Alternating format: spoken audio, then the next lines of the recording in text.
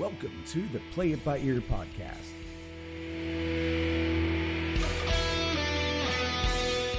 The podcast where the topics may vary because, hey, we play it by ear.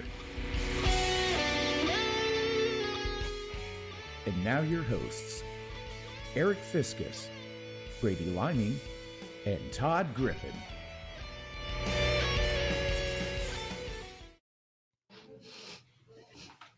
The snow day edition of the Play It By Ear podcast. There's 182. Snowmageddon. Snowmageddon. Don't blink, 182.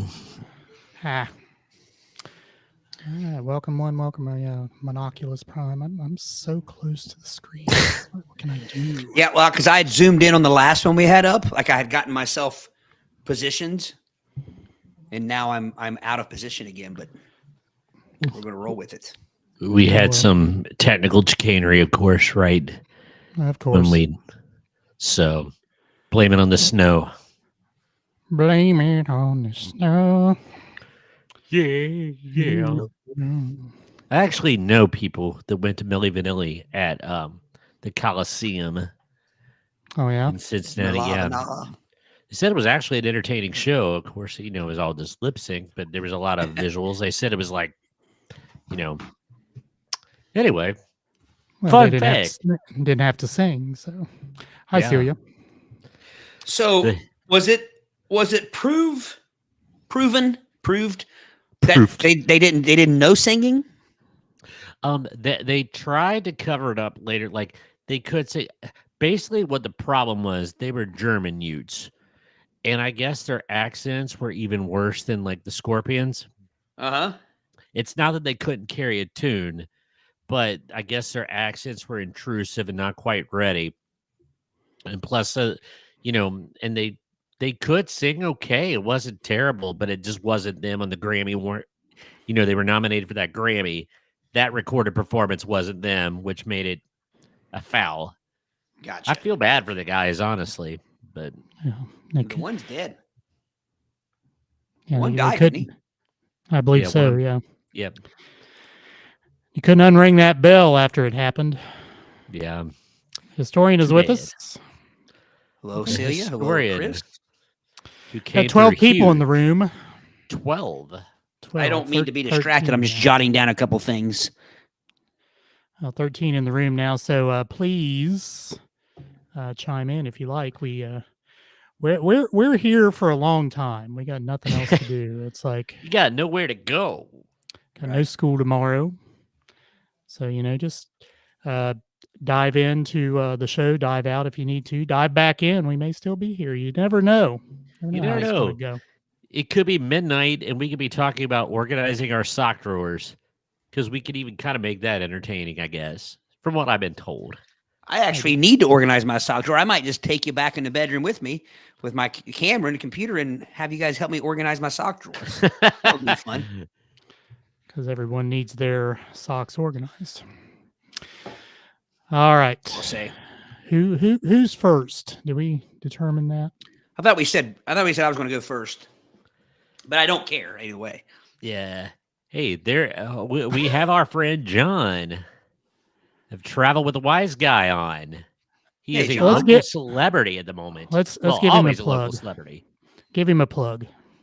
Yeah. So John is one of our Eastern alumnus represent. And I'm going to brag on John for 3 reasons, not just love fest here.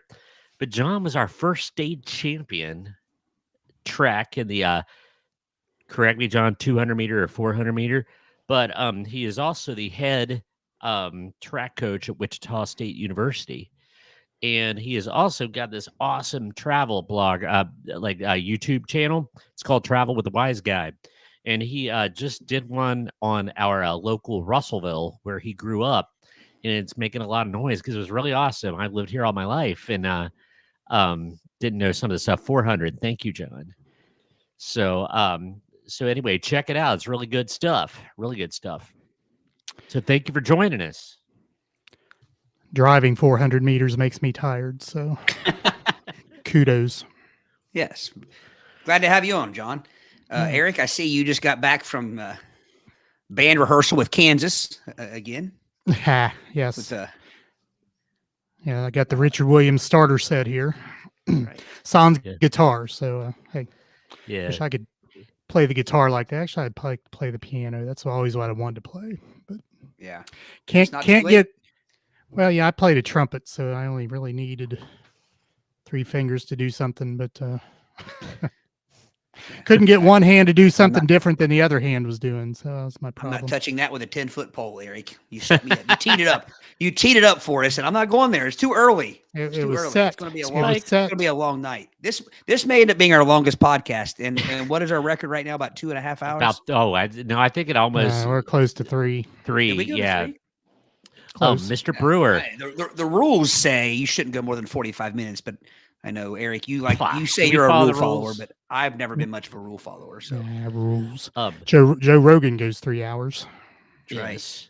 Mr. Brewer, Kyle Brewer. I want to steer a little traffic toward him too. He posted the camera of his incident, his slippery, slidey incident in his driveway from his security camera.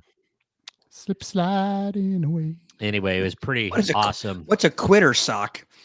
Hey, I don't Kyle. know what a Hey, Josh. Quitter sock. I'm afraid to ask, What's Josh. a What's a Twitter quitter sock? Oh. Sorry, I spilled all of a sudden. I don't know what that is, Josh.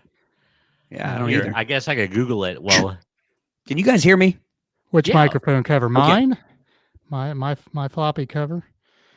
Yeah. My it's weird because like my volume just cranked real fast and came back down on its own. Didn't touch it. So can't touch this. Funny, my socks always showed my.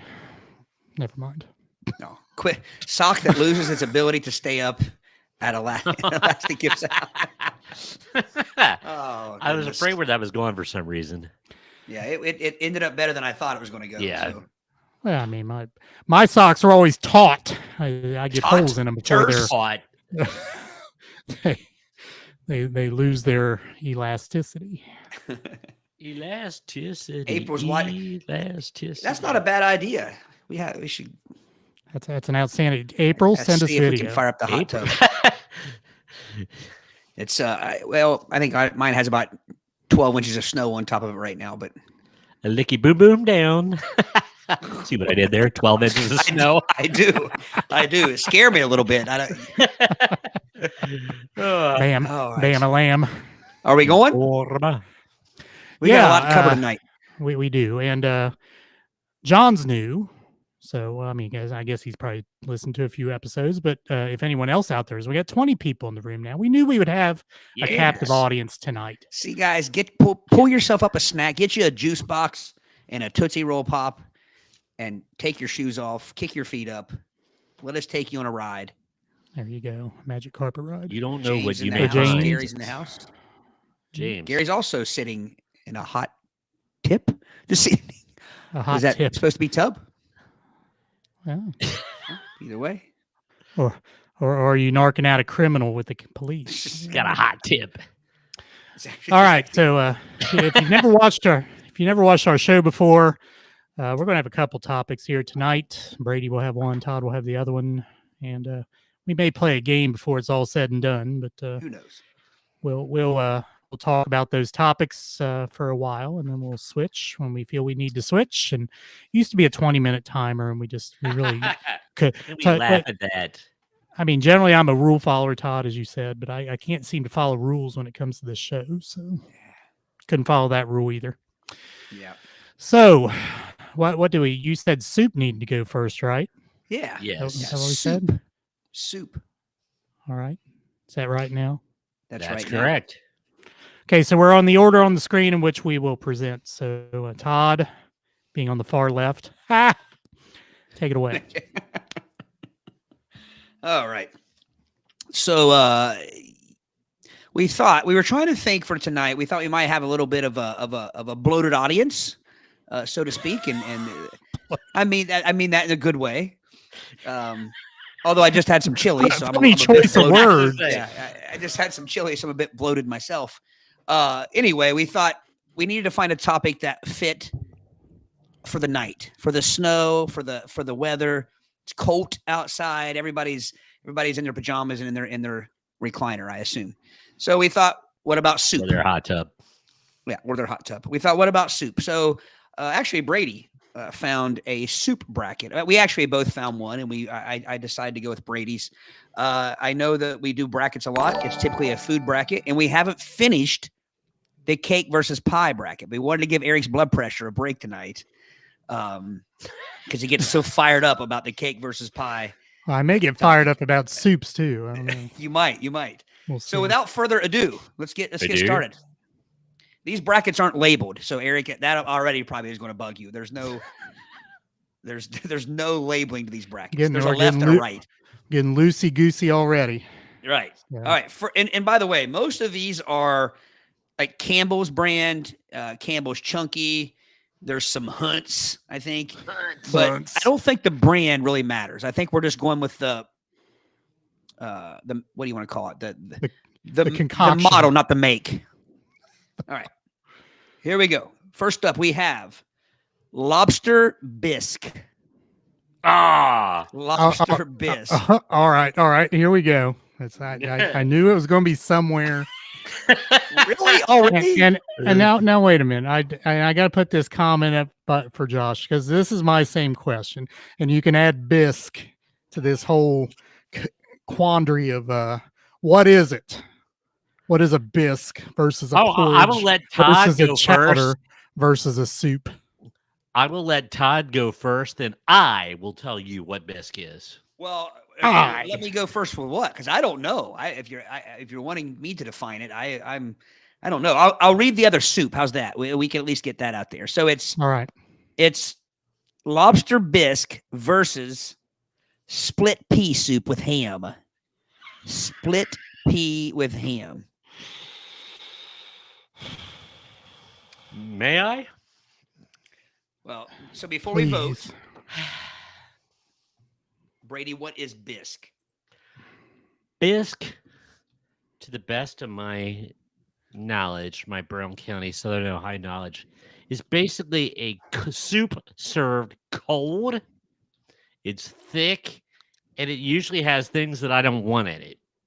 So when you put crustacean in it, is that the official? It has things Brady doesn't want in it. Right there. That's probably going to be 90% of these soups. First of all, I believe it's white, isn't it? So Brady's behind the 8 ball to begin with. Well, I don't know it. I don't think it's white. I don't because if you have tomato bisque, it's not white. It is lighter colored. Bisque is a smooth and creamy French soup traditionally made from crustaceans like lobster, crab, or crayfish. It is usually served cold. I know that bisque is more of a cream base, but I got to be honest. This might be the worst first game we've ever had in a bracket. I don't like any of these things. Grab. I typically don't eat peas, whether they're split or not. Does that make a difference? But the one saving grace that these might have is the ham. You guys playing, or are we? Well, I'm thinking hard. These two are so abhorrent. I don't know where to go. Well, I will say this is the worst matchup I think in the whole bracket. Looking ahead, so I will go ahead and tell you. I'll jump on the grenade for the split pea and ham. But it's green. Can I ask? What was it? I bet it's green. I bet split pea. I bet it's green with little chunks of pink ham floating. Total exorcist. By the way, hello, Miss Wilson and oh gosh, James. Heron, Mr. Heron's in here too. I'm sorry, I'm all flustered because of the bisque. No, you call him Mr. like he's a gentleman. Go ahead. He is. So here's the deal. Split pea with ham. I think the ham can almost carry the day with its flavoring. That's what I have to rely on. That's what all I got going for me. It's all I got going for me. I'm not a lobster fan in general, and I definitely don't want it cold and floating in just slop. Biscuit. Yeah. So the bisque has to be cold. Is that the deal? That's just- what I understand. Why You do I just look dump like it out of Max the Headroom? can. What? You just dump it out of the can in the bowl, and that's that. Or do you chill it? Ew. Is it room temperature or cold? It's getting That makes a worse. difference. That's a good question. Here's the deal, Eric. I'm gonna go. I don't know that bisque exists in a can because usually bisque is highfalutin. You know what I mean? It's in a can right here.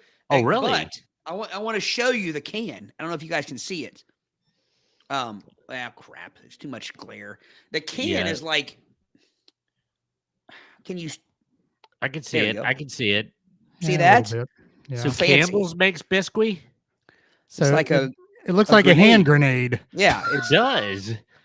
Probably what it does to your colon. I think I'd rather get hit with a hand grenade than get hit with a can of lobster bisque. Eric, you know probably what I'm thinking about. Yeah. I don't know if you can see the split pea. Let me try to find that same light I was in. Oh, You can see the chunks in there. Oh, it's like baby vomit. Look at the fake smoke coming off of it. You know that's hot. Yeah. Well, it's got hot going for it, so maybe it will scald your taste buds, so it lessens the damage of the taste.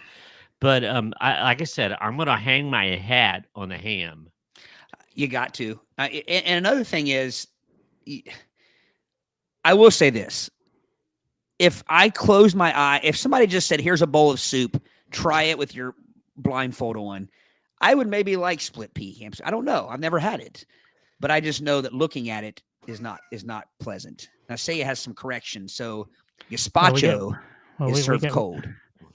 Yeah, we got a lot of comments that shed some light on some of these concoctions here, but I would the only part of this whole thing, and I'll go along with you two, with the alliterative way that Brady put it, hang my hat on the ham. I'd have to fish the ham out of the split pea soup in order to eat anything in this whole matchup. Yeah. That's a good point. You're not going to pick the lobster out of. You're not going to pick the lobster out of the bisque. No. You're going to pick the ham out of the peas. Yep. Yeah. So And that's my vote. basically, I could remove all the moisture with crackers, possibly. Well, So there it'd you be go. more like a ham and cracker sandwich, or like. And see, it doesn't matter how many cracker crackers mush. you put in that bisque. It's still going to smell like the ocean. Oh, it's gonna smell like no. It's not. Don't insult the ocean. It's gonna smell like the seafood section at Biggs used to smell. It's gonna smell like low tide.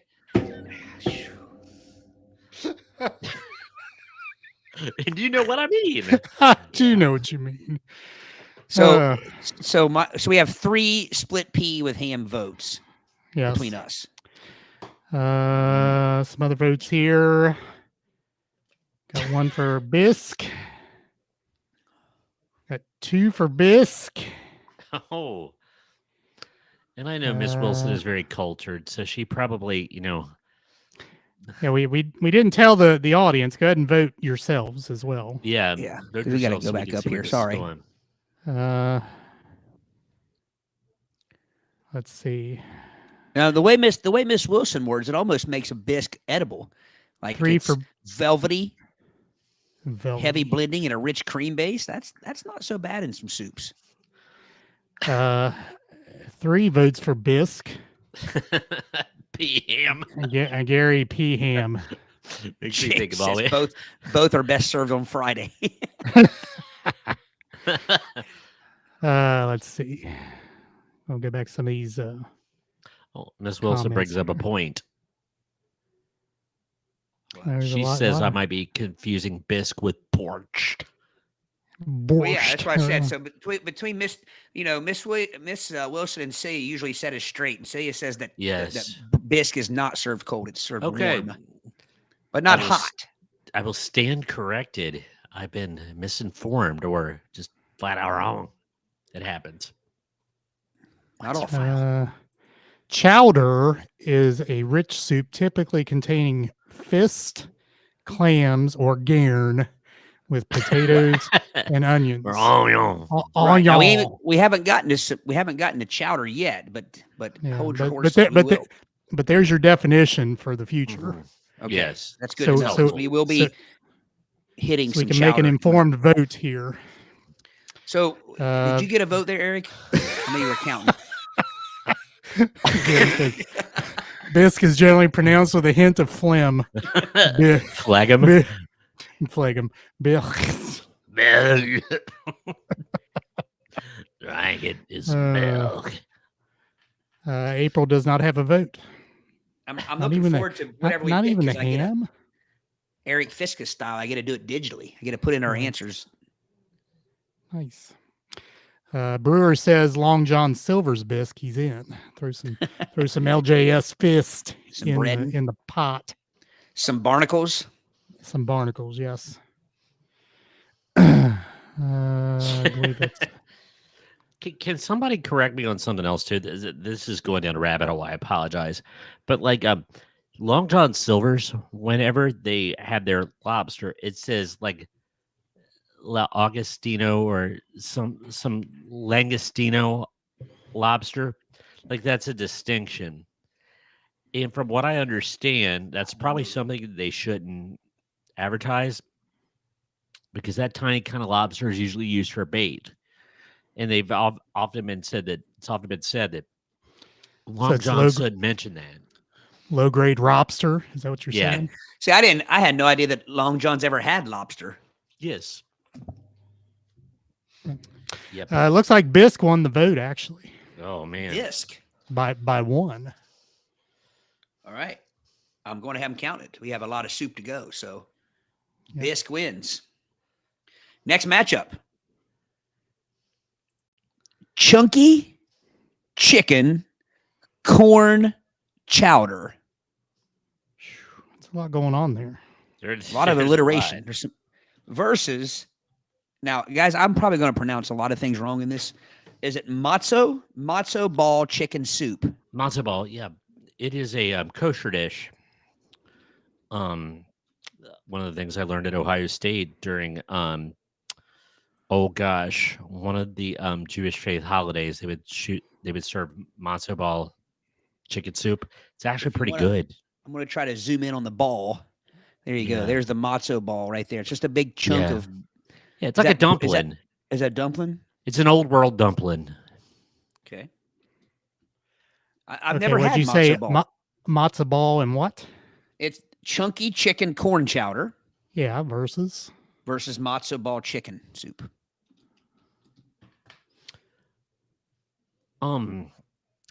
Because I typically don't like chowder because it usually has fish in it or some kind of seafood. I have had matzo soup and it's pretty good. It's just a good chicken soup with like a dumpling. Like I said, it's an old world dumpling. So that one gets my vote. But I will say this particular chowder does not have seafood in it. It has chunky chicken and corn. And Garen. Well, Garen is one of the ingredients that was Yeah. acceptable for a chowder. I've never had a matzo ball. Chicken is present in both, which is good with me. I know what Garen brings to the table. Again, I do not know what the matzo ball brings to the table, but you say it's a what? It's like I call it an old world dumpling. I don't eat dumplings. You Okay, don't? then you No. Chicken, no dumplings. No. No, I can't get beyond the name a That's dumpling. It just doesn't sound very appetizing to me. So I go chunky chicken corn chowder for me. That is the first time I've ever heard this. This might be the biggest wall you've put up between us when it comes to foods ever, because what's not to like about just a biscuit basically with chicken?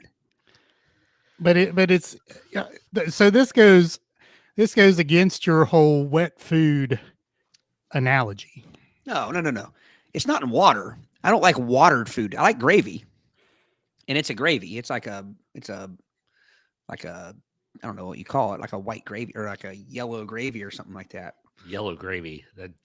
When I say wet food, I mean like watered food, watered down. Like I don't like food with water on it. I like gravy of all kinds. I don't know, Eric. I'm with you on this one. I want the chunky chicken corn chowder because that's what I know. Yeah. But I probably would like the matzo ball chicken soup because I do like a dumpling. So if it's a dumpling, I probably like it. But I'm going to go with what I know. I'm going chunky chicken corn chowder. Brady? I'm going matzo. Yeah. Mazel tov. All right. James. Let's see. First comment of the Kyle. night we can't post. Chunky chicken corn chowder, according to Mr. Brewer, sounds like the aftermath of Thanksgiving. It does. Kind of just throw it all in. Could appear in various places. Then we had the Lagostino squat lobster, related to hermit crabs. Oh rather my than true God. lobster. I don't think I wanted to know that.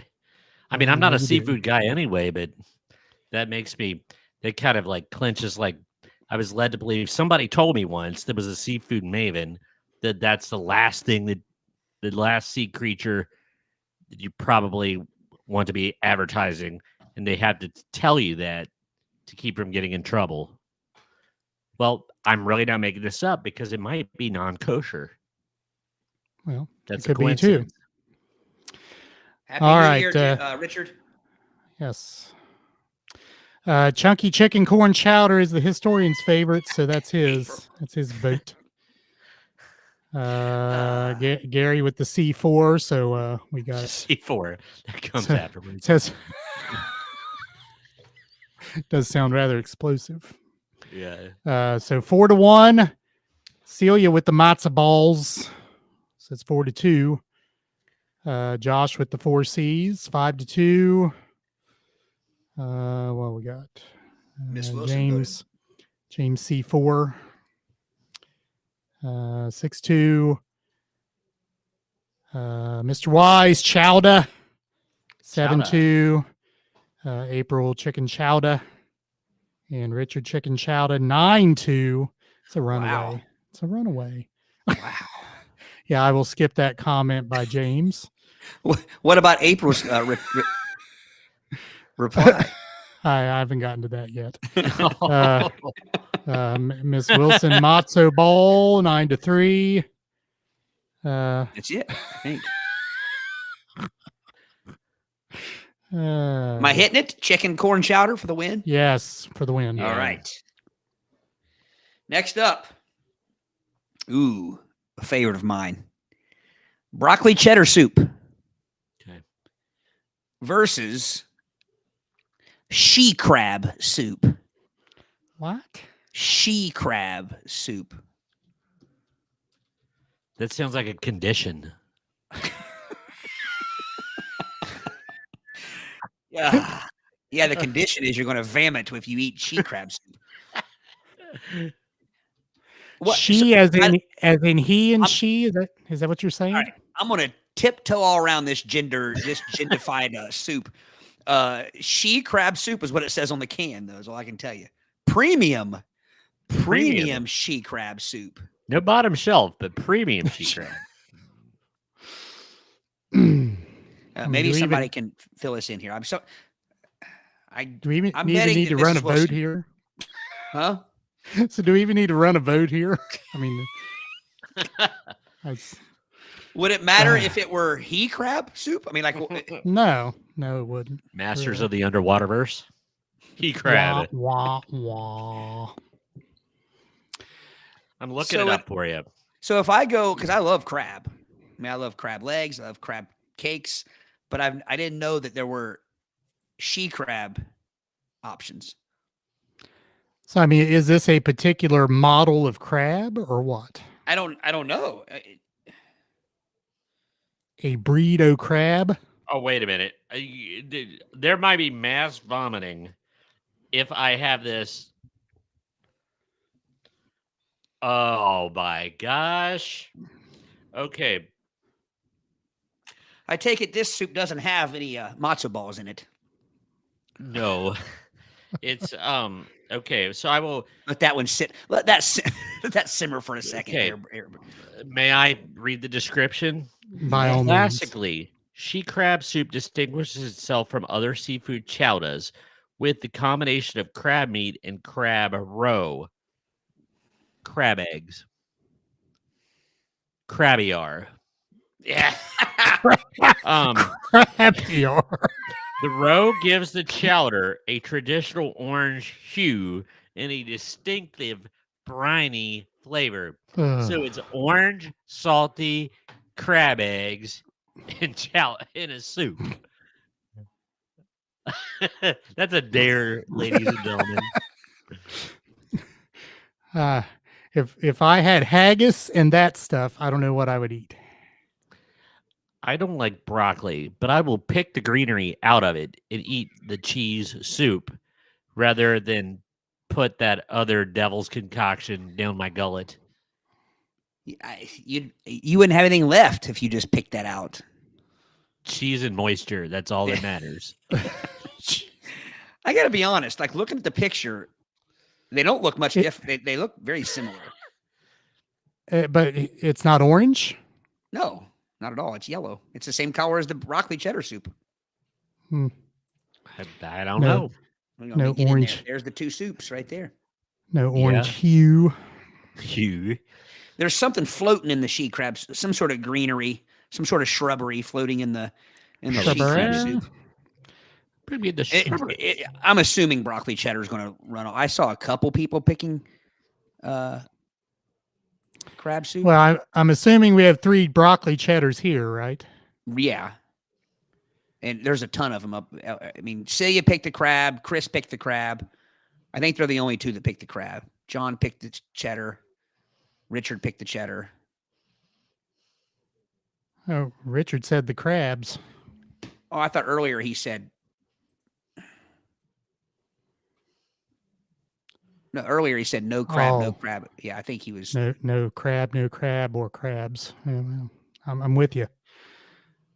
So, I assume that's a vote for broccoli cheddar. Like I said, do we even have to have a vote here? No, it's running away with it.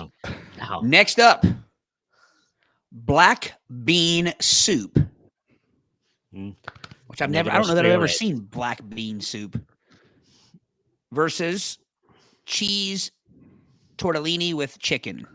Oh, why do they have to do this to me? This is the toughest matchup probably so far, although for me it's not. Okay. Black bean soup can have multiple iterations. Bam-a-lam. Black bean soup. It never gets old. I usually don't catch the bam-a-lam there, Eric. You're slipping. I am slipping. I was typing here. Okay. I am going to read spicy black. Does it say? Oh, I'm just going to go with the easy black bean Nothing soup. spicy. It's just Campbell's black bean soup, condensed. Okay. And what was the other one? Cheese tortellini with chicken. Honestly, black bean soup is much like the traditional southern bean soup, but it just has a darker hue. Maybe a little bit spicier traditionally. This is a tough call for me because I do love bean soup. But that cheese tortellini soup sounds delicious. Probably because I had black bean soup or black beans in my chili. When I make my own chili, I put black beans in it. So since I had some today, I'm probably going to lean tortellini on this one. Black bean and rice bowl at Skyline is not a bad dish. I like black beans. I'll agree with you there. I don't know, but I think the cheese tortellini soup with chicken sounds better, though. it looks a hell of a lot better. I'm going to be honest with you. Really? I love tortellini. I do too. Yeah. I like black beans, but to me, black beans are, something you put in a burrito or, like you said, with rice or a taco or something like that. I don't even like black beans in my chili. I think that's weird. Yeah. Little cack ratches floating in there. Cack ratches. So we have 3 cheese tortellini with chicken votes. It's running away with it already. Yep, it is. Get your votes in. Celia says cheese tortellini. April says cheese tortellini. April, is this the first soup that you could vote on? I think it is. No, she voted on one before. I think. Oh, she did? I thought she said something Historian about cheese sticking with her tortellini. dinner mints. Welcome, John. He says cheese tortellini. John. I'm assuming it's what you meant there, John. Yep. Gary says black bean. Gary, where's your Handling. dad tonight? Is he not listening? Miss Wilson, cheese tortellini black bean soup makes me think of the Grim Reaper, a bowl of death, madam. It does sound pretty like I think- gruel. I think the death comes later, doesn't it? So is Gary our lone black bean voter here? He is. Way to stand strong, Gary. Well, nope. Mom said black bean. Hello, Mama Liming. Liming. Hello, Mom. And Richard says cheese tortellini. April, I would try it, but haven't had either choice. So you're just voting on supposition. What you think? Shall I like? punch it in? James says Huh? black bean. Oh, Interesting. This is a tough matchup. This is probably going to be like I would love either one of these because you guys know I'm a soup guy. Yeah, you but are. It's not the toughest matchup. Yeah. As I look ahead. Should I punch it in? I Punch think it Punch in. it in. cheese tortellini. All right. Next matchup. Now, correct me. Is it minestrone or minestrone? Minestrone. You guys both said two different things, didn't you? Minestrone. Minestrone. Minestrone versus Japanese miso soup. Miso soup. Oh. How do you spell Um, miso? MISO. M-I-S-O. Oh, shit. And see, you aren't kidding. She has a great chicken tortellini soup recipe. It is awesome. I like both of these. Miso soup. I've had miso soup. It's usually pretty good and hard to mess up, except for once. I was at a Japanese restaurant and it was just like it didn't taste right. That being said, I think minestrone is very hard to mess up. It's just basically Italian vegetable soup. With the little noodles. Yeah, with a little, Those little, are the minestrones, yeah. right? I don't know. Have you ever had? There's a certain establishment whenever I've eaten there, that their minestrone soup tastes delicious, but their beans are always undercooked. They have too much crunch to them. I never understood. Nobody likes a crunchy bean. Nobody likes a No. crunchy bean in soup. So I don't I want a crunchy am bean in anything. yeah. But I'm gonna Um, go minestrone. Yeah, I like miso. I've had miso soup and don't mind it. I just don't know, and this might be throwing me off. Is I don't know that it's something I want to pour out of a Campbell's can and eat. That is but true. That's neither here nor there. We shouldn't be judging the make, just the model. But I'm going minestrone. Minestrone as well, although James beat me to the miso soup, miso soup, miso soup. Me love you long time.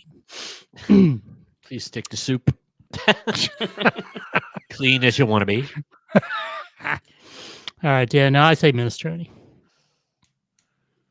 So is that Brady? What did you say? I said minestrone. Okay, so 3 minestrones then. Miss Wilson says minestrone. The historian says minestrone. John says minestrone. Well, we got a couple misos. John does say minestrone. Richard a little leery of the Japanese dish, so goes with minestrone. Did you get Chris's minestrone? It was the first vote. Yeah. Okay. Yeah. Thought you did. Mr. Heron minestrone. Mama Liming minestrone. Looks like you can Punch it. plug that in, punch it in. Punch it in. Minestrone. All right. Next up, we have another bisque.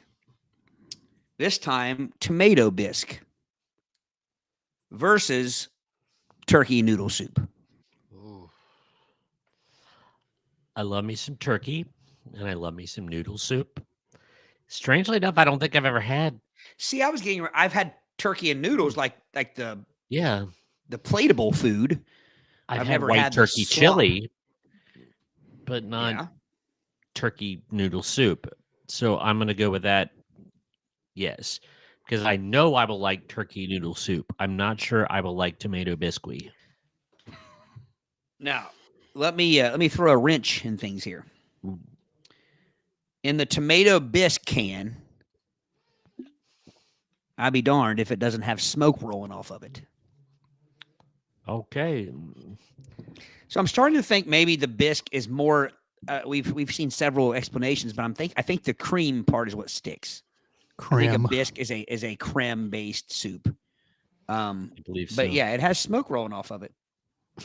Smoke. Smobic. Smoke in my mouth. Fiber. Can we still quote him? We didn't give it. We didn't footnote him, so it's okay. That's right. I tomato soup. There's no there. I like tomato. I think I'd like tomato soup with other stuff in it, but straight tomato soup. No, I mean there's no substance there for me. I mean The tomato soup is nothing but a dipping mechanism for grilled cheese. That is true. So I actually don't think I would like anything in my tomato soup except for a grilled cheese floating in it. Maybe scared me. well, I have I'm not going to tomato bisque right here. Apparently, well, you just pull that out of your back Yes. pocket or what? And I do have to apologize to my wife. I said I've never had turkey noodle soup, but she did make a very fantastic, probably the best soup I've ever had, homemade turkey noodle soup after Thanksgiving with the turkey leftovers and stuff, and it was awesome. This is gonna make me sound like a wuss, but tomato soup has always given me. And I've got a stomach of iron. I love Thai food, Mexican food, Indian food, but tomato soup always gives me the burps. It's one of those things that just It's you the know. tomatoes. I think it's acidity. The It's the acidity tomatoes. of it.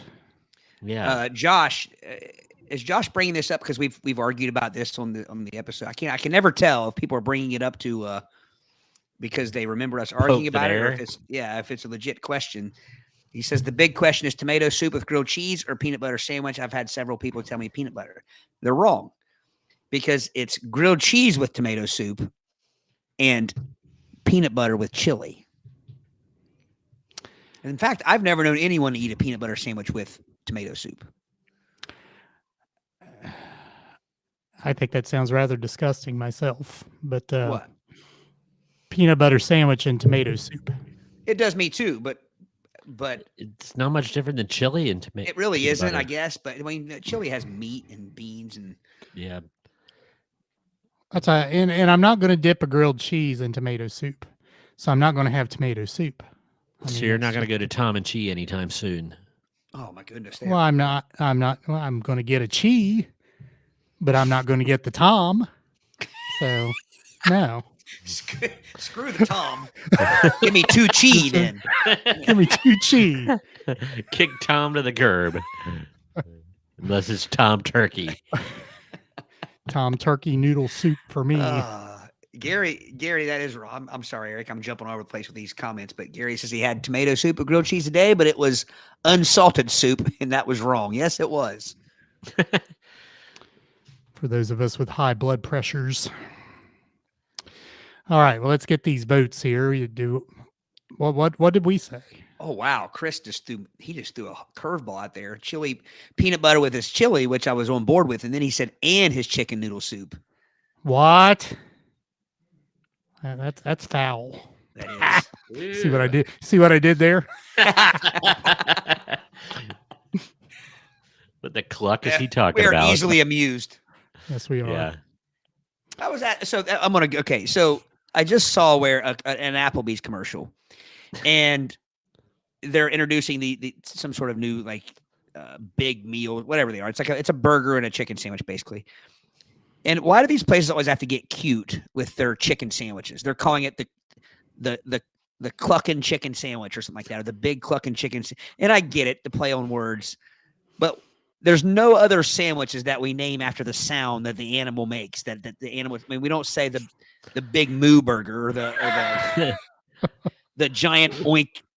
The hit Oink sandwich. Classic Why or is it the always Gurgle chicken? Gurgle platter. Yeah, they're not the first place to go with a clucking chicken. The That's the only Yeah. sandwich. Anyway, that just bugged me. That rubbed me the wrong way. Jerry's in the house. Hey, Jerry. All right. So back to our votes. What did we say? I said turkey noodle soup. I said turkey noodle soup. I said turkey noodle soup too. I love tomato soup, but I don't know about tomato bisque. All I right. see So John has a Twinkie emoji. uh, Kudos to Celia you for finding a says- turkey emoji. Yes. Celia says turkey noodle Do soup. I have a turkey emoji?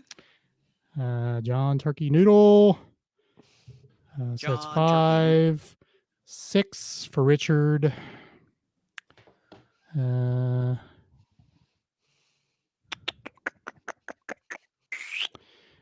Gary turkey play it safe. That's 7.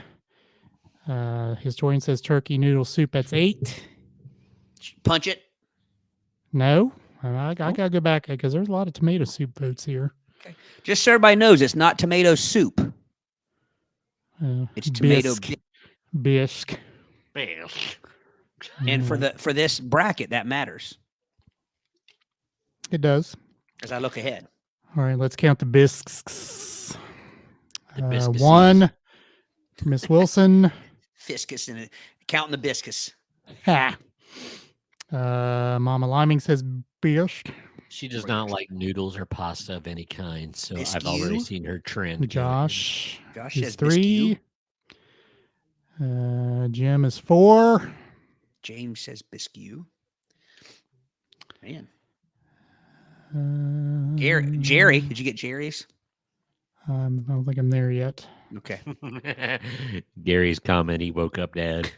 So Jerry, just so you know, again, this is tomato bisque, not tomato soup. Just want everybody to know before they vote. It's a creamy one. All right. I guess April says bisque. Bisque. Knick-knack, paddywhack, I still got the bisque. So I've had tomato soup at places that just call it like creamy tomato soup. Is that a bisque? Jerry. Like I think it's a son of a bisque. well,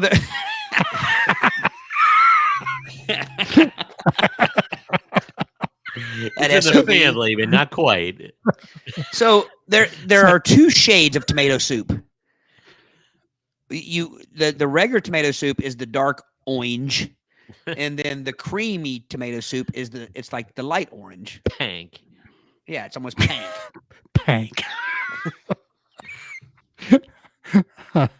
So I lost count of the tomato bisque because I was counting them. I think I don't think think- it was us. I think the turkey noodle soup still won. I'm punching it.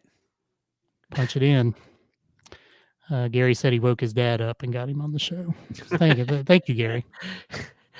The historian chimes in. You guys, your comments are ahead of mine. That's why. Okay.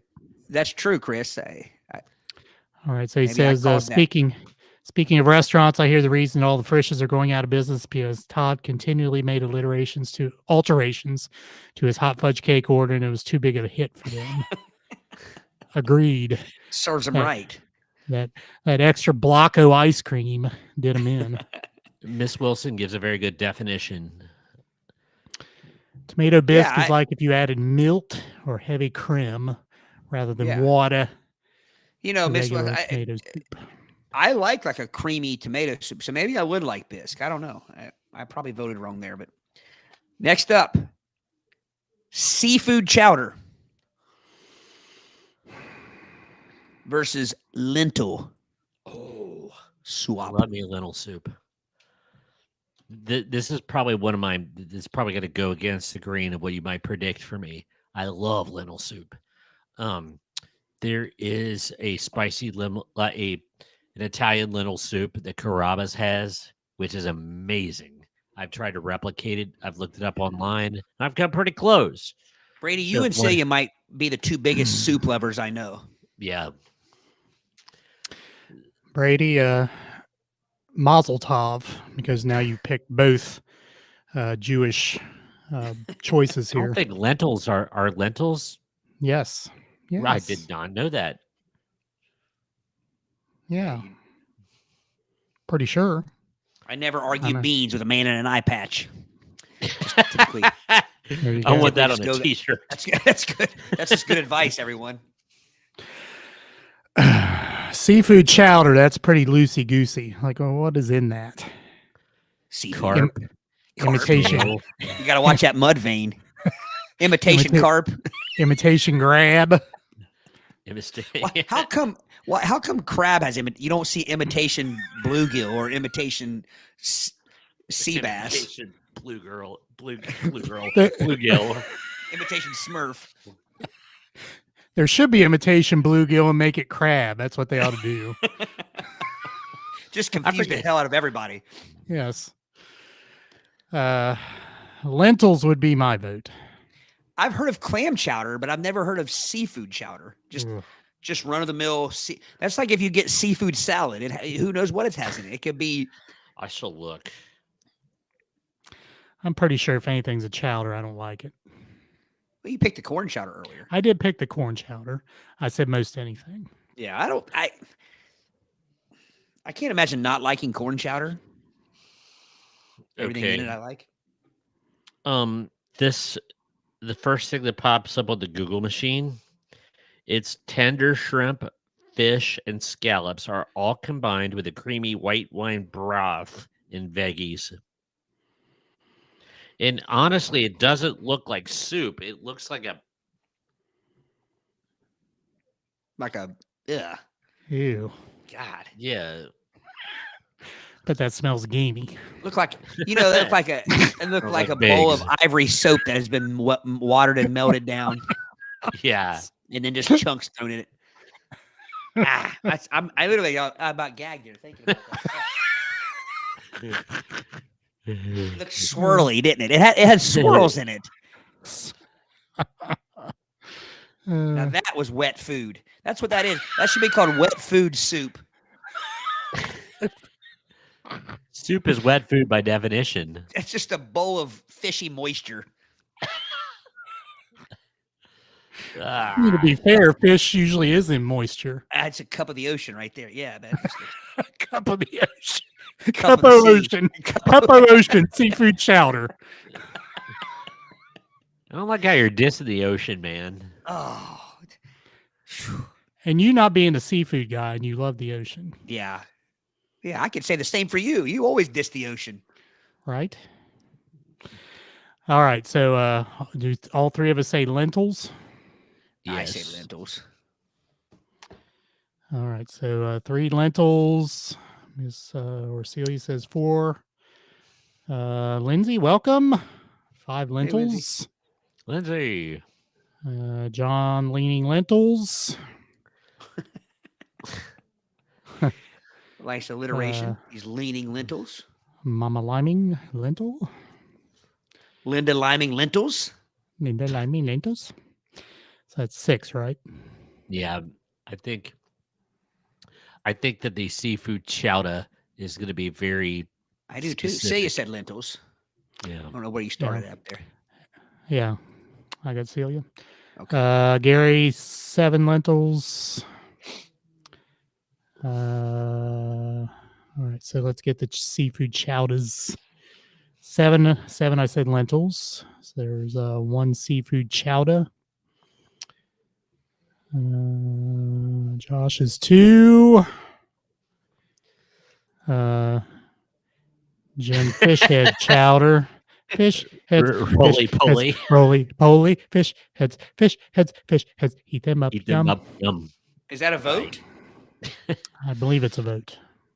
I don't know. Jim, is that a vote, or are you making fun of seafood chowder? Are you poo-pooing it? Miss Wilson says seafood chowder. I think lentils wins either way, but Jerry, so I have a question. Did you see Jerry's will you put Jerry's comment about the New England and not Manhattan?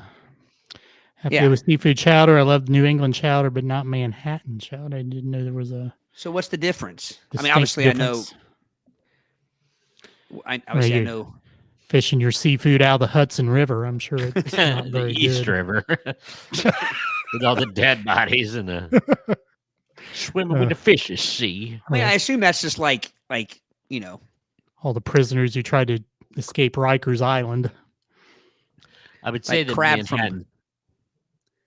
Go ahead, Todd. Sorry. I was gonna say like crab from the crab. It depends on where the crab comes from. It makes a lot of difference as far as how good it is. So I could see maybe if that's what he's saying. So I wouldn't know. And it is an invitation grab.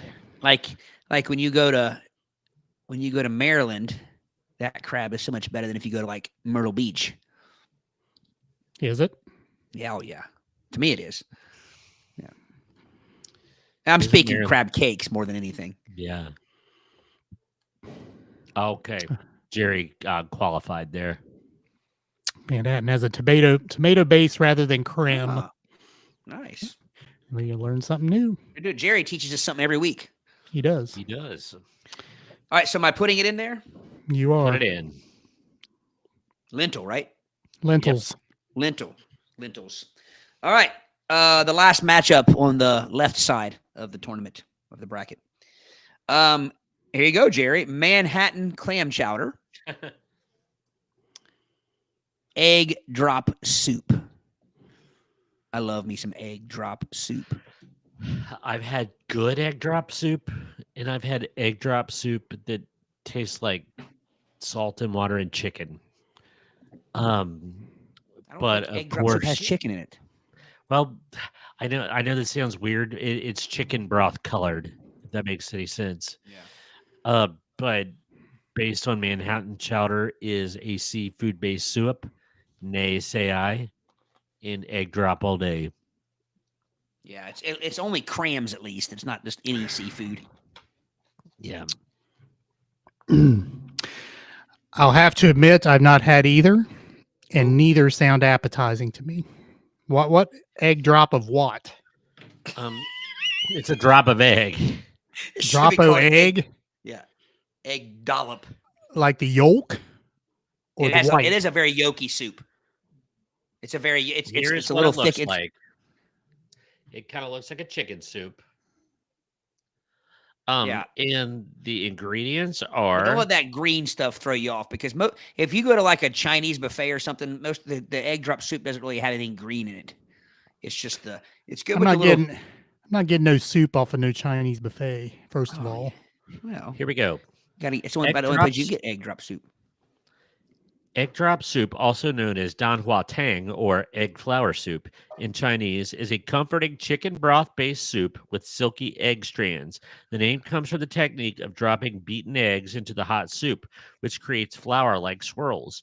Traditional Chinese versions are thinner than Western styles and often include seasonings like white pepper, garnishes, and scallions. So it's like Okay. a chicken soup. Yeah. I don't like any scallions. That's for Okay, sure. let's back up here. Did you say silky egg what? Strands. Strands? Strands. What's So a like strand you of beat the egg? egg. Tang. It's a tang. You beat the egg, and then you just pour a little bit of the egg into the hot soup, and it cooks kind of like a scrambled egg in the soup. Yeah. Just a strand of it, though. Like say you just said, like a watery, loose scrambled egg in your soup. So it's like what they do in their fried rice. kind Kind of. yeah. Yeah, except it's in soup. It's good, and you put some wontons in it, like the little crispy wontons. Yeah.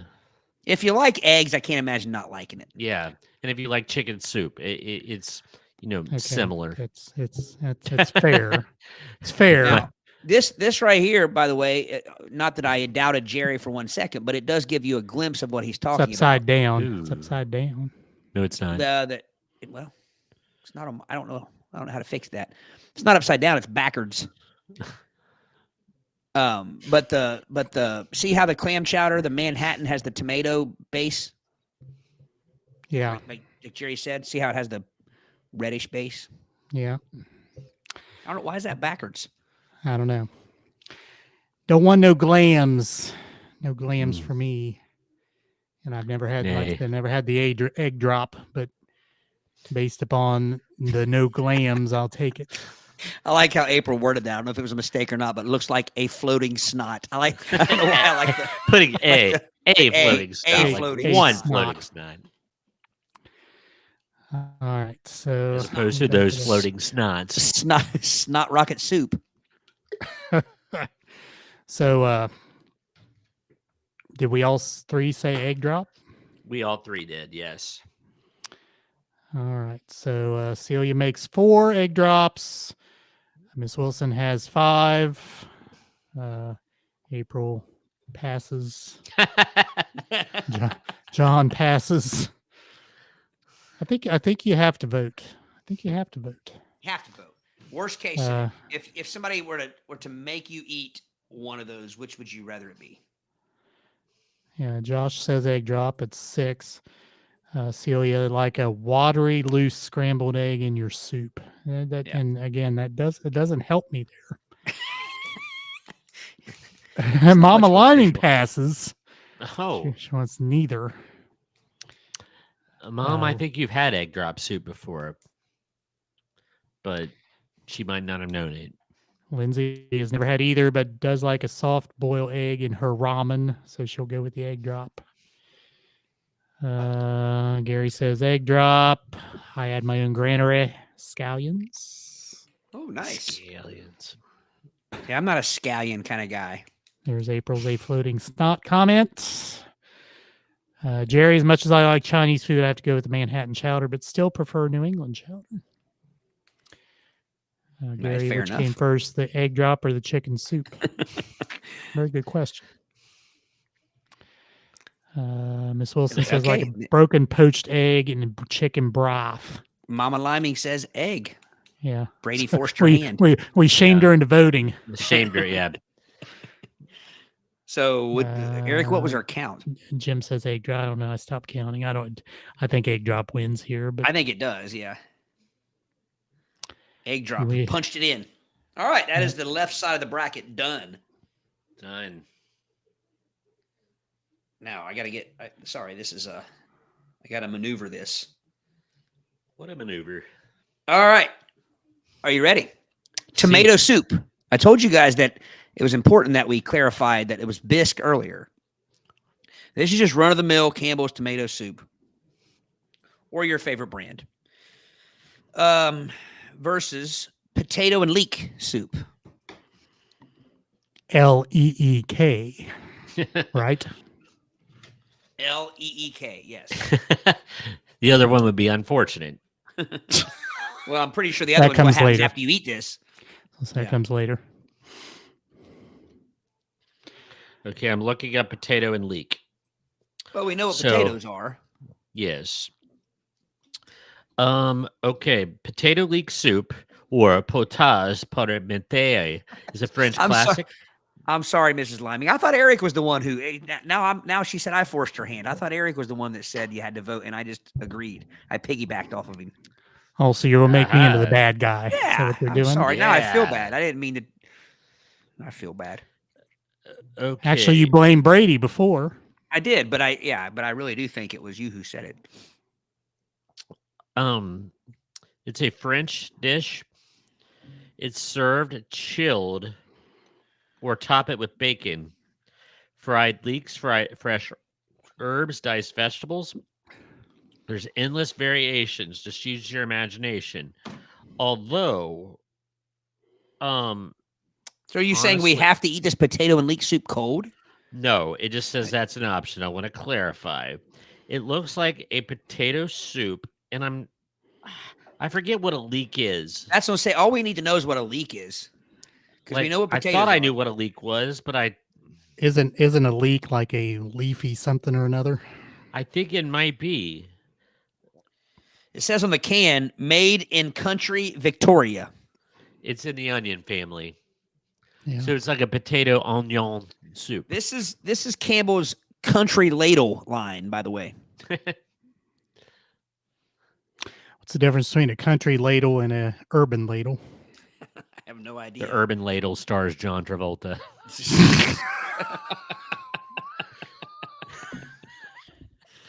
That was so dumb. I don't know why I'm laughing at it. Because it's hilarious. I wouldn't say hilarious. You guffawed, therefore it's hilarious. Are leeks like It's like a radishes? No, it's in the onion family. It's like a green. It's a mild onion. Oh, and Jerry says it's a mild onion. Oh, Mild. So you don't get the bitter onion-y taste of a leek, I believe. Josh.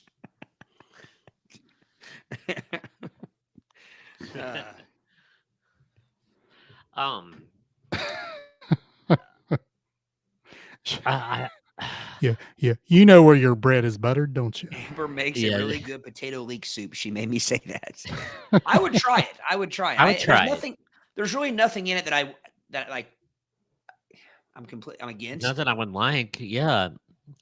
I think I'm gonna go to. See, we can't qualify because I agree with Gary. Tomato, but only with grilled cheese.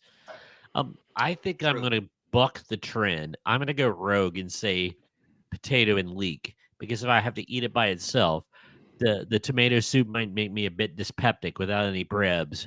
So I'm gonna go potato and leek. Well, I'm eating brebs with any soup. I should have clarified that from the beginning. There's none of these soups that I wouldn't have some sort of sandwich or bread product with, Or a nice baguette. or crackers.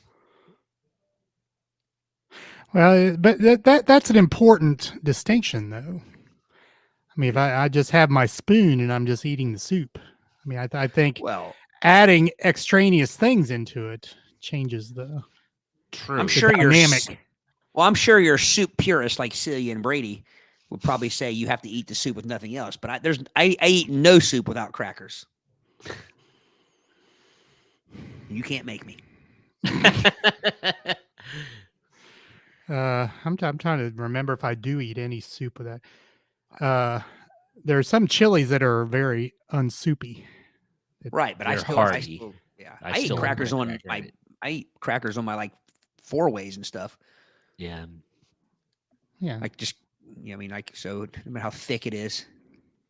Now, April made a statement here. She says she eats nothing from in or on the water. So any soup like that is a no. Well, I assume she was going against the chowder then. Yeah, Yes. she was. April, I totally agree. That was a backhanded vote for the egg drop soup. It was. In Eggs or don't come on the water. Of course, we know in the water would be seafood-esque. What would be on the water? Ducks? Geese? Duck drop soup. Duck soup. It's old, who's that? Charlie Chaplin or Groucho Marx? Somebody. Don't be shaming me, Celia.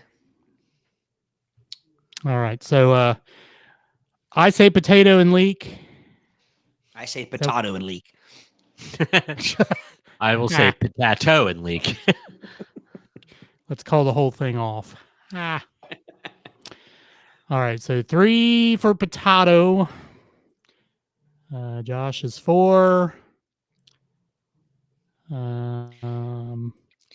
Jerry, by process of elimination, is 5.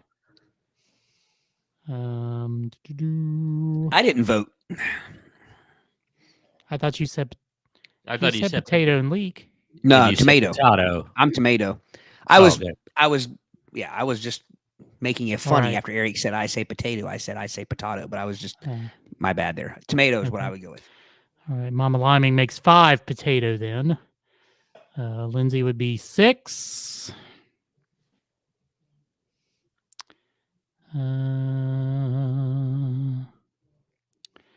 Todd physically cannot eat soup without 100 crackers or brebs of some sort, according to... Again, do not shame me in my soup methods. Richard says potato. I believe that's 8. April clarifying her previous comment, only eats Swedish fish and goldfish crackers. And yes, Just Eric, see this. turtles, ducks, and muskrats. Muskrats. I am already Uh, here, and the other fish. All right, so what I say, 7 potato. Yeah. All right, James says tomato. Are Yeah. you all seeing that? Yeah. See What? James's vote? No, there's this little ringy sound, and then people who liking our stream, there's a little thing that's coming up on the screen, or at least coming up on my screen. Maybe it's not coming up on your Not on screen. mine. Not coming up on our screen. I feel. Am I looking less- like Max Headroom in your video No. feed?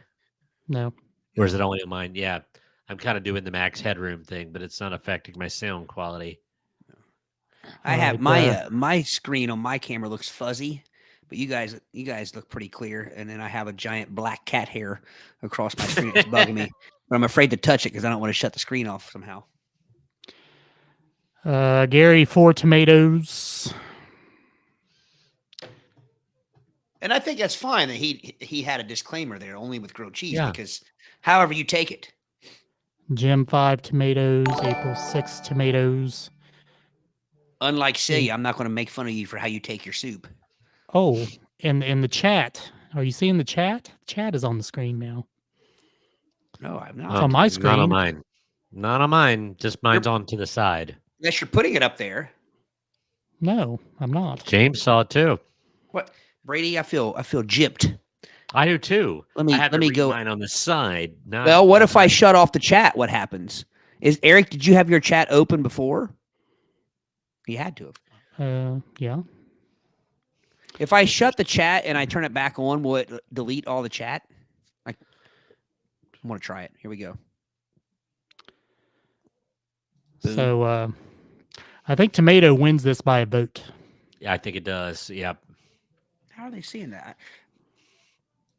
So the people that say they're seeing the chat, are they all on YouTube's? Yes. No, April's not. Richard's Nope. not. Celia's not. Well, crap. No, it's all coming in now, like right in Brady's screen. It's kind of hard to see because of Brady's nameplate. No, I don't. Snowhammer. I got nothing. It's kind of going with my T-shirt. Yeah. How many people we have in the room? I got 20. 20. Ooh, Hey, we haven't nice. lost anybody yet. Well, we might have, but Well, we've lost people, gained people. It's kind of What's going back the- and forth. But what one? Did we get a tomatoes. Tomatoes. Punch it. All right. Next matchup. Creme of mushroom. Yeah. Yeah. Versus Mexican style chicken tortilla. Ah. Let's see. This is easy for me. Yeah. And Brady, no fungus in my Just so you soup. know, I do see some black beans. Sweet. Some black frijoles in there for you, Brady. Frijoles negros. Yeah, I don't even. I'm not going to wait. I can't stand mushrooms, so I'm not eating any mushrooms. They taste or like their dirt creme. smells. Yeah. I like mushrooms. Oh, but you Um, don't like dumplings. Now that's weird. We got to take this off the air sometime, Eric. but I'm not going to eat a mushroom based soup. Cream of mushroom is good in some other concoctions that I've had. Green bean casserole, Ugh. No. saying. Don't get me broccoli started. casserole. Poking the bear. Eh. Eric, do you the- like green bean the- casserole? No. Do you like broccoli casserole? I mean, I've Some had people- some casseroles with broccoli in it. I like broccoli casserole, but some people put cream of mushroom soup in the broccoli casserole, and I'm not a big fan of that. But green bean casserole, I think, always has mushroom. Cream What of is in a mushroom soup. broccoli casserole? My wife is queen Broccoli of and the cheese? casserole. Broccoli and she's pro- cheese and Ritz, like on top of it. Like Where fashion sits, putting on the Ritz. Anyway, a cream of mushroom soup would not win this in my mind. It's chicken tortilla, of course. yeah, see, cream of mushroom just seems like a thickener. It's a thickener. You don't eat a bowl of thickener. I don't want thickener and fungus, so Yeah. chicken tortilla. Nothing will make you sickener than a bowl of thickener. And John with the poultry emoji. He's got all the emojis. He does so have all he's the voting emojis. What kind of phones he got? What kind of phones they got chicken there in Wichita? tortilla. He just downloaded the super emoji package. Yes. All right. So what do we have here? We got 3 chicken tortillas. Is that what we got? That's The for three us. of us? Yeah. Yeah. Don't forget, Mexican style chicken tortilla. Oh well. Is there any Not other type? Lithuanian. Makes it better. Is there any other type? Well, I mean, They the felt the need- inclusion of the tortilla kind of assumes. if they put it on there, then it must be worth saying. This is, by the way, this is the home style line of Campbell's soup. John, what shot gives me? Okay. All right. So 3 chicken tortillas. Boy, we'll be surprised at the number of mushroom votes we have here. Yeah, a lot of mushroom eaters in Brown County and Highland County and all these counties around here. There's 4 for Richard, 5 Josh. When I worked at Ohio Valley, I was shocked by the amount of people that went mushrooming for like Gary. wild yeah. mushrooms. Mushrooms, and especially when you fry, they taste like an organ. They taste like a spleen, Eric. That's what they taste like, biting into a It big old tastes like spleen. dirt smells. Except they're more, I don't know. Pungent. The texture, there's like raw chicken. 7 Mr. Wise. 8 the historian. They taste like eyeballs. 9 Mama Liming. I thought tapioca tastes like eyeballs. Oh no, I love tapioca. Those are tiny. I can deal with tiny eyeballs. So 9 chicken tortillas. Get up here for Maybe the that runs away with it. mushrooms. No, I'm gonna run away with it. Yeah, A there's lot a of lot. I'm telling you, mushrooms up here. mushrooms are Yeah. popular around these parts.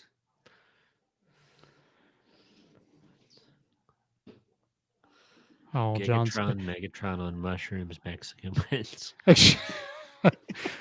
I miscalculated that vote there, John. So 10 for the chicken tortilla. April, I mean this in the utmost respect, and I love it. I never know if you're joking or not. Like I never know if April's that's right. I love country mushrooms, but not city mushrooms. Here's the 20th time I've said this. You should be in an in-service with her. I mean, like I know I'm gonna It's the get best. educated here. I'm sure there's a difference. I just assumed the city mushrooms were country mushrooms that were just shipped in.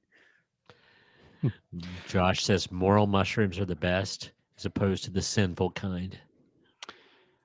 So Celia with mushroom with 4 exclamation points in capital letters. That doesn't make your vote any more than just one, Celia. Just so you know. Miss Wilson with mushrooms. There are less mushroom votes than I thought. Some people I thought voted for mushroom were actually disparaging mushrooms. Poo-pooing it. Well, Josh vote is Josh, April, Yeah, Celia. there's Miss only Wilson. 3. That's the only 3. It's only 3. That's 4 there. Josh, Josh- April, Celia, Miss Wilson. That's 4. Okay, yeah. So 4, but that's all of them. still chicken tortilla wins. Can't believe you're not seeing the chat. It's like getting like right in Brady's nameplate. Well, now you can't Lamb- see it because that banners up there. Lamb eyeballs are bad, not bad. Whoa, is that real? Again, I don't know. Yeah. I don't know whether she's joking or not. Jerry, I've never had an eyeball, but I can only imagine they would taste like a mushroom. You know, when ocular foods. Thank you. Mexican style chicken tortilla. Punch it. Punch it. Punch it. Next up, chicken with white and wild rice Sorority. versus hearty beef barley. Hearty. Ooh, I'll make something hearty. hearty. Hearty. Well, here's the thing, Eric. It has 20 grams of protein in it. So put that in your pipe and smoke it. That's hearty. I have had both. Oh, daggone, man. The hearty barley, the barley almost acts like a small pasta, but I've I bet always been one to think that barley has a little bit of an aftertaste. I It's bet not bad. Fairbairn eats the hurdy barley. The hairy barley. Fairbairn and his hairy barley soup. Oh, show's over. It's not gonna get better than that. Oh Yes. man. So yeah, when you watch the Texans in their playoff game, you'll see Fairbairn the kick hair eating some Yes. hearty. His Hairy barley. hairy barley. He's the hairy barley man. Oh, Yeah. I Sorry, forget, what we're was the pretty first immature. one? What was the one before beef barley? Chicken with white and wild rice. So it's basically chicken Ampersand. sorority soup.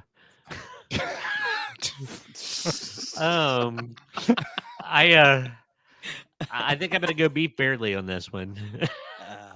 All right. So Beef barley. all right. So, That was your So- nickname in college, Brady. okay. So someone is going to have to give me a definition of wild rice, because to me wild rice is like pornography. I can't define it, but I know when I see it. Oh, scared me there, man. I did me too. Like, Didn't know where I was going with that, did you? yeah, I didn't. So think it's what healthier. exact I think it's healthier than pornography. It's is it? The only thing I can think. Here's what I know about it. It's not white. Okay. No, it's not. It's kind of Because if off- it were white, Answer. they would just say chicken with white rices. Okay. Wild rice, also known as manumin, is a nutritious aquatic grass seed, not actually a rice. It's a staple food that's been harvested for centuries, particularly in North America's Okay. Great Lakes region. So it's Great All Lakean. right. So we got another cheesecake as a pie thing. Call it what it is. Why do you have to What? name it rice? It's What not is it then? rice. It's a aquatic grass. seed. It's water grass. But, but Eric, chicken with white rice and watergrass is not marketable. Here's the So I, Eric. so I guess cheese pie is not marketable either. It is gluten free, high Actually, in protein and fiber, and contains niacin and B vitamins more Wait than a minute. rice. It's also a All good source of rices are riboflavin, gluten free. All rices are gluten free. but it's got Yeah, but you see- riboflavin. But when you hear that this one's wild, it makes you think maybe this is not gluten free. Like maybe this is the one rice that just says hell with y'all. I'm packing on. the gluten. Riboflavin. Riboflavin. Riboflavin. I think that Pelican we've been shot. also missing, guys, with the barley. Riboflavin. We've been missing the beef part. Where's Oh the yeah. We keep saying Har- hearty barley, but there's beef in there too. Hardy Yeah. beef, barely. Hardy beef barley. Fairbairn and his hardy beef barley. Yeah, we're idiots. It's okay. Uh, You can. Oh, Oh goodness, we got lots of answers up here. mm, Yeah, Celia. Uh, Actually, I was going to say that. So Celia said that Lee Wilson and I need to go on a soup lunch date. We have similar taste. I was going to say you guys have voted the same on every one of them. now, wouldn't you want to go on a soup date with someone who is not your taste in soup, so you can try to get them to your side? I mean, Well, or you You could go- just you could sample each other's soups. It's a Right. samp soupling date. a Um, samp soupling. but- Is that what you said? A samp soupling? I think I did.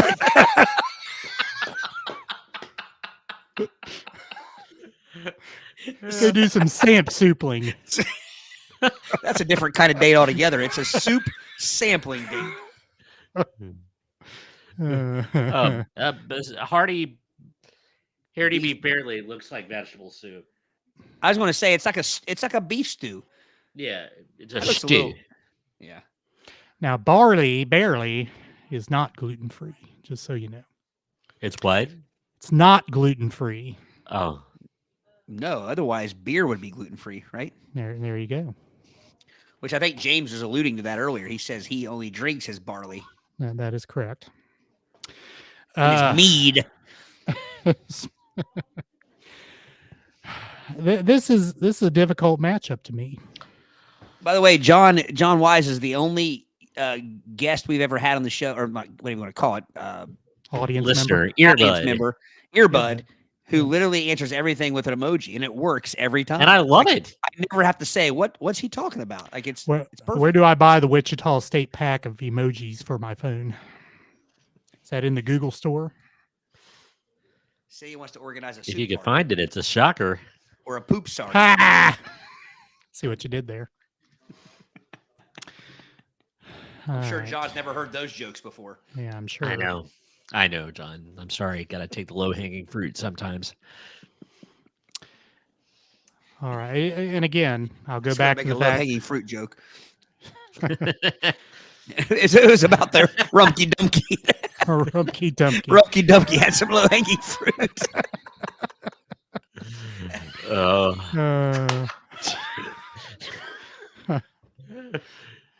Don't Sorry, mind guys. us, really.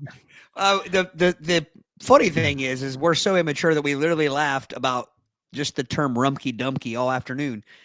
Pretty Yeah, much. we did. I don't know why We did. that hit my funny bone as much as it did, Eric, when you said that. But before we ever even made the rhyme. rhyme afterwards, I just cracked up at Rumpky Dumpky, and I thought, why did I never think of calling it that?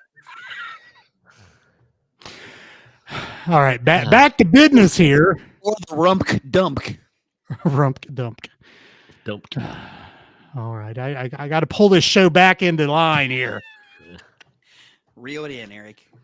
All right, chicken with white and wild watergrass versus hearty beef barley soup. And again, it's a very tough matchup for me. I think I like both. I do like both. The one thing that the hearty beef barley has in it is the potatoes. I like the chunks of potatoes. As long as it has nice big chunks of potato. That may tilt the vote in favor of hearty beef barley for me. Well, and it just so you know, you might not be surprised to hear this is from the Campbell's Chunky line of soups. Hence the potatoes being chunky. Right. Yeah. So how big does something have to be chunky? About yay big. You should be able to throw it on the ceiling and it should stick.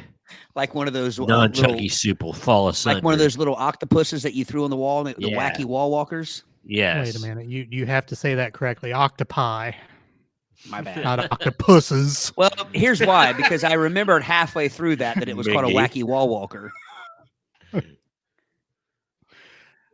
Octopi.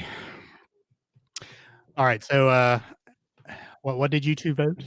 I voted chunky or hearty. with Yeah. hearty beef barely. Hearty beef. Fairbairn and his hearty beef barely. All right. So 3 hearty beef barely. So it's the joke that just keeps on making me laugh. It keeps giving. And nobody else is laughing about it, but we're going to keep. They're probably like, "What's wrong with these people?" All right. There's What started this? What started the Fairbairn? I have no idea what started that. It was in my basement. It was in your basement. We were watching the Bengals and the Texans. But did the announcer Fairbairn. call him that, or did one of us? That's his name. That's his name. That's his real name. But it's not. It's not that pronounced. It's Yes, not, it is. Yes, It's it is not Fairbairn. Fairbairn. It's not, Fair. it's not how you, It's Fairbairn. That's the way it's pronounced. Because it looks like it would be Fairbarn, but it's pronounced Fairbairn, right? Fairbairn.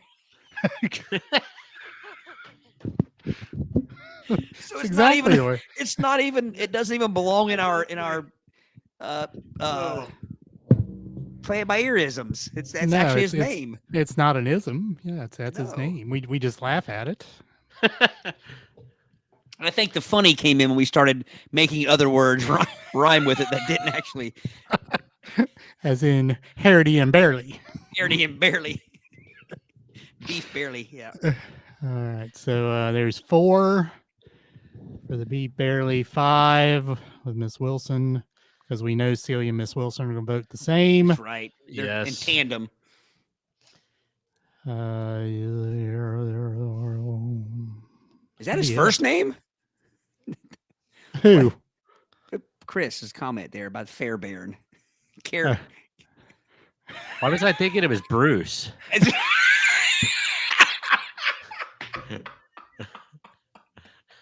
think Bruce, where'd that come from? I think I it's don't Barry. know. It's Barry Fairbairn. It's not Barry either. It's Harry and Barry, they're brothers. Harry, Barry, Fairbairn. It's not kimchi or whatever Chris just said. Kaimi? Is it really Kaimi Fairbairn? The Berenstein Fairbairns?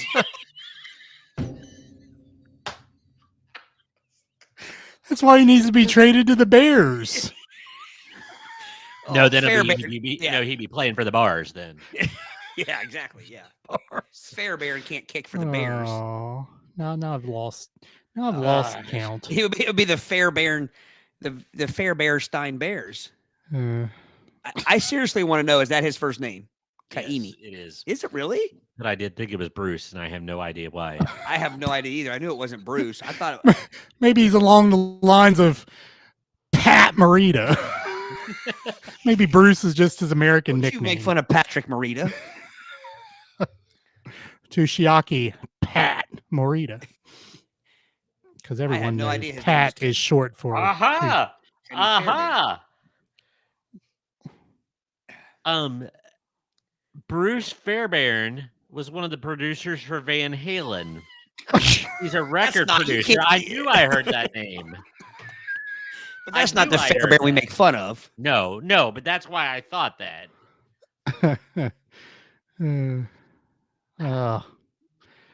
All right. Sorry, guys. Let's get back to the soups. I'm still looking for beef barely soups. I think that's it.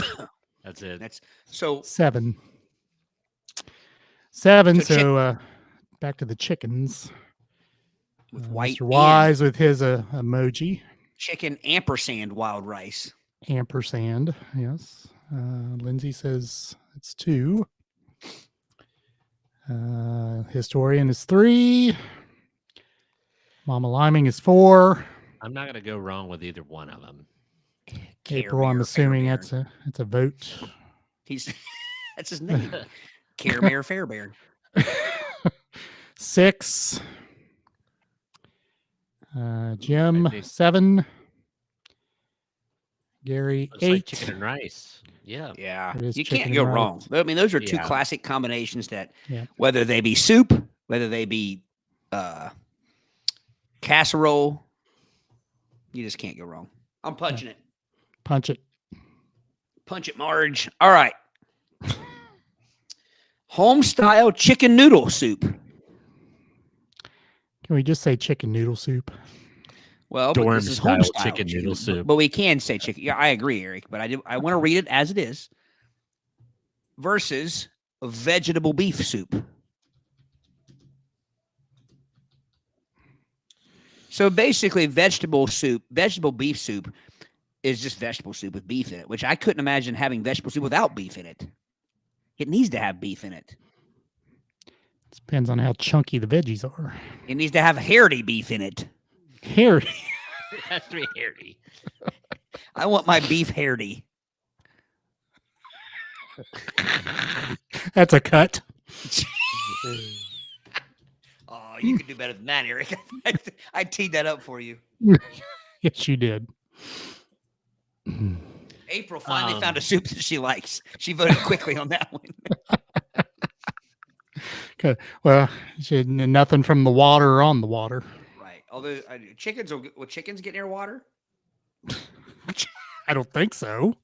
Aren't they? Why That would make it a duck. So if my Saint Bernard goes swimming, it's a duck. No, it's a water dog. No. I don't have a Saint Bernard. I don't know why I picked that breed of all dogs. I have no idea why I picked that one. I was going to go Whippet, but I didn't know if it was Whip it. you know, if one of us had a Whippet, that's all we would say. How's your Whippet doing? Good. His whippet real good. Hardy. I like chicken noodle soup. I like veggie beef soup. This is tough. You might know that they would put the classic chicken noodle versus vegetable soup up against it's each kind other. of See, wrong. and here we go again. Okay, historian, here I go. Here I go. The seeding, you would not seed these two together in the first round. If you were seeding this bracket, which I'm assuming it's an unseeded bracket, It is. isn't there an option to seed the bracket? Isn't there an electronic option to do so? Probably. I thought I was looking at that You earlier. got to understand. This is your wheelhouse. I mean, You know what I yeah, mean? you just and you. So people complaining about the college football playoff, people complaining about the NFL playoffs. Here you have the 14-2 teams in the first round. Like, what is Yes. up with that? This is Me- Ohio State versus Oregon in round 2. Meanwhile, I'd like to give a big middle finger to both of you guys for laughing at me because April says that chickens can swim, but they just do it for fun.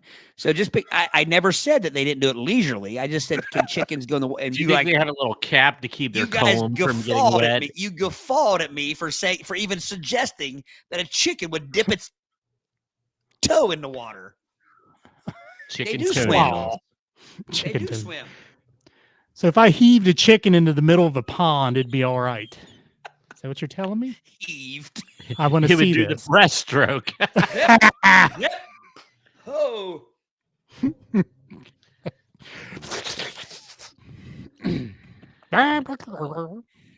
Oh, Cockadoodle let's see. drown. Ah. I mean, I'm digging. Gary and John are throwing down on the emojis. Yep. This is emoji Josh war. with the second comment of the night we can't post. Yes. When I first read that, I didn't think Josh was the one who said it. If you catch my drift. True. True. All right. Veggie beef for me. We're out of control. We are out of control. It's a snow day. We've been cooped It up is. all day. We're all educators. You know how much we enjoy these snow days. Not that there was ever any doubt. I haven't had to. I usually go on my my soapbox this time of year every year when I have people that I graduated with on Facebook saying, "In my day, we never had snow days. We had to walk to." Bullshit! You had snow days the same as we do now.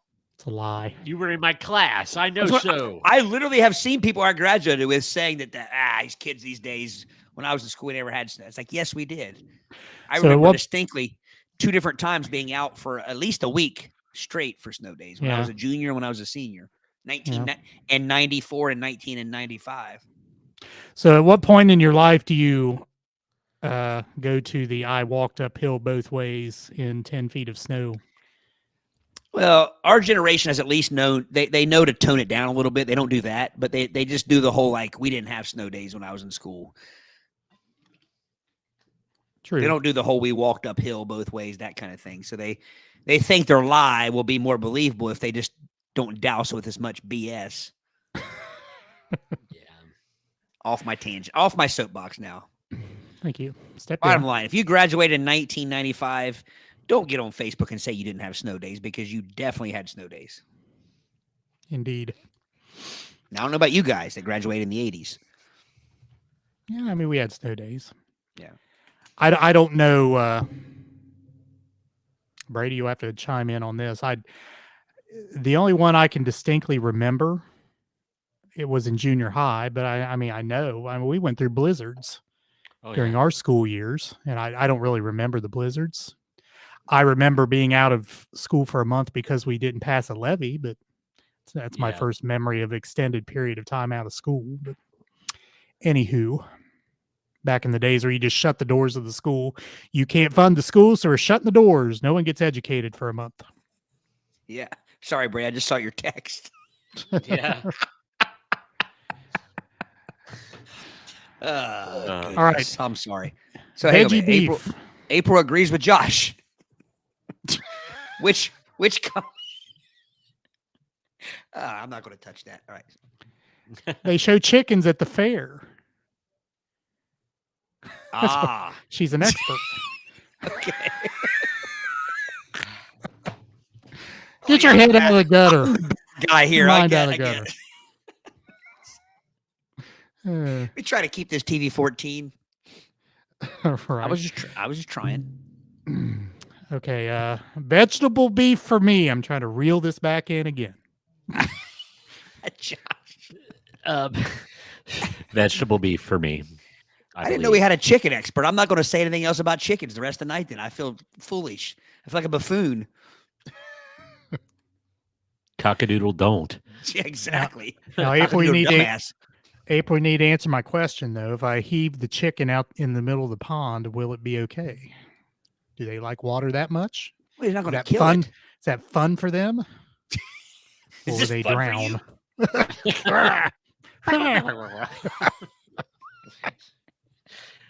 Oh goodness. All right.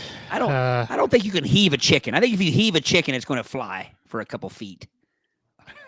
Doesn't mean it won't come down. It's not going to fly from very far, is it? Yeah, but that's you. You're awful Not an confident in your anti-gravity chicken heaving. Yeah, you're awful confident in your chicken heaving limit, like how far you can throw it, how far you can heave it. Well, I think between me heaving it and its flight capabilities, it would end up in the middle of the pond. What if it flies directly back towards your chest? It's not going to do that. You don't tell know me what it's going to make ocular cavity. You tell me a chicken is going to turn 180 in the air after I heave it? Well, hang on a minute. No. Now, you don't know which direction when you heave it that it's going to be soaring. I'm going to heave it ahead of me. It's going to go that Which way? Breast facing water? Head and breast facing water. Yes, it's not going to do a 180 in the air. If Or it thigh, flops or thigh facing water. same difference. Here's what I'm saying. No. Yes. Hang on a minute. You're saying a chicken breast points the same direction as a chicken thigh? The thigh's on the side, right? The meat of the thigh's on the side. The front of the thigh is in the front. That's the knee. The chicken knee. Chickens don't have knees. The chicken knee. Chicken don't have knees. The thigh is the What do chicken you call femur. that pointy part? You don't eat the pointy part. You eat the meat on the side of the thigh. It's not a knee. It's the I know, but it's the weenus. It's the bow of the thigh. It's the inverted elbow.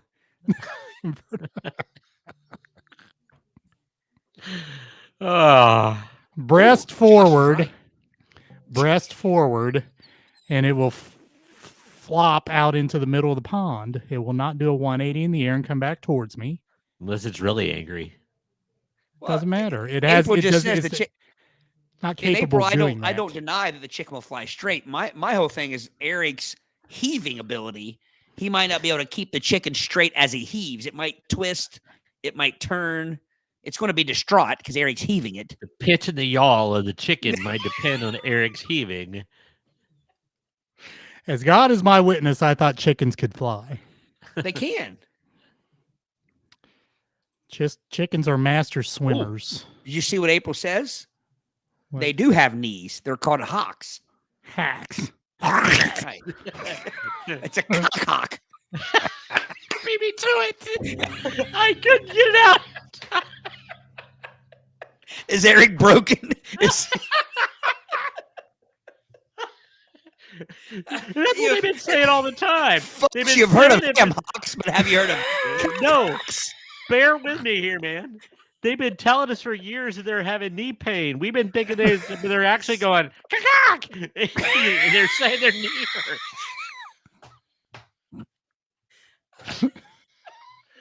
I tell you, God has a sense of humor for all those. I mean, just the chicken alone tells us that. Look at the platypus. I mean, Oh, look at Oh Lord. I think cannot we fly. have got more slap happy tonight. they are flightless birds, but they are not hawkless birds. Hey, but they don't have knees. Yes, they do. She literally says they do right there. They're hawks. They're not She's the knees. expert. If you'd have said, is their hawk facing the same direction as the breast, I would have said no. Of course not. Use the correct terminology. So When you speak to me about the chicken, you will use the correct terminology. I said good day, sir. Good day. I said good day. And I'm not going to choke the chicken when I heat it. Ooh, old habits die hard, my friend.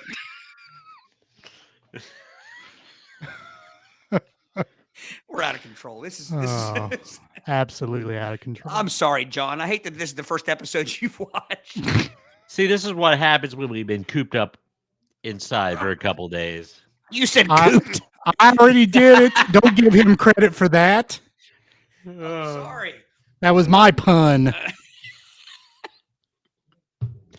I didn't even I mean thought for to. sure that I remembered at the 4th of July festival chasing some chickens, and I thought they flew for a few yards. Like They can fly for a right few when you meter yards. right when you thought you had them, I thought they flew a little bit.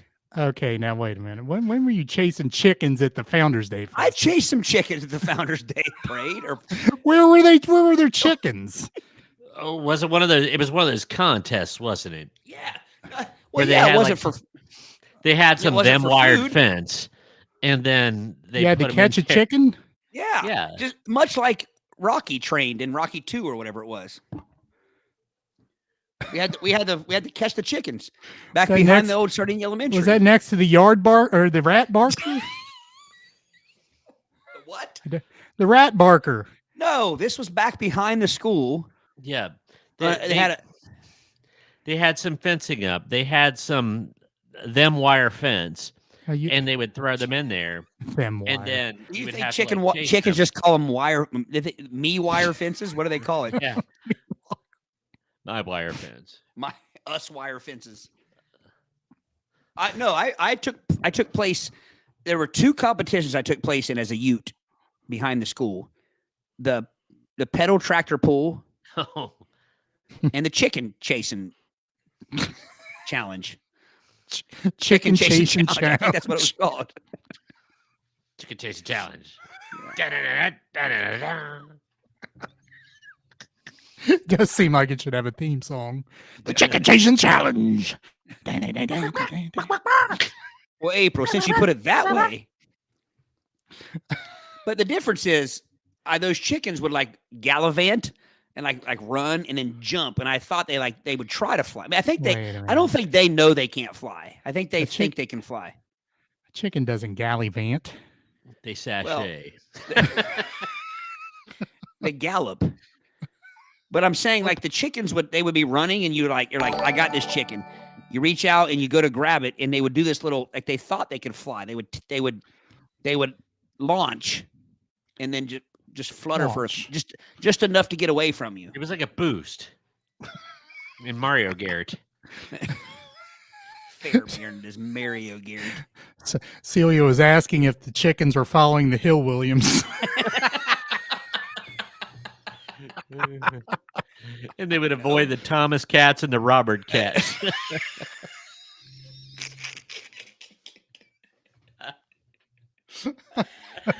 I think they were near the Shriners. Jerry, I think that idea has been tried with turkeys. Throwing them out of a helicopter. They're hitting the ground like bags of wet cement. I think that's what I saw, April. She says that chicken bones are too dense to be able to fly, flap a little, and might get off the ground, but they do not fly. See, I think that's what they did. I think you have to time the flap if you want to catch them. And I think they were better at timing their flap than me as a 9-year-old was. April, you were I think you were there. We were at Indian Springs Winery. There was a group of us there. And one of those peacocks, I didn't know peacocks could like that thing like took off in flight and like roosted up at the top of a tree, and it scared me to death because I didn't know that they could catch flight like that. They The can? airborne peacock. They can. It just like it jetted up, and I'm like, Was it one of like the big peacocks? Yeah. It wasn't one of the peahens either. It was one of the peahens. Yeah, I didn't see April's comment there. You would fly for a little while if you fell from a high elevation, but people are flightless. Well, yeah, that comment was what I was talking about when I would say they would be on the ground and jump up and seem to hoist Air Baron. a few feet. Yeah. Air Baron. Oh. Like a football, like Fairbairn's footballs, they went Air Baron.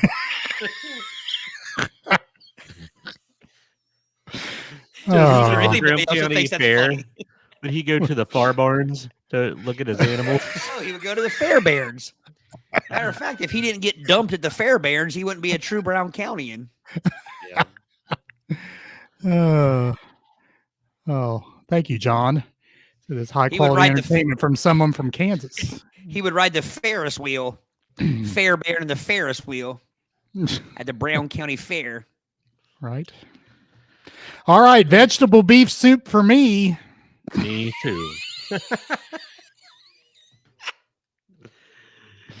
No Nothing like some vegetable pharmaceuticals beef were soup and- consumed before this episode. And a loose meat sandwich to boot. What a boot, the loose What a- meat sandwich. I already picked it. What are we on? Oh, vegetable We're beef. still on vegetable beef versus chicken noodles. 3 decades later. Right. I feel like I'm a lot smarter after tonight's episode. I feel like I know a lot more about chickens than I used to. Thanks to April. Fact. So what's your vote? Oh, me? Yes. Chicken noodle. All right. So 2 vegetable beefs and 1 chicken noodle. Is that what we got? I think so. All right. So I'm sorry. I just feel like April's like there's just so much knowledge coming out She's tonight. flexing now. Right. So big jump for peacocks. One giant leap for peacocks. Domestic turkeys are the same. She's there a s- font of chicken knowledge. Fun facts: peacocks also scream, "Help me! Help me!" Why is it going to sound like Granny from Beverly Hillbillies? What do you think a peacock would sound like if it were indeed in danger? Well, Or- it's a regal, majestic creature. It'd be more like, I need assistance, please. No, not these old hillbilly piss peckers. They would yell, "Help me!"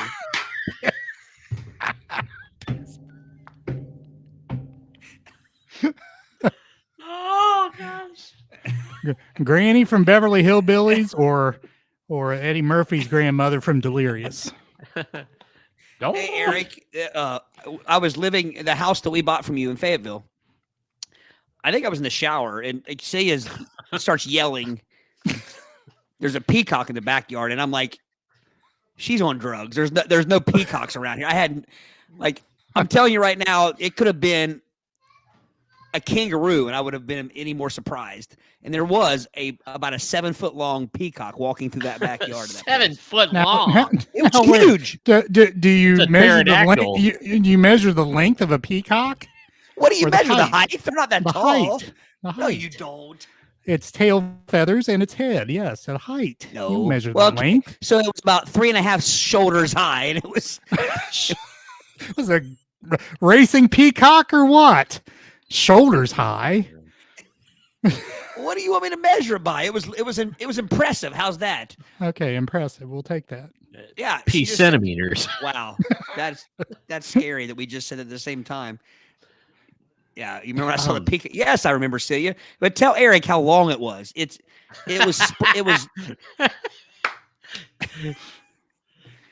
was impressive to see that. I had never heard of one in Brown County.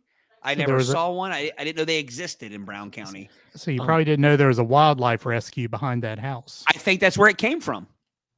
Probably did. Every That's bit of how- 7 foot long, from beak to tail feather, 7 foot long. The strangest thing I've ever seen. Sorry, this is like I was riding my bike around Lake Winoka, and there was one lone huge pelican that landed. Snot. I think it was migratory, and it just kind of like took leave for a few minutes, but they had to chase it off because they said it'd be like like an overeater at the Golden Corral, that it wouldn't leave because it was just getting all the easy catchings. So they had to chase it off with boomsticks. Was the Reverend Bubba Flaybull around? Yeah. So April says you measure them by hand, but April, that doesn't really answer. Do you measure them like ways or height? It was If 3 I'm hands measuring- and 7 hands. If I'm measuring a peacock, do I measure it from it's beak to tail or from? if it's by hands, it's from ground to head, ground to top of flume. Plume. It's plume. Plume. Fire Plume. I corrected myself. There's not very often I get to correct you for saying something wrong, Eric. I'm gonna. And yet you were still slow to the uptake. I corrected myself before you did. Well, you So should for be the those- first one to correct yourself. You knew as soon as you said it, you were wrong. Welcome to Plumage. the Essence of Play It By Ear podcast. When you thought you were going to get a soup racket, but you're getting a in-depth education about barn fowl and peacocks. Okay, so Eric, you take your run-of-the-mill anteater. Now, is an anteater more impressive with its height or its length? You can't compare an anteater and a peacock. No, because they're shaped similar. No, they're So- not. Yes. Oh. An anteater's head is down near the ground. A peacock's head is up here. Oh, you're thinking of an ostrich. A Not peacock is thinking of long. an ostrich. You are No. thinking. You're thinking of Leonard Six starring Bill Cosby. Yeah, that's what I'm thinking. Where'd that come from? You're thinking of an emu. No, Emu. a peacock and a peahen, they have a long neck. And when they No. walk, they do yes. Okay, Yes. so hang on a minute. So you're telling me that if I see a peacock walking, I'm supposed to be impressed by its height more than its length? Yes. No. that. Yes. No. Yes. Because you won't measure you won't measure the length of its plumage when it's trying All to right. see peacocks, like they throw out their fantails to like No. it's like chatting up a girl at the bar. They're like, hey, look at this. They want to like put on a show behind them. All right. So you guys have clearly never seen a peacock in the wild. Celia, you just said it was huge. He didn't believe me. Was it huge because it was towering so tall? Was it like over the roof of the house? Or was it huge because it was long and it was taking up a portion of the backyard with its length? If I see a reticulated python crawling through my basement, do I say that snake was 2.5 feet tall? Yeah. So you're telling me its height is more impressive than its length? Well, Put it out there. And it does have a long tail, but I'm Exactly. saying you'll measure its height.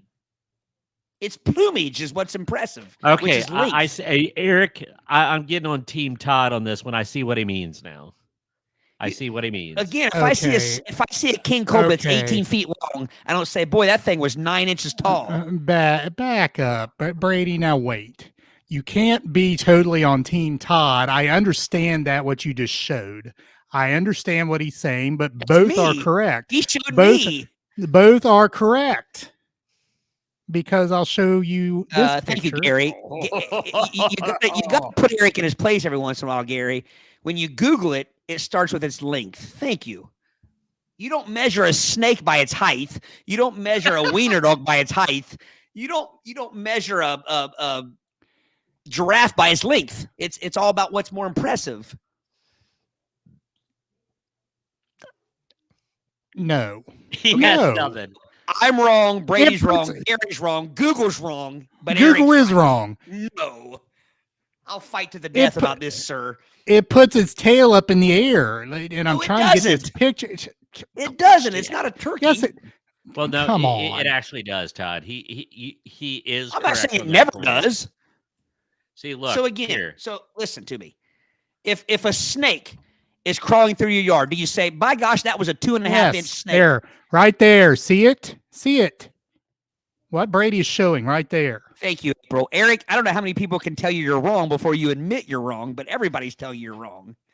April says you're wrong. Look at that picture he just showed. I'm not saying I'm not wrong Let about maybe the length part, but Let me it puts his quote. it puts Let his me quote. feathers up Let me quote. when it's trying to impress the opposite sex. Peahen. Peacocks are not tall vertically. Thank you, April. Okay. So Any animal, you go by what's more impressive, its length or its height. A peacock's length is more impressive than its height. You tell me those tail feathers 9 15 inches in the air is not impressive? I think that's Not as impressive as the 7 feet length of the peacock and whole. This is one for the ages. Literally, everybody has told you that I'm right, you're right. Look at all the comments. Everybody. Google, who I normally don't agree with, but tonight I agree with Google. If Elon Musk were to chime in here, Eric, you would still say he was wrong. Probably.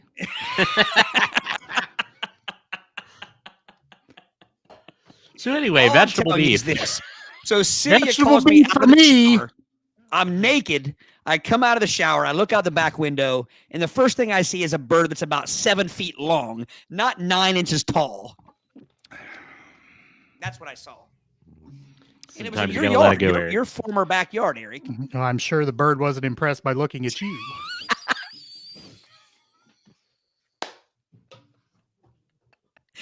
Not length or height. Right? I can agree with that, Eric.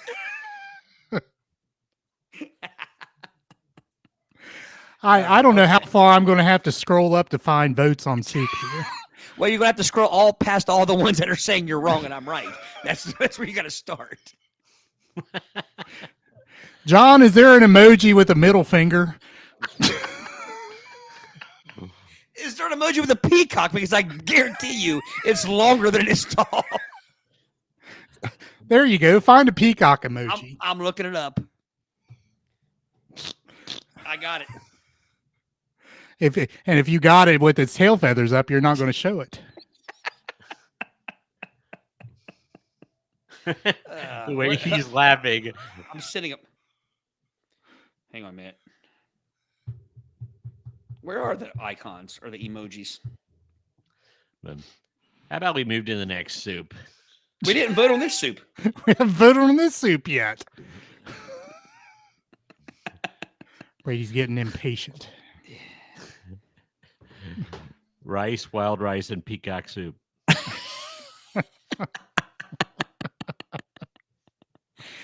Oh, hey, James, isn't that the case with all birds? Vegetable soup for me. You know, see, you're not helping me. Gary, you're not helping. Gary, you agreed with me, and now you're going to go against me and put a... Now the tide's turning.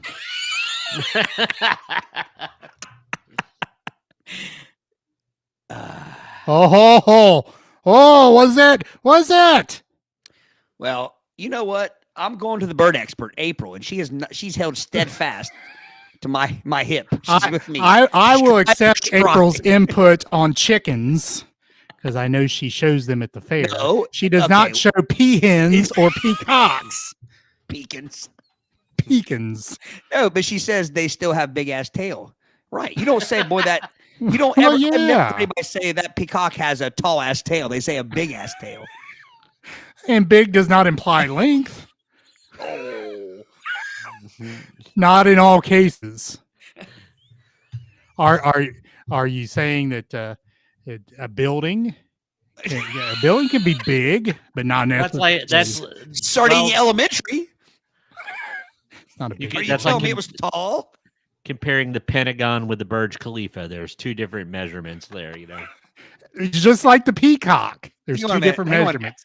Oh, is this Mrs. Wilson? A peacock size is typically measured by its total body length. Oh my goodness! Another comment that just shows Eric is as wrong can be. Thank you, Mrs. Wilson. I knew she was my favorite English teacher for a reason.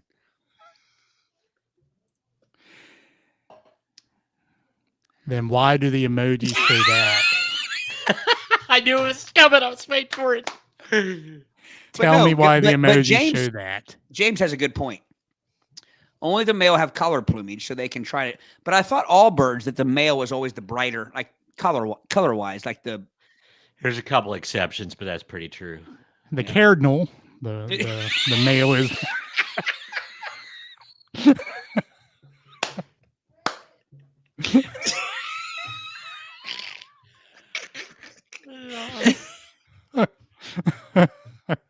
The cardinal.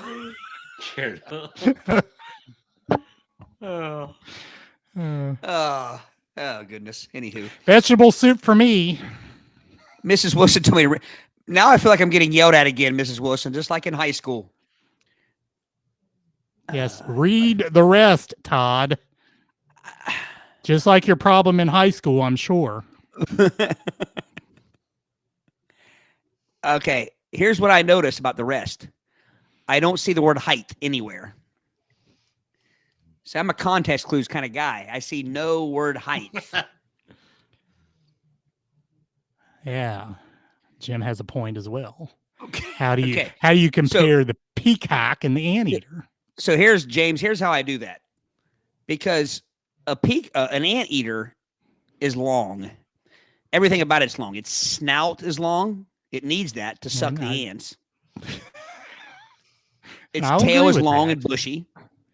Yes. In fact, I would argue that a peacock and an anteater are probably pretty similar lengthwise, but neither is known as a tall animal. You don't say, boy, look over the trees there. You can see that anteater coming this way or that cock. If I saw a 7-foot long anteater, I'd be heading for the hills. Oh, look up the average length of an anteater. And you have done that why? When did you ever do that? I haven't, but I'm going to right now. Guessing they're not 7 feet. Eater length. All right, here we go. Giant a giant anteater. You didn't say giant anteater. You just said I'll go back because Wikipedia's got both of them. They feature both.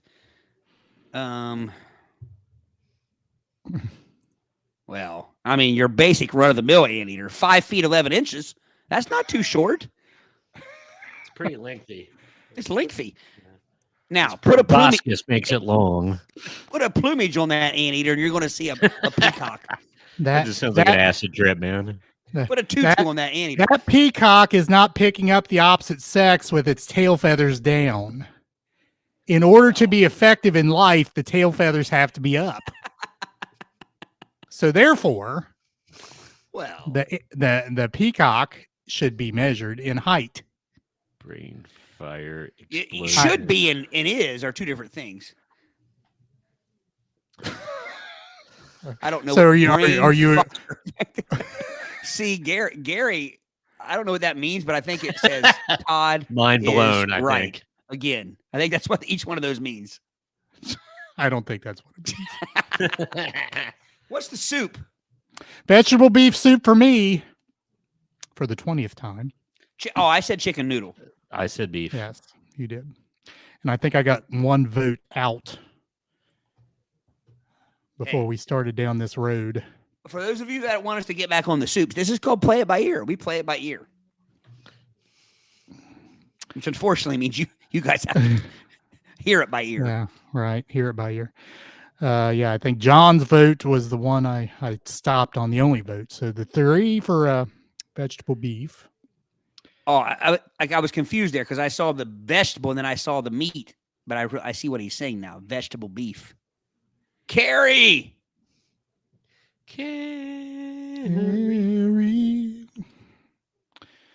Little Europe. Now, did we lose everybody in our debate about the peacock and the?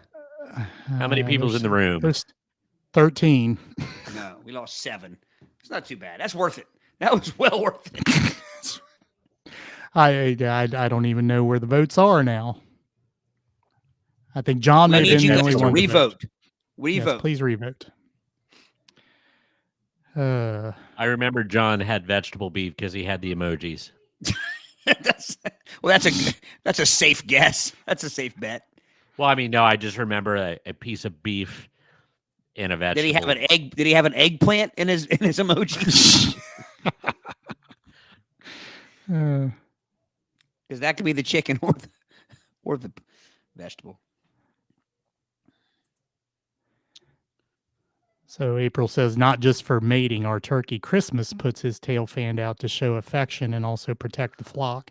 So for protection purposes, soup again, to be successful in life, you have to fan your tail feathers out. Hence high, not far. Continued. A lot of chicken noodle boats here. There are coming at us quick. However, with that last comment, I bring up the king cobra. The king cobra stands up and puffs out his face, but nobody ever says, Good. "Boy, that was his that neck. that king cobra's face was 4.5 inches wide." No, they say that was an 18-foot long king cobra, the largest venomous snake in the world. Okay. This shows an education. But how does how does a snake transport itself? Slithering on the ground. So yeah, you would measure length. Right.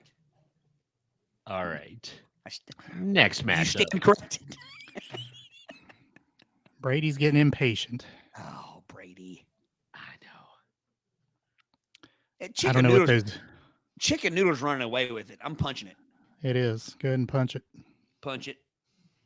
Punch it. And we're, by the way, just so you guys, we're only doing one round of this, so don't panic. Yeah. Right. All right, I know what Brady's going to pick already.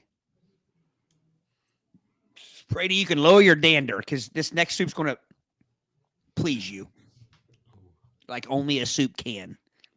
Get it? Can. Ah. This is the Campbell's great for cooking line of soup. French onion Oh, Oh no. l'oignon de français. versus baked potato with cheddar and bacon bits. Oh, see, that Pretty sounds wordy. good. It's pretty wordy. Eric's one knock against the length of the name of it first.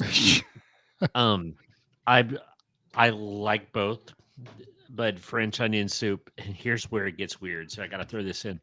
I've tried making French onion soup with cans and the bread and making it myself, but it's not the same. You can't do it.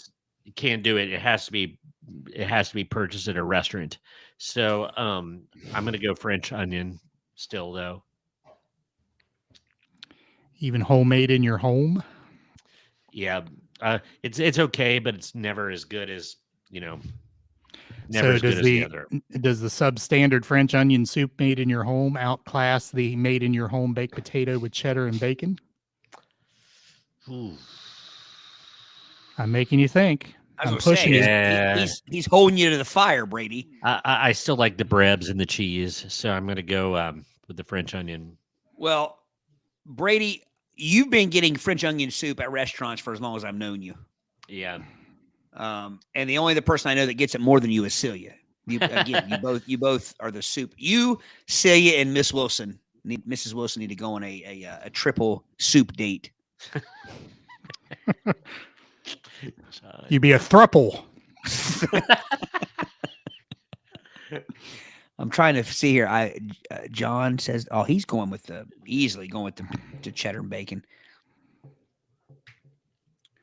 April, another quick vote from April. Yeah.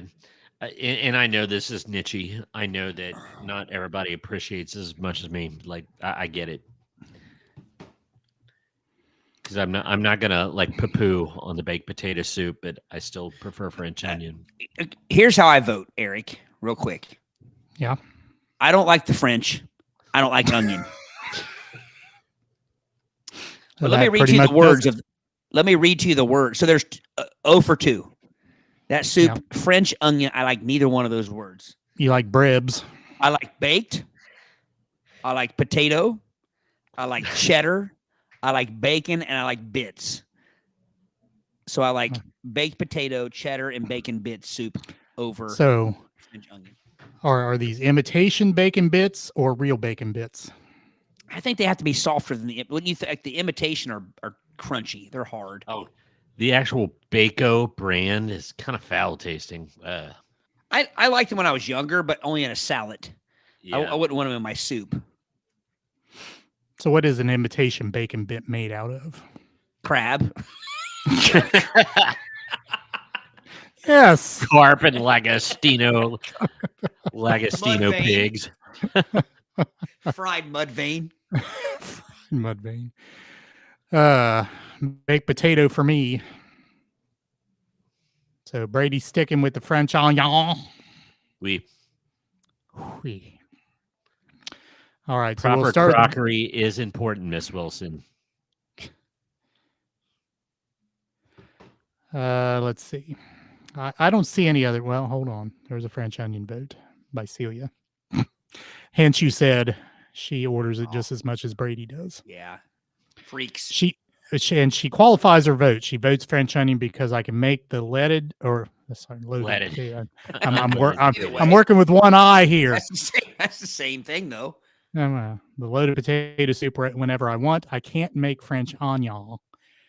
But Celia, you are kind of making the French onion yourself here out of the can. I was getting ready to say, but I did say that like this is showing like Campbell's, but it could be your favorite French onion. Yeah. So I guess if you like it from a restaurant, you should. If you like that better than a potato soup, you have to vote for the French onion. Yeah. Carrie has never had either, but she says she makes a killer potato soup. Carrie, is that a threat? That would actually kill you or good? Gary with the French. Is that a French emoji? Is it? I can't say I don't know what that is. He's no John Wise. I know that. Your substandard Ohio emojis cannot effectively. Yes. Yeah. Those aren't Wichita emojis. No. I think you can plug in the baked potato with cheddar and bacon bits soup as the victim. Yeah, I love any type of potato soup, but if it's the cheddar potato soup, then yeah, I'm in. Yeah. Do I pick it? Yep. And All by right. the way, there's John's emojis for the potato bacon. All right. The cheddar, John? We need some cheese. There's got to be a cheese emoji. Cheese emoji. Campbell's. Oh, that doesn't matter. Chicken vegetable. What the hell is that? Like they took their two famous, like chicken noodle. Might as well say chicken noodle vegetable, but it doesn't. It says chicken vegetable. So is that just vegetable soup with chicken rather than beef? I would say it is a chicken broth based instead of a tomato beef broth would be my guess. Versus Fiesta nacho cheese soup. Nacho cheese. My goodness. And by the way, that is also from the Great for Cooking line from Campbell's. So are there other soups not great for cooking? I'm guessing, we said earlier there was one type of soup. I forget what it was, but we said it was, you see it as more of a cooking. I forget what it was. Eric, you did. Mushroom, the cream of mushroom. Yeah. I would say that as a soup. I think that's kind of what you were saying, is that soup is good for cooking, but not for solo eating. Solo consumption. Yeah. I'm looking at some pictures of the Fiesta nacho cheese soup, and I cannot find one single picture of it being served as a soup. It seems like it's an additive and everything. Like every single picture I'm seeing is a casserole-based thing. So, and I'm also going to take a quick look at the chicken vegetable soup because I'm going to guess it's a white light color instead of the red beefy color. Let me look. It is the yellow color. Are you talking about the chicken vegetable? Yes. I would call it like a pale burnt sienna. Yeah. See, it's this color instead of It's a carrot color. Yeah. Yeah. What crayon is that number in the 128? That's in the Bob Ross collection with a nice yellow ochre in it. Or the sickly Alf color. Sickly Elves. elves.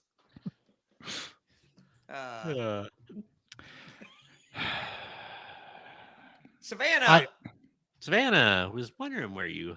Yeah, she showed up. I don't know where to go with this.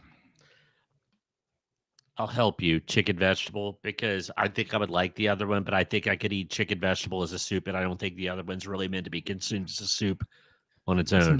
Seems like something you dip a chip in. Yeah, but or I mean, just crackers. Think about how good that would be. Just true. But here's the thing.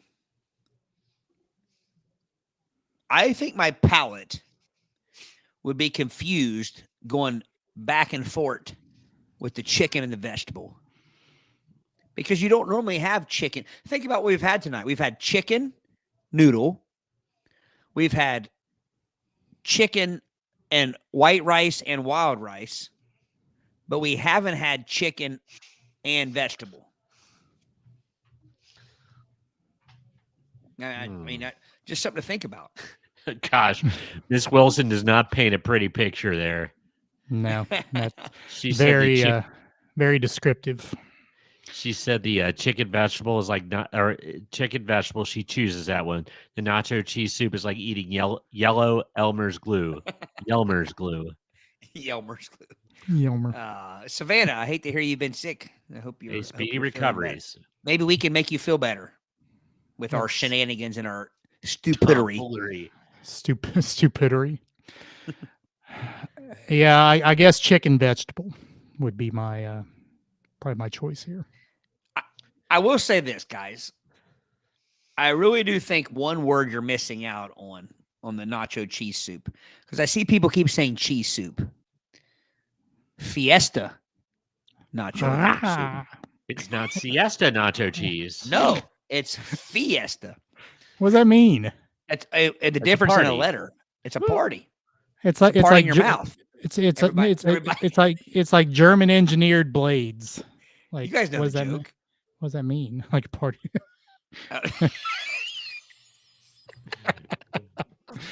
Yeah. I'm going nacho cheese. Because here's the deal, man. You take a couple those tortilla strips, and you throw that in that soup. Okay, That's now good you're now you got additives.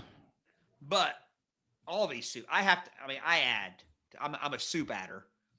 I think that's a distant cousin to the puff adder. The soup adder. Puff adder. Measured in length, by the way. Not height. Chicken veggie for me. Brady, what about you? I said chicken veggie, just Okay. simply because it could stand on its own. Let's see. Celia, chicken veggie. Savannah, chicken veggie. Although Fiesta nacho is great for nachos, but again, something to dip your chip in. We talked about Ms. Wilson's vote. That's 5 actually. Gonna put up the chicken veggie. Nice, John. He does not disappoint. Mr. Wise. Oh, Jim, chicken I wonder if he veggie? just stopped at the first two veggies he came to, or did he seek out those two veggies purposefully? Because I'm not sure the broccoli would be in the chicken veggie. Do you think? Look at I'm Gary. thinking- Oh my goodness. He downloaded the Wichita emoji set. He did. He puts some Garen in He got his. the Garen. Well, you That's gotta what I'm have thinking. Gary. I don't know. I don't know that the broccoli's in the chicken veggie, but I bet the Garen and the carrots are. Yeah. I feel April. I think I have chicken's never running away met with it. anybody in my life that knows more about fowl than April.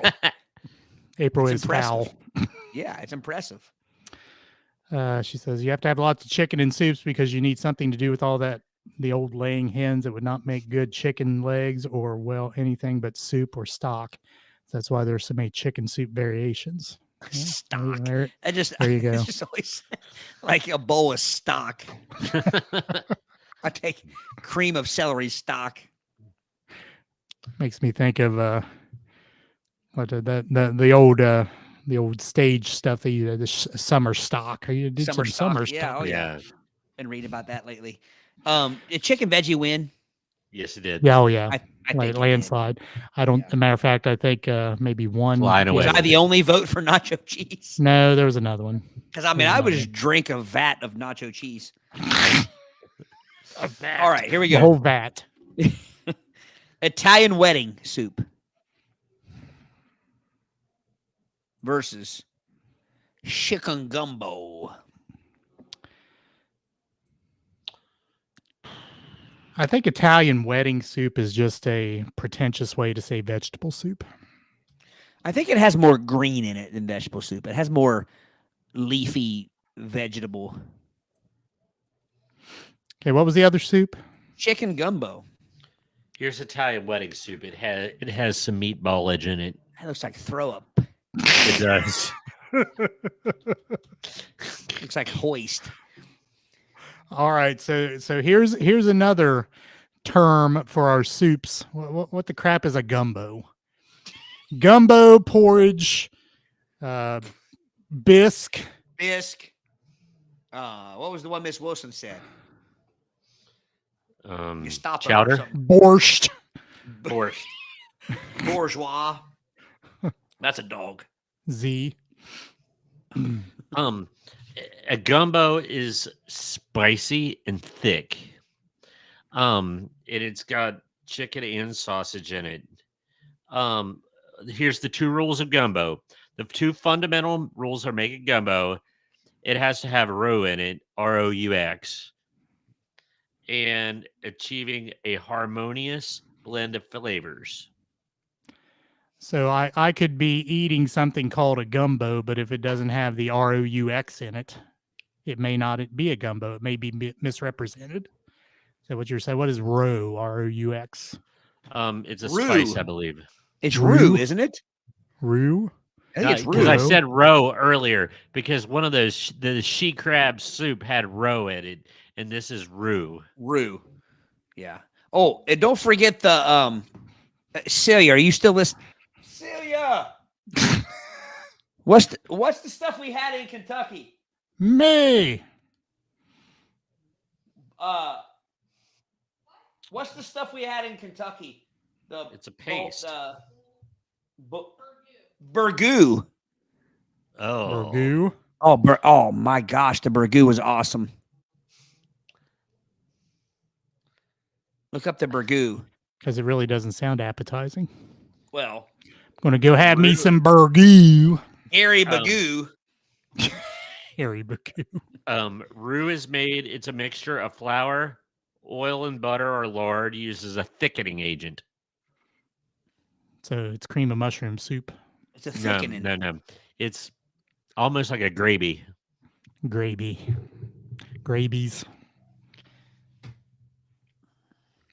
I'll read to Lard. you what burgoo. Can't have enough lard in your life. Gotta skip All the right. laird. Fairbairn likes the laird. It is a hairy barely soup. So burgoo has a variety of meats such as beef, pork, chicken, and Awesome. lamb. So Lamb. it's got all those, and it's got potatoes, carrots, onions, celery, and corn. Now, if Josh is in the room, he's a lamb expert. It also has chicken, That's what they beef, show at or the vegetable fair. stock, and then seasonings. Sounds like a Brady, stew you- of some kind. You poo-pooed the burgoo. I'm not sure why. All I right. think I actually thought it was something else, to be honest. All right. So there's another term, stew. What makes a stew and not a soup? Thick and not liquidy. thickety. Thickety. It's thickety, like Mike Tyson said. I could take a bowl of stew. Eric's We've got a host down. You could take a bowl of stew and turn it upside down, and it'll stay for a few seconds. If you like a spackle. Dairy Queen. Like yeah, Blizzard? like a blizzard. Blizzard. Yeah. I don't think a stew is that thick, is it? Pretty thick. It's not going to stay in your bowl like a blizzard. Well, no, I Porridge will. said for a few seconds, Porridge. Why not bears not eat a it. not a decade. That's why bears, because it stays in the bowl. Right. Bear, you think a bear's gonna be patient enough if it just ran out of the bowl? Like they stay. No, Wait. no fair bear is going to eat porridge that stays in the bowl. By the way, I like Carrie's comment. You all are not qualified to judge food. Oh, we disagree, Birds Carrie. carry. We're very judgy about food. Lamb's And knees April are comes also at us with hocks. some Thank more. you, April. I knew lambs had knees. Sounds like somebody yell when you're angry. Lamb hocks. Better than cocks.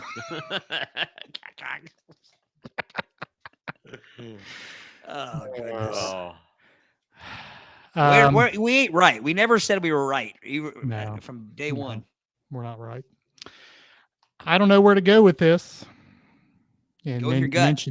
mention the meatballish balls. bowels. So it's basically veggie soup with meatballs. Is that what you're saying? Yes. Hang on Yeah. a minute, Brady. Yes. I don't know that Italian wedding soup just automatically has meatballs. Every picture that I pulled up, it did. That's what I'm Did it? basing it on. Yeah. But on the can, on the Italian wedding, the Campbell's. By the way, this is from the ready to enjoy line of Campbell's. I'm sorry, their name is Campbell, not Campbelletti. So I'm gonna poo-poo their knowledge of Italian food a As little bit. opposed to their not quite ready to enjoy line. You have to think about it line. Here's my thing about gumbo. I put gumbo in the same category. There was a soup earlier that I said I like. Oh, it was the Japanese miso soup. And I said, I like miso soup, but I don't know that I want to eat it out of a Campbell's can. And the same way with gumbo. If I'm down, my brother makes awesome gumbo. If I'm down there and he's making gumbo, it's very good. If it's a Campbell's can of gumbo, I don't know. It's that. Honey pan miso. Italian Honey pan wedding miso. Honey pan miso. So, like seriously, and I'm not even saying this to be right. Every single picture of every brand of Italian has meatballs in it. Every single one. I don't argue that. I was just saying that the Campbell's variety. Are they beef balls or There's no sausage balls. bowls? It's sans balls. Yeah, it's neutered. Neutered Italian wedding soup. Does that change your vote? Well, I was going gumbo anyway.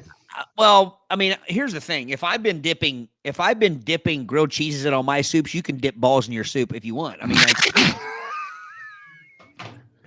Ouch. I didn't mean it that way. I meant if you need balls in your soup to enjoy it, then go ahead. Yes, Gary.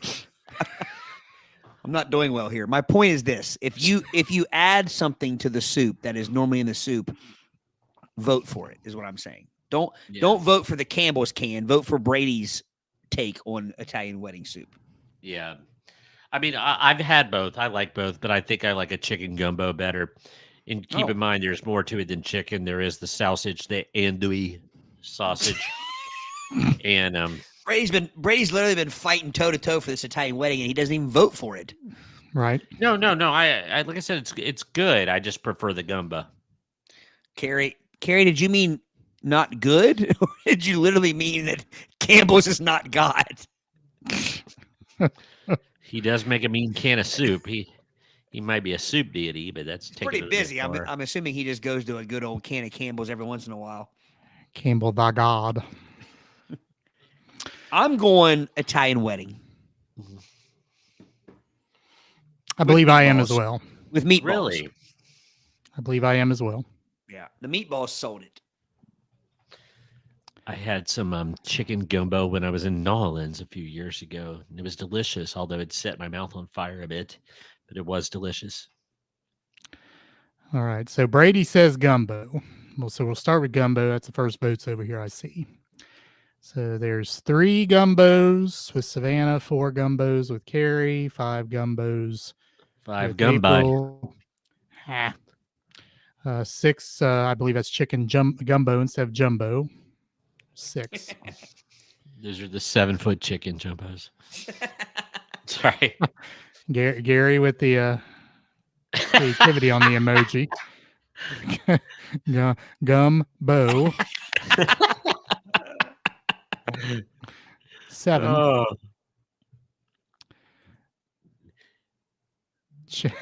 Chicken plus Gary, according to Mr. Wise. That's 8.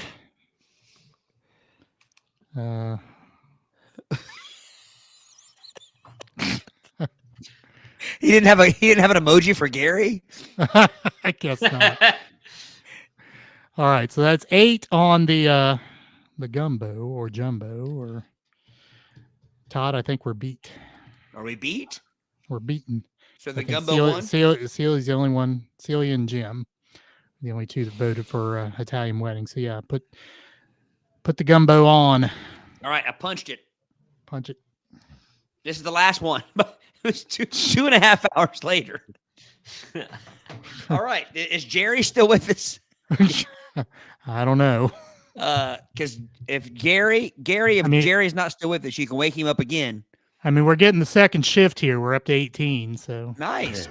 We talk about this all the time, but tonight we're going to deliver. Because normally we're about done, and we're like, we have more people now than when we started, and we quit. New England clam chowder.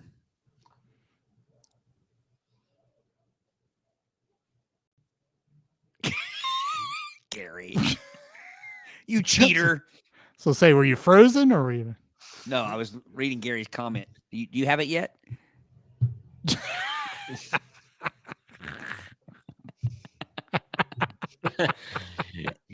All right, so Whatever works. I've been dreading this soup all night ever since I glanced ahead here. So we have New England clam chowder, which Jerry proclaims is the superior of the two chowders. Yes. Versus the Manhattan clam chowder. I figure Manhattan clam chowder has a lot more rat in it, like a lot more rat meat. City rat. And then this next one, I don't even know how to pronounce. I'm going to give it my go. Mulligatawny soup. How you spell that? Mulligatawny.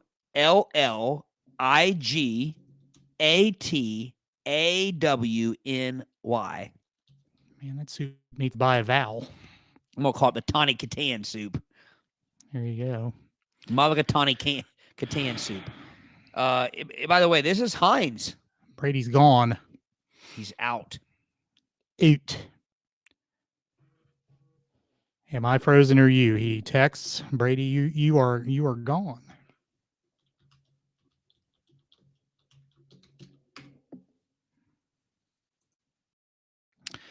He's got to be patient. Yes. Because sometimes this new format does freeze, but you got to work through it. Again, guys, this is Heinz. This is the first Heinz soup. I didn't even know Heinz made soup. Not Hunt's. No, Heinz is the superior ketchup, easily. Well, yeah.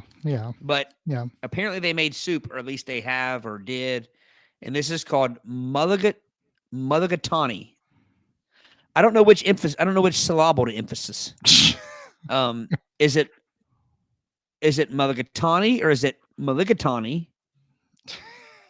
Or is it mulligatawny? I think it's Maliga Fairbairn. The Haynes Classic Fairbairn soup. Either way, the mulligatawny soup is going against the New England clam chowder. Now, I will say this. I'll try to get the picture up. This looks very much like a tomato-based soup. The mulligatawny? Yeah, there's the mulligatawny. Because the picture I'm looking at, it's yellow. Well, you see the one I'm putting up there? It's orange. Orange. Yeah. So I'll read the description.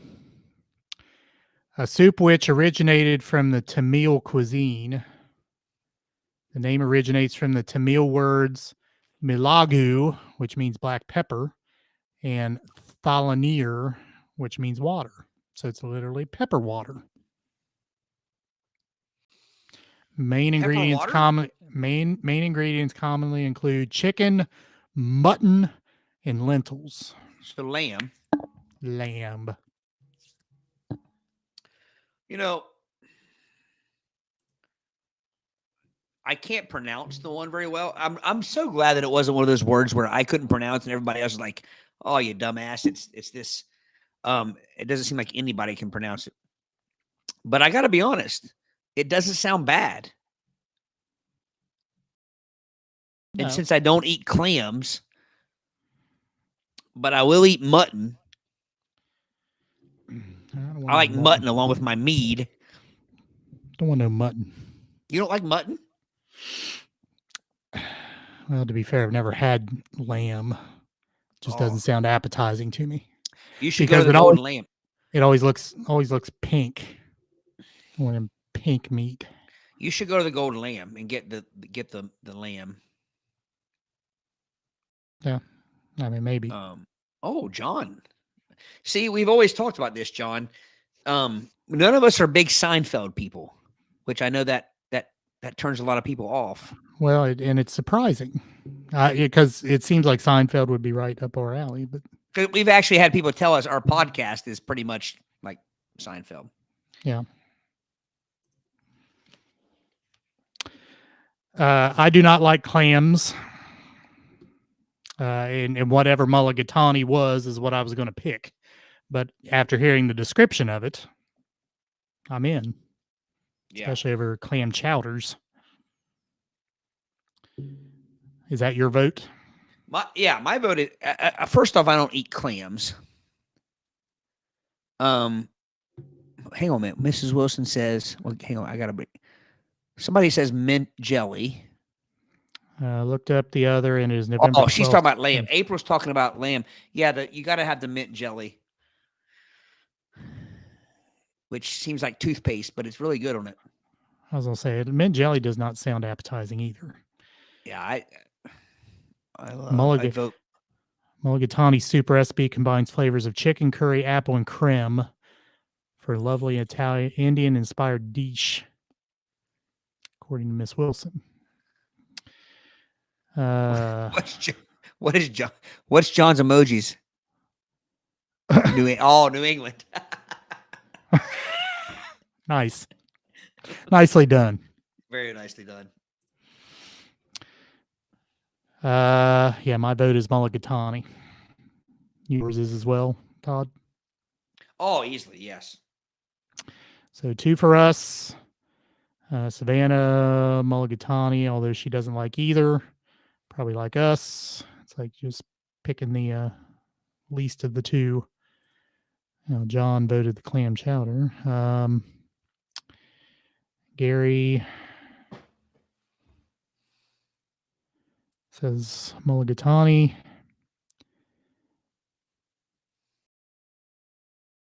Jim says if I've had a hero, then I've had a lamb. I've not. I have purposely gotten my heroes with chicken. So no, I've not had. I purposely not have had lamb. Does anybody else panic when you go to order one of those and you don't know how to pronounce it? Gyro. I've I like caught one of them those gyros. I've caught them gyros, and I assume I got served the same thing out as if I would have said a hero. Well, I mean, those people are going back when they're making that and saying, you know what this idiot up here said? There's 3 places I panic when I order. Any place that has gyros or heroes. But then there's a hero sandwich, which is nothing like. Right. But you're not getting that at a Greek place. Starbucks, I panic there. No, I mean, any coffee shop. I mean, you just can't. It's overwhelming. And Taco Bell. Taco Bell? Every time I go to Taco Bell. Because I look at the menu, and then they ask me what I want, and I'm like, can you hang on a second, please? And then I read it, and I end up ordering $77 worth of stuff, and I eat half of it because I couldn't just pick. And Celia will order a meal that costs $7, and then all night long saying, my meal costs $7, and I ate every bit of it, and you wasted half yours, and you paid whatever, 40. I panic every time I go. I get what you're saying there. I go Mexican food in general. I mean, I have a Mexican restaurant order, which is not at Taco Bell. Like Taco Bell does not have my Mexican restaurant order. So therefore, I'm like you. I can't a burrito, whatever food they have there that ends in O, because there's about 10 of them. I don't know what they are, so I can't do it. But back to the coffee shops. I mean, I don't even know what any of that means. No. And I don't drink coffee, so it's like, nah. And venti and Starbucks is just pretentious. I mean, call it a small, medium, or large, a venti or a what? I don't even know the other words. Don't even know what it is. So I mean, I'm not going to order there. Yeah, I typically just point. I typically point. All right, so I think clam chowder may win this actually. So Celia, what is NECC? What does that mean? I don't know either. I saw that. I'm confused. Uh, Dennis, welcome. Dennis says he is fasting if those are the choices. He will not choose either. Gary orders a number 7 at Taco Bell. Todd, that probably is one of the numbers you throw out there, I'm guessing. I don't know. I just can't get, because there's never one number that has everything I want. So lately what I do is you can't order a la carte? No, so lately what I do is I sit in the parking lot. I sit there and I order on my app. And yeah. And literally by the time I add all my extras, it's like $400. It's ridiculous. Which is quite the feat at Taco Bell. Well, anymore. I mean, like, but by the time I put guac and sour cream and all the, it's ridiculous. Oh, say it says New England clam chowder. Don't get all fancy. Yeah, right. Celia. Use the characters. Use the emojis if you have to. All right. So now on to the clam chowders. Chowders. So Brady says he's connected with no internet because your Wi-Fi is working and your internet is not. That's what that means, Brady. If you're happening to be able to listen, get on and tell him to get on his phone. Time to get on your phone, Brady. This is We said we were in for the long haul, man. You still have a topic. This is the last soup of the night. All right, clam chowder. I think Brady was going to vote clam chowder, wasn't he? So Mrs. Will, I feel like I have to explain myself because, again, I say it tells me the same thing, like order a number, but there's not one number that has like I like to where I like everything. But again, I mean? can't you order a la carte? Can't you I do. That's piecemeal. That's my problem. And by the time I'm done, I order from each subsection of the menu. I don't know. So you just like a lot of Mexican food. Then it's not a case of not knowing what things are. You just well, and I don't really know what I want at the time. First off, Taco Bell's never something we plan. It's not like, hey, tonight. Like I doubt anybody plans Taco Bell. We're going to light a candle. We're going to put on some lingerie, and we're going to order some Taco Bell. It doesn't happen. Because the aftermath of a Taco Bell does not tie in with lingerie. Right. So what we do is, we say, okay, we're hungry.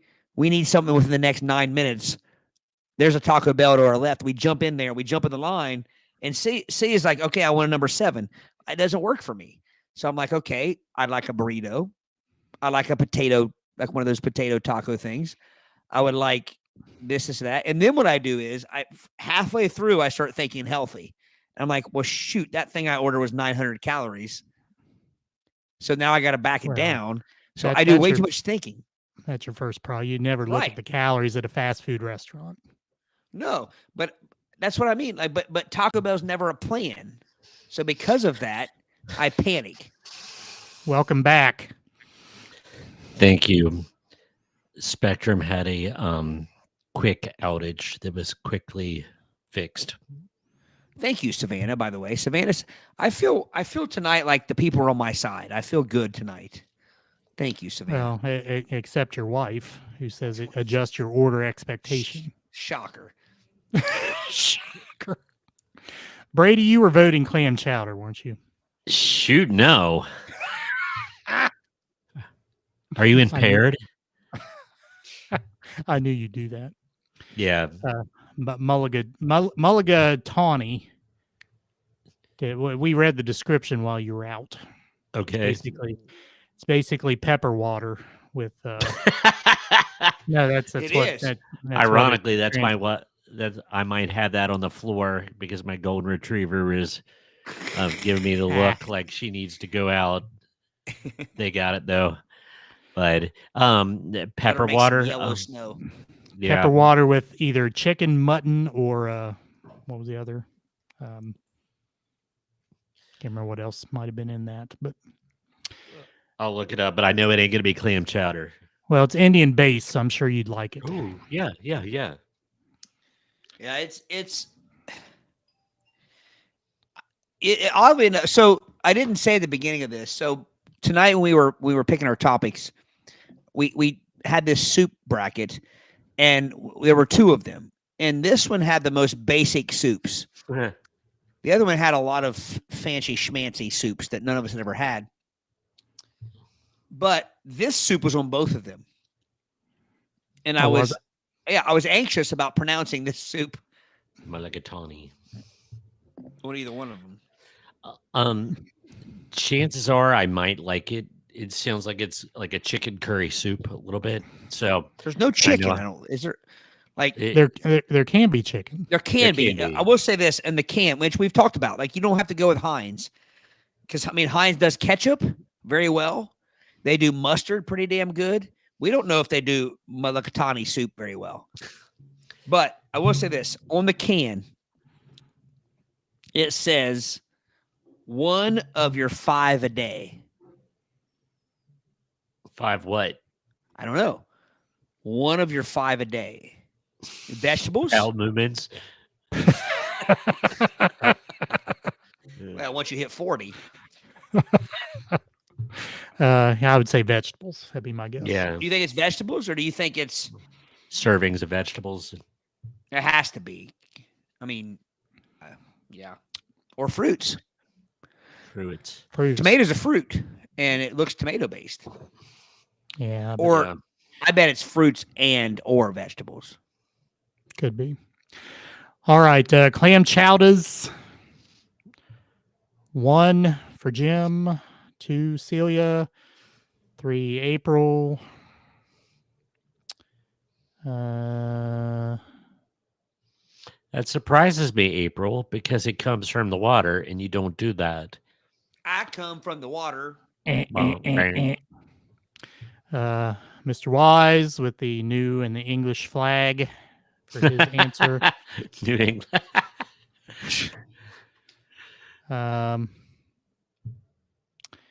Miss Wilson, clam chowder 6. I think clam chowder wins. Yeah. Just by 1 vote, I believe. Yes, April, nothing with clams because you don't do anything from the water or on the water, in the water, to the water, up again the water. Clam chowder win? Clam chowder won. My goodness. As disappointing as that is. Boys and girls, that is the first round. I want to save that.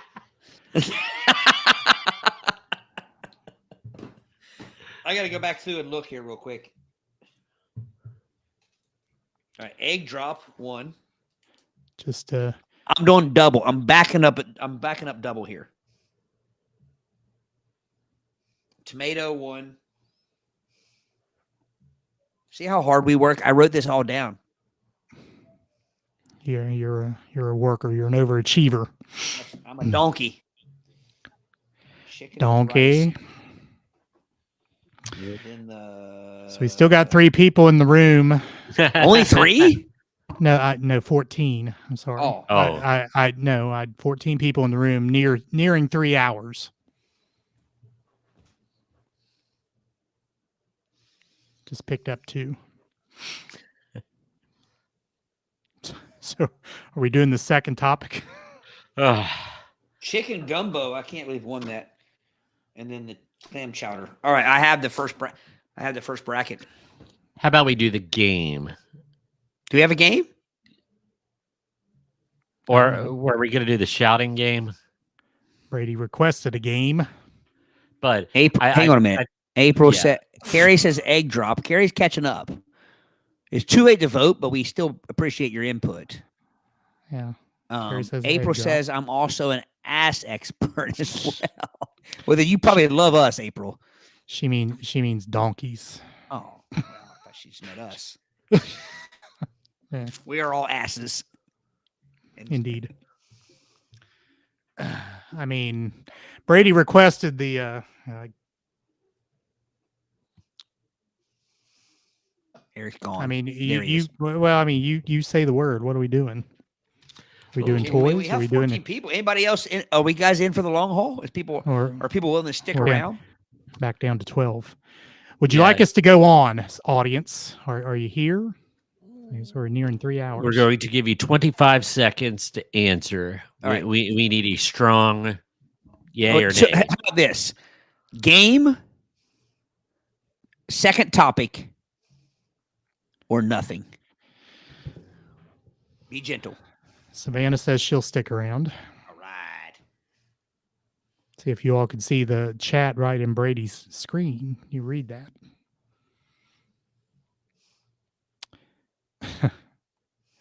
Game. James says game. Game. He just wants to see me get my ass kicked. This Probably was the nautical. fun one, Todd. It's probably not, but it'll be all nautical questions. Mr. Wise says yes from the Central Time Central Zone. Time Zone. It looks like game. Looks like game. Is game winning? Game. Okay. Well, Savannah actually said game and second topic, so she wants to have like a 6-hour show. Yes. We're not that hairy. We're like, we're like Sting. We go all night. Was it tantric? Yeah. Should we let the audience pick the game then? Oh no. Does anyone have I any? don't think they can handle that. No, I think we should do the one I suggested because the audience, I think, will. It's one of those ones that they could kind of like help adjudicate and chime in on. I got my scepter. I have Break. my battery. Banana Hands has his juice box. See, when you have Now- small hands, even the suckers look big. Now That's why I've been measuring the snow of the last 2 days. well, but I mean, I don't remember exactly which game you want.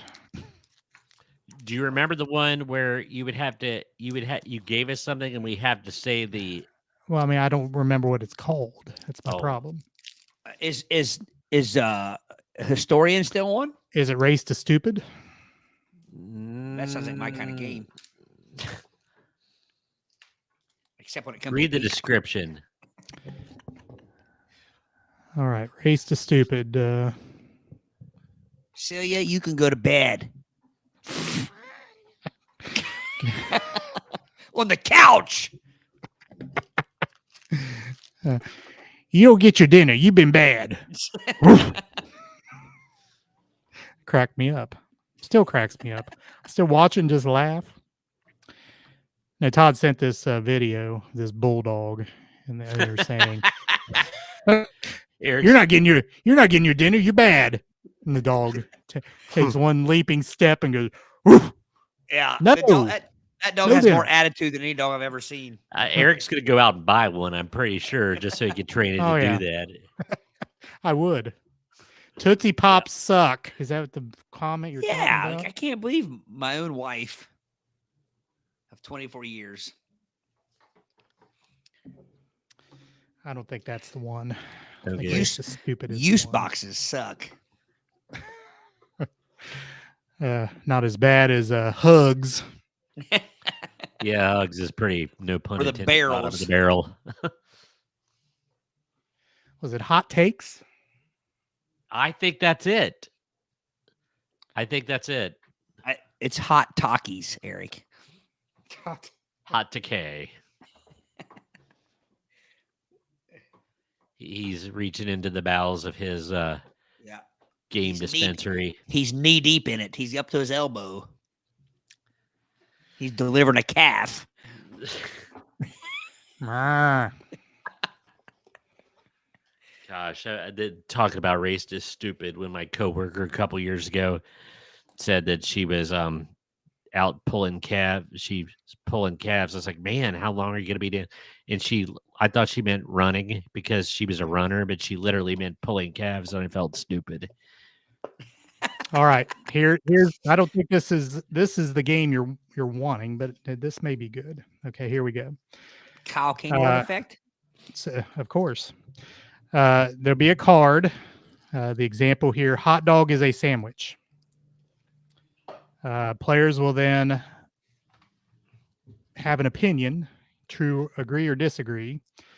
Then you will get 30 seconds to present your argument, and then we pick the best argument. That's not the one I was looking for, but that sounds okay. That's why I prefaced with not the one Yes. you were talking about. Prefaced it. Prefaced. I got one for Christmas that I have downstairs, which I thought sounded pretty good, but I'm not going to go downstairs and get it. Next All right. Christmas. Next Christmas. Or Next Christmas. or Christmas in July. Here we go. It's not a Christmas game. It's a game I got for Christmas. All right. We got the Tootsie Pops and the juice boxes and the whatever. So we're ready to go.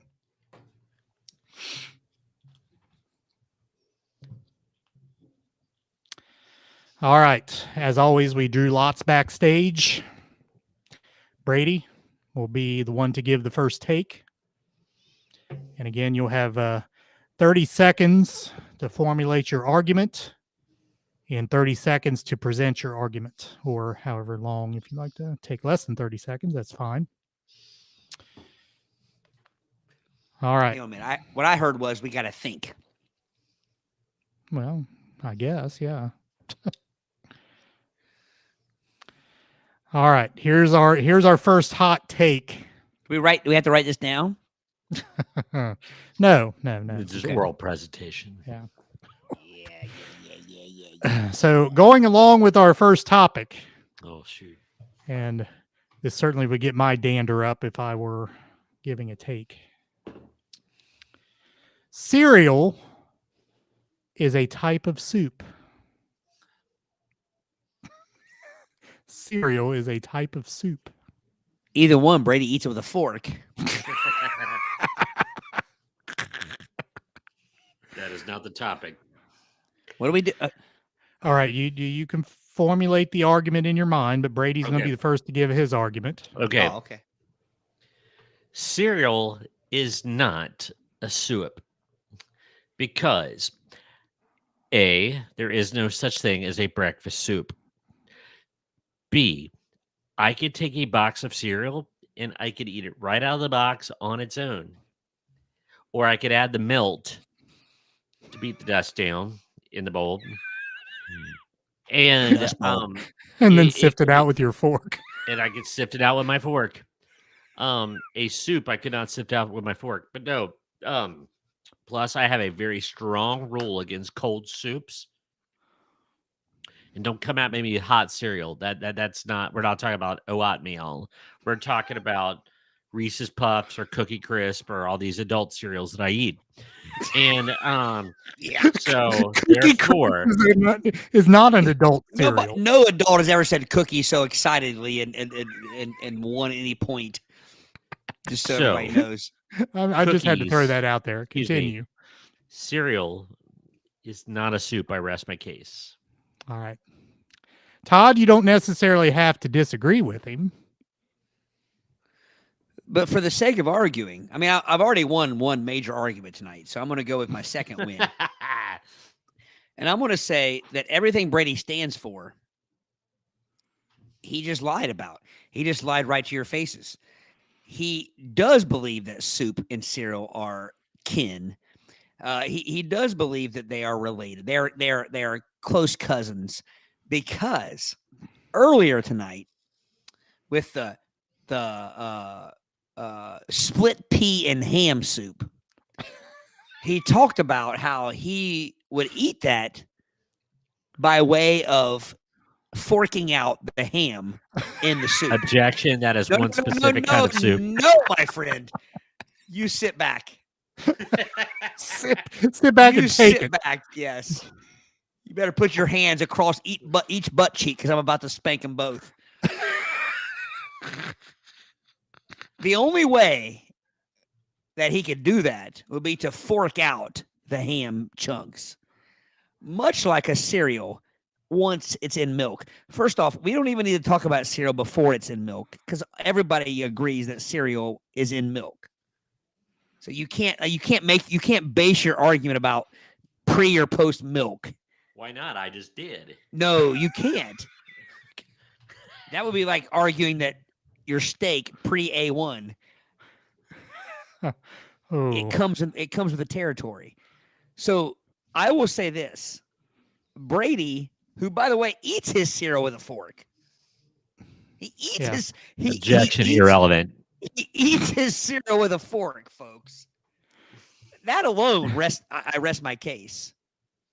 I would say that Brady damn well says that cereal is a soup. I rest my Okay. case. All right. So Brady agrees. Todd disagrees. Audience, the 11 people in the room, you've heard the argument. We'll let you decide. Is cereal a soup based upon the arguments presented or not? Gary says cereal is basically gazpacho. What is I don't even know what gazpacho is. I've heard of it. Is it soup? Is that what it is? They're the ones that broke down the door and dragged people out. So Savannah says, I eat shredded wheat with a fork, and John will eat cereal with a fork too. So then there's Savannah saying she agrees with me. Is that what she said? Yes. All right, audience. Now, if you eat grape nuts with a fork, that's something. So Carrie just says no. Which argument are saying no to? That cereal is a soup or not? Thank you, April. What I wanted to know, what I did right there was I attacked the character of Brady rather than his answer. As if We've this been were friends long law. enough. We've been friends long enough. I'm going for the jugular. Now I've to be fair, I've heard of people eating cereal with water, and not milk. Not milk.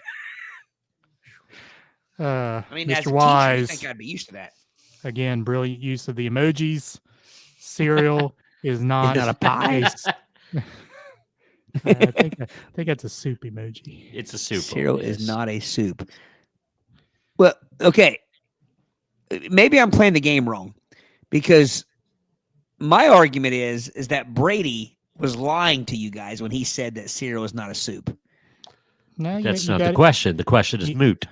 You got to argue the take. Cereal is a type of soup. You were disagreeing that cereal is soup, or you were agreeing that cereal is soup, and he was disagreeing. Not the way he consumes said cereal, but is it a soup or not? Oh, but okay. So no points are for honesty anymore. What kind of country we live in? I mean, it's January 6th for goodness sake. Mr. Heron says Todd makes a good argument, but his vote's for Brady. Then I win, James. Then I win. Nay. I drink your milkshake. I agree, Gary. I see. I was saying that while Brady says it's not the same, he treats them as the same. Well, you're judging the best argument. I mean, they both could have agreed with the statement. Do you agree with the take or not? I guess Todd was saying that he did agree with the take. Todd is saying he said that cereal is a soup. I said cereal is not a soup.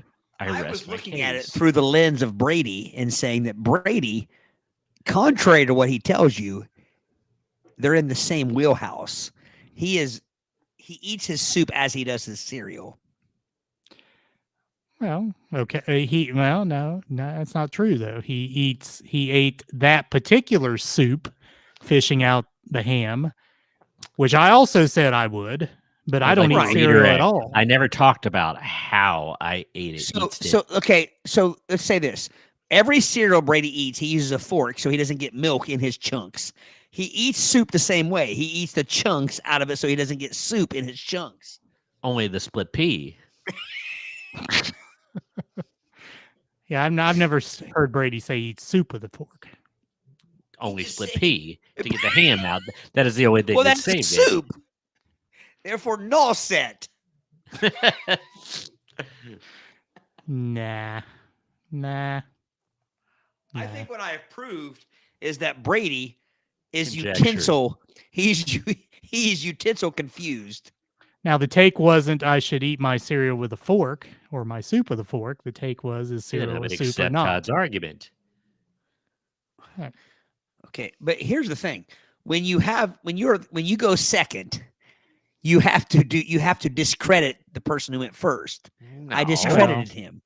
Well, you can discredit him by saying no, cereal isn't a soup, but his reason's wrong as to why it's not a soup. If the take This was is the reason it's roller not a soup. coaster, if Well, roller first off- coasters are better than the beach, Todd's argument would be I smell like oatmeal. Well, okay, so So he attacked me without answering the question. No. So my point is this.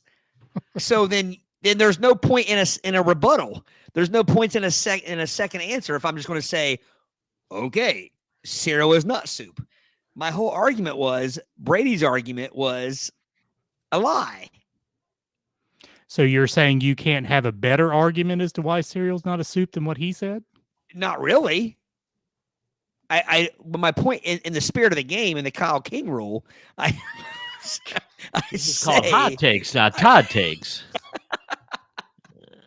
I mean, this game wouldn't be fun if the first person that answers is always right. It might not be. Go to the next one. I shall show you. So are we conceding to Brady there? Is that what we're doing? No, we're not. Well, Carrie said that I'm right. And Jim tends to skew my way. Well, but see, on the next take, you get to go first. So it evens out. Cereal is the fork as thick when it's the soup. But here's the thing, guys. Those of you that are siding with Brady, you just listened to an absolute lie. He eats cereal with a fork, which means he doesn't want the wetness. That. So therefore, why does he eat soup if he doesn't want the dampness? No, I don't want the split pea. And again, the question is not whether he likes soup or not. It's is soup a cereal a soup? If you eat both of them with the same apparatus, they are the same. Which is not part of the take.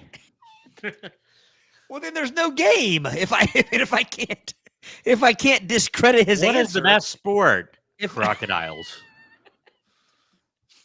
Oh, well, here we go. Miss If Wilson. I can't come back and say alligators are by far the superior sport. Okay, Miss Wilson says I vote Brady because of his first point. You don't eat dry soup. You can't eat dry cereal.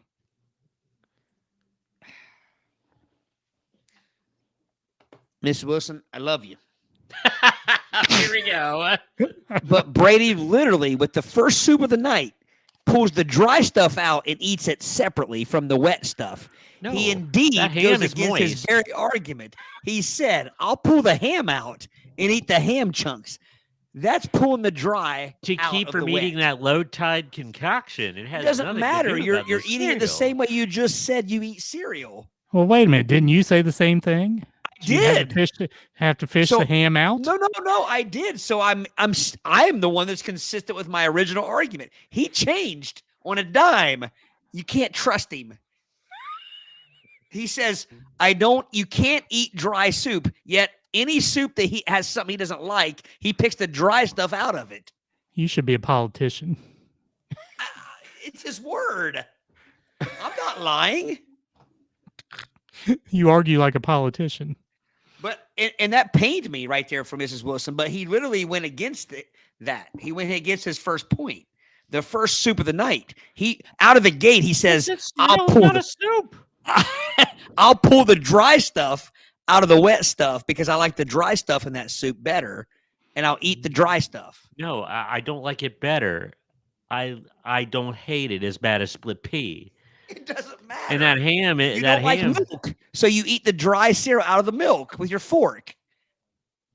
Well, yeah, because what else is going to be the dust down? So here's my whole argument. If Brady eats soup the exact way he eats cereal, then how is his argument legit that it's not the same? Because I Because don't Brady eat chicken doesn't- noodle soup or vegetable soup that way. It's only if I'm made to eat split pea. Which he would never eat on his own. No. I get what he's saying. Yeah, But my argument stands. Okay, No. it can stand. But me and the audience voted against you, so it's 1-0. Hey, you've been wrong once tonight. What's 2 times? Ah, Oh, wow. Thank you, Carrie. I do have a good point. It's called the correct point. not a good enough point for her to vote for you, but Oh, a she good voted point. for me. All right, Todd, you get the first take on this. I'm sure I'll get screwed again. Maybe.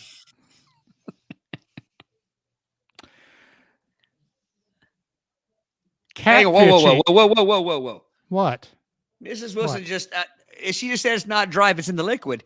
He literally pulls the cereal that was in the liquid out of the liquid and eats it.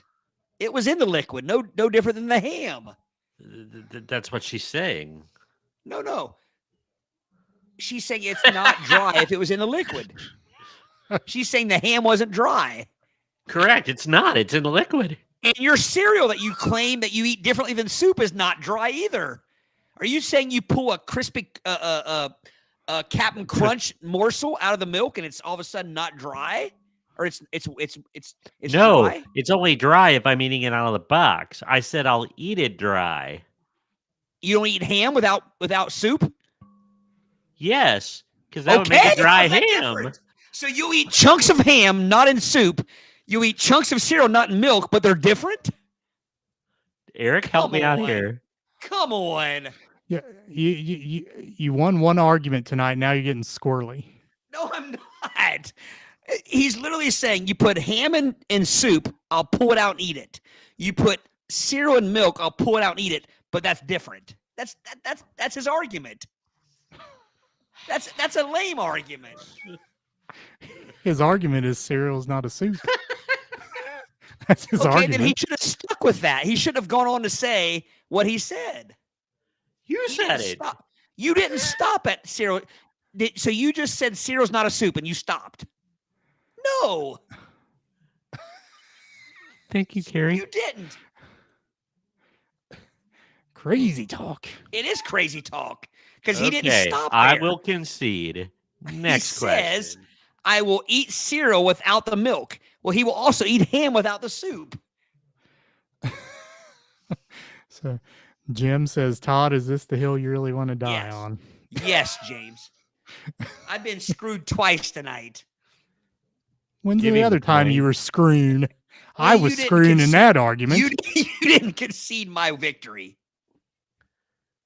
Did we move on? We did. Okay. In my head, I've won 2 arguments tonight. I'm going to bed on my pillow that I've won 2 arguments. If Brady had not said, I will eat cereal without milk, then his argument would stand. But at that point, he concedes. Okay. Do you eat corn without soup? What? Do you eat corn without soup? Did you say corn? Yeah. Do you eat corn outside of soup? Yes. So then when you said my argument is I eat cereal without milk, you're telling me that's your argument. No, I'm saying I can't eat. Give him the point, Eric. We'll go on. No. I'm sorry. It was my job to just say Brady was right and not argue. I mean, what's the game? What was I supposed to say? Brady was right. Your argument is heard. There you go. Heard. Brady gets the point. Next question. Catfishing someone should be punishable by law. Todd, your take is first. No. There's my take. I'm stopping at that. Okay. So you're automatically probably going to lose because Brady will probably give a reason. My reason didn't help, so I'm saying no. It should not be. It should not be. So if you were on a debate team, you would just say yes or no, and that be it. There's no. The debate team didn't help me with the last question, so I'm saying no. Well, sometimes the debate team loses. Sometimes it I was wins. never on the debate team. I wasn't smart enough. We didn't have one. That's true. Oh, I think we had one at one time.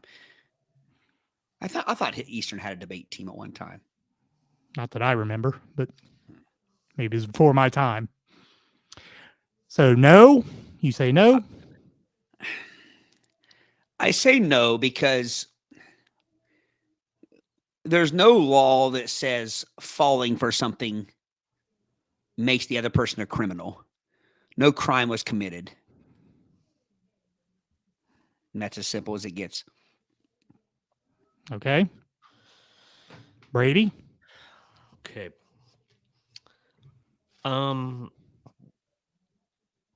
This is complicated. So you're right. People do fall for scams like catfishing scams, and you have to be careful. I guess the one thing that would make it against the law is going to be an arbitrary line. So if like I was online and representing myself as a FBI agent that lives in Washington D.C. and they find out I'm not, yeah, no deal. After like corresponding with me, Actually, it's usually the other way around, but yeah. go ahead. So good point. But the moment that someone buys, purchases, or I enrich myself off that line, off that lie, it becomes fraud. So if I say that I'm a hot 21-year-old uh woman that is an Instagram model and put up a picture and I put a PayPal on and I'm receiving money for this fake picture, I will say that that is against the law. But, just chit chatting and saying that I'm a multi-million selling author and no funds change hands, I do not think that is against the law.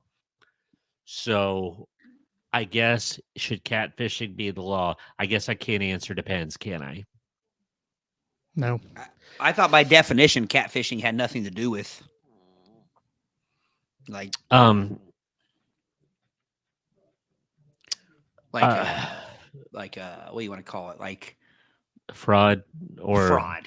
yeah. I thought it was all like non-official fraud. Yeah. It's no different than if I say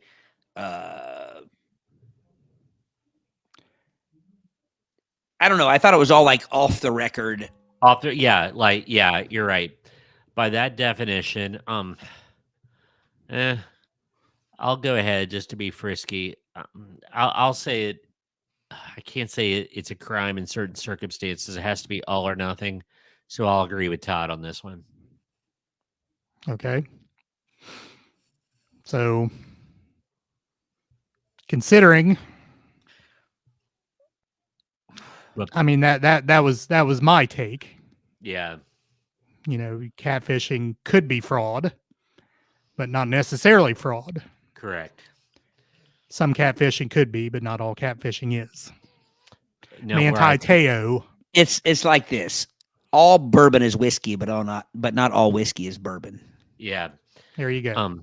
Good point, Eric. Manti Te'o was made to feel foolish, but I don't think any money. I think it was an emotional thing. But now if I yeah, the truth. I think I am getting fraud and catfishing, which is why I am going with Todd on this one. I think he made the better argument. Well, but my whole point stands as then it's not a game if you're just like, hey, I agree with the first person.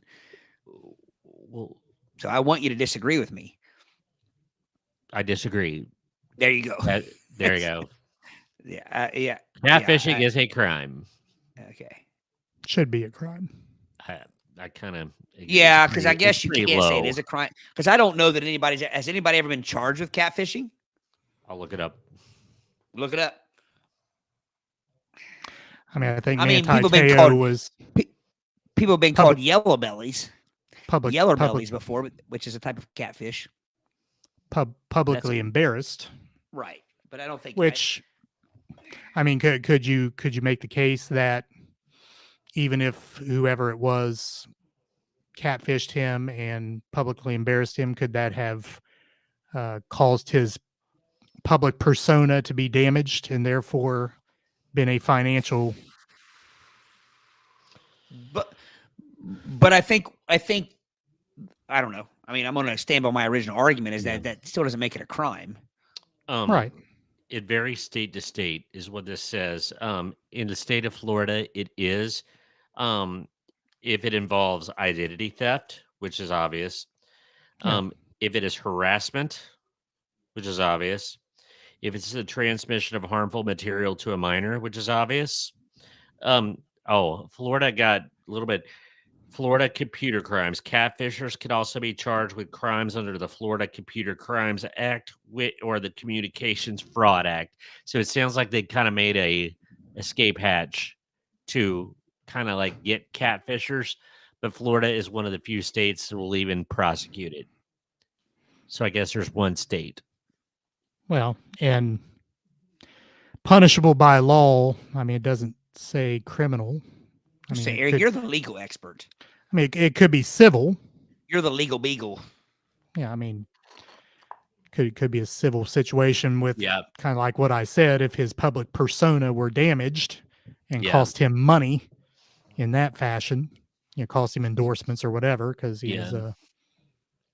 an idiot, or some Yeah. people saw him as an idiot. So I don't know. People see me as an idiot every day, man. I've never sued anybody.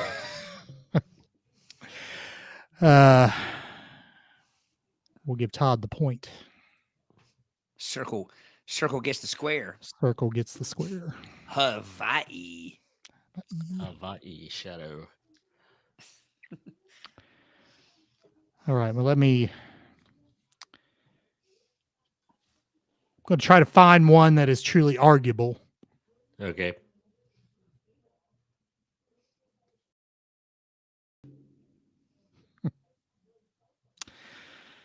All right. Using paper straws is pointless if you're still drinking from a plastic cup. Brady, your take is first. Paper straws are horrid anyway. But here we go. If you're arguing the paper straw, you should not be drinking from a plastic cup. So I am saying that it is pointless if you're drinking from that plastic cup. Absolutely. Because the whole thing about the paper straws is to reduce the amount of plastics in petroleum-based products. And so if you're drinking from a plastic cup, the straw then kind of nullifies it. So. Okay. Todd? So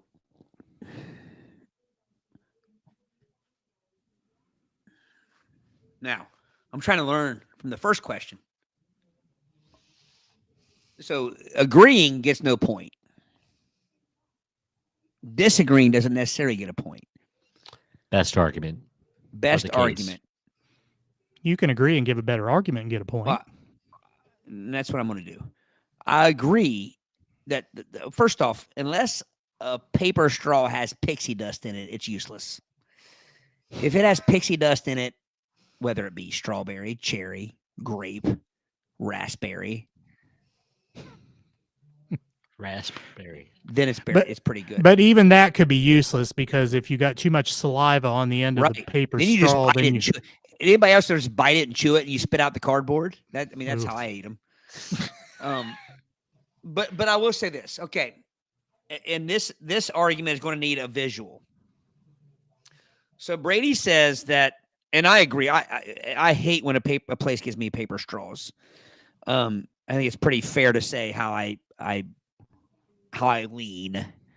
But I will say this, plain devil's advocate. I'm a turtle. There's my mouth. Turtle. Your moot. A paper cup or a plastic cup. Gulp. That's bad, right? Yeah. But I can wiggle my way out of it. A straw, a plastic straw. I'm a turtle or any sea creature that has a mouth bigger than a straw circumference. I swallow that plastic straw. That plastic straw is now my gullet. It gets down into my spleen area. Into your gizzard and your I crop. can't digest that plastic straw. I die. I might be a penguin. I might be a sea fowl. I might be a turtle. I might be a small fish. Whatever it is, my mouth is probably big enough to swallow the cylindrical plastic straw as opposed to a plastic cup that I can just shake off my face.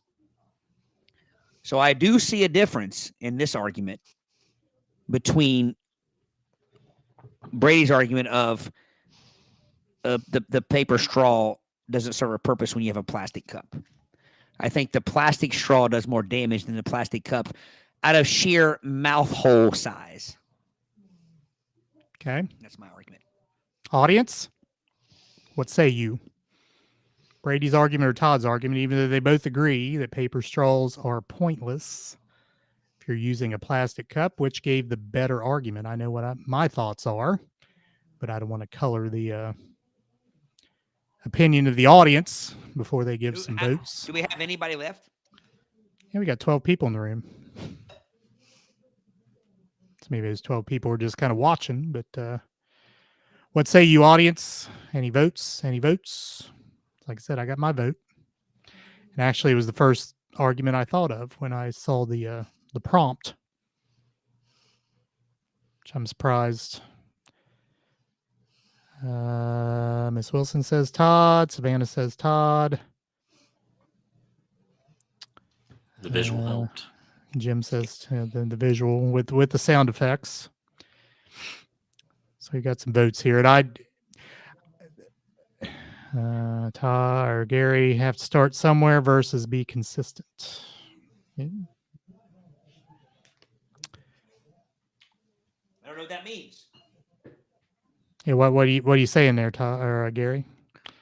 Gary says bird plus bee. What is that? Birds and the bees?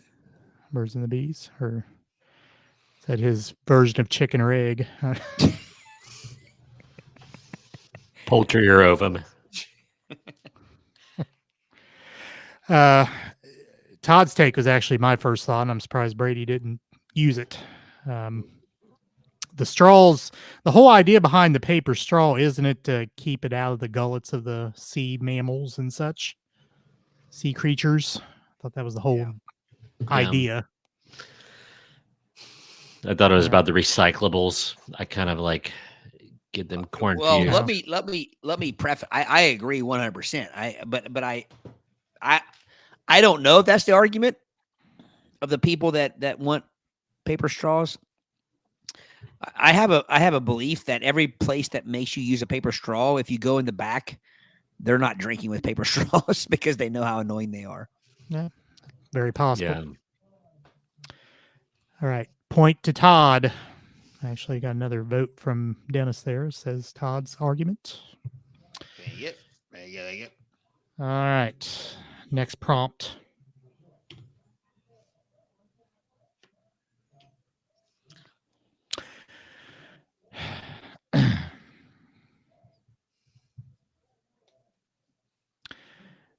Early birds are more productive than night owls.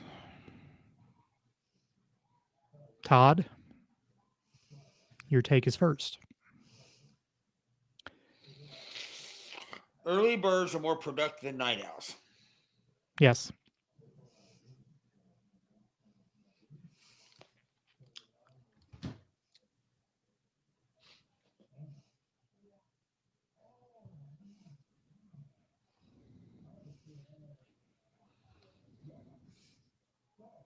I disagree. I don't remember the study, but I think there's a study out there that says that night owls are your Elon Musk's, your who else, your who's the Amazon guy, Jerry Bezos. your Bezos. I think I've read before that they are night owls. I'm not asking you to believe that for my argument. I believe that night owls I think there's a connection between people maybe consider someone who is someone that goes to bed early gets up early. Now, I will say this. I think studies show that people who get up early are more successful. But success is something hard to measure because there are plenty of people that work a second shift job or a third shift job. But I'm just talking. We're just going to get down to the whole brass tacks. People that get up earlier, I'm saying, are more successful. So I'm going to tie that to. You might say, well, if you get up earlier, that means you go to bed earlier. But I don't think so. I think what it means is that people that are able to get by with less sleep are more successful. And I say this, and I'm going to say this non-politically. It's widely known that President Trump, sleeps like 4 hours a night. And say what you want about the man. He's 78 years old, whatever he is. He works circles around most of us. And again, it's widely known that he sleeps about 4 hours a night. He goes to bed late. He gets up early. And I've heard countless examples of that. So I think it's more not a matter of when you go to bed and when you go to sleep, as a matter of, are you able to function successfully with less sleep? Medically, I know they say 7-8 hours of sleep is what you need, but also that is very much depends on the person. And I think it's just a matter of fact that people who are most successful are able to be that without as much sleep as what the experts say you should have. That's my take. Okay, so your bottom line take is doesn't matter, or night owls can be more productive, or early birds can be more productive? Well, my take is that night owls are more productive only because when you think of people that get less sleep, you typically think of night owls. You don't think of someone going to bed at 8 o'clock and getting up at 1 o'clock. You know what I mean? You typically think of someone that stays up 12, 1, 2 o'clock, and they get up at 7 o'clock, whatever it is, and get their day started. That's kind of my take. Okay, so your take is that you disagree with early birds are more productive than night owls. That's the bottom line. Right. Okay. Brady?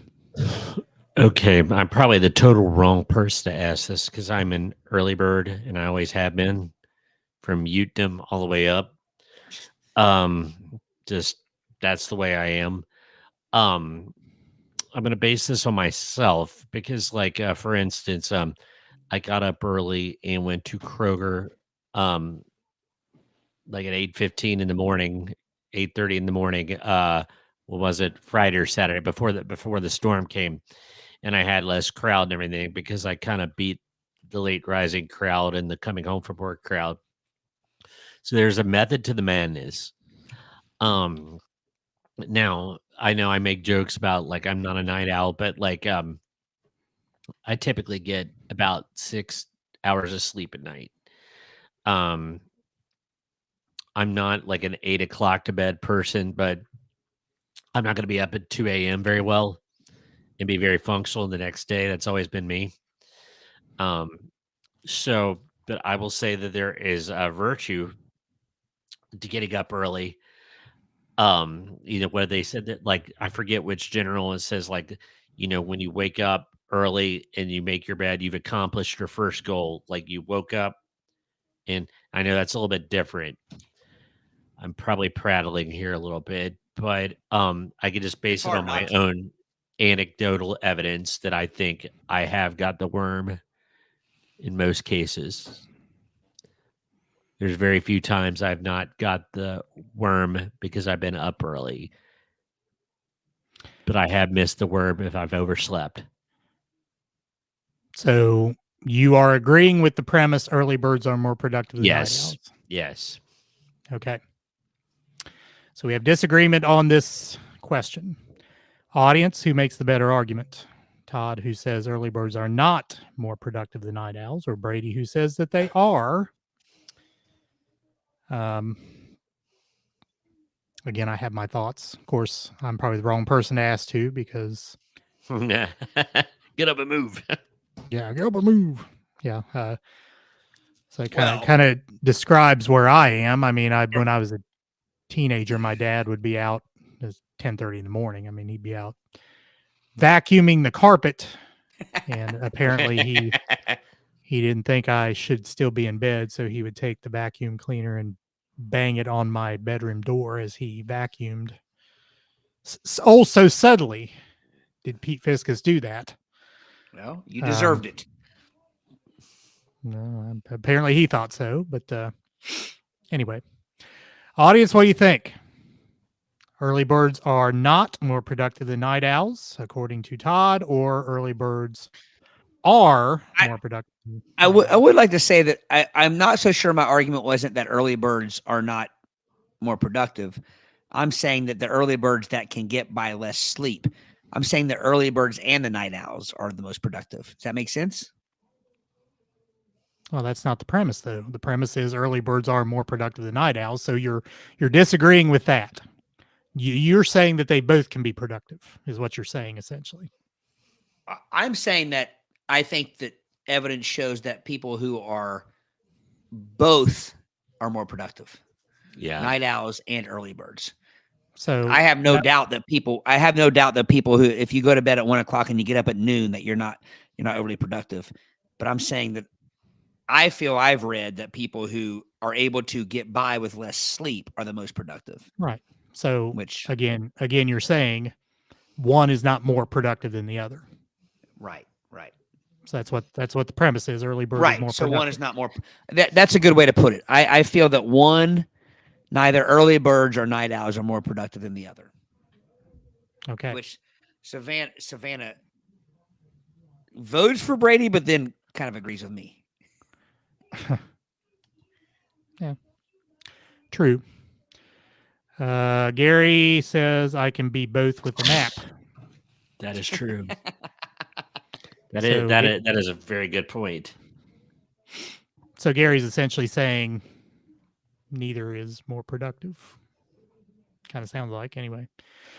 Dennis says Todd, but the older I get, the more I agree with Brady. Yeah, well, I mean, is it an age thing? Is it you probably go to bed earlier too, though, Dennis? Well, I was going to say, and is it one of those things where the very people I talk about were already successful by the time they were our age, or Dennis's age, or my age? Of course, I think Dennis. I've known Dennis a long time. We've worked together a long time. If Dennis were not moving for a period of 30 seconds, he would be asleep. Hey, we'd be on a bus going somewhere, and at 30 seconds he's out. But I mean, he could outwork most people if he's moving. But if he stops moving, it's like, okay, that's it. I'm done. Mr. Wise chimes in. He says he's a night owl. I say this as I've been editing video for the past 2 hours while being very productive with emojis, but I think Brady made a better argument. Okay. Jim also says Brady. But I will say about Brady's argument, I know what he's talking about. I don't know which channel it was talking about making beds. I think making beds is just poppycock myself. The only reason I would even mess with a blanket on a bed is because my wife will tortilla up in a blanket and steal them all, and I have to pull them back across so I can have some when I get back in bed. But I don't generally make beds per se. You're just going to unmake them. Well, that's right. Exactly. That's why it's a useless exercise. Yeah, okay, maybe you accomplish some goal of the day, but why do you accomplish a goal just to be accomplishing that, which is useless? If I'm going to accomplish goals, I want them to be useful goals. Right. That's just me, though. I'm not a general. All right, so it looks like the votes are for Brady. Circle gets the square. Yeah. So we're at 2s. We call this the one for all the marbles. We're in the Bairn. Yeah, We're in the Bairn. This is for all the marbles with the beef. All the barely. marbles. All right, so we gotta find a good and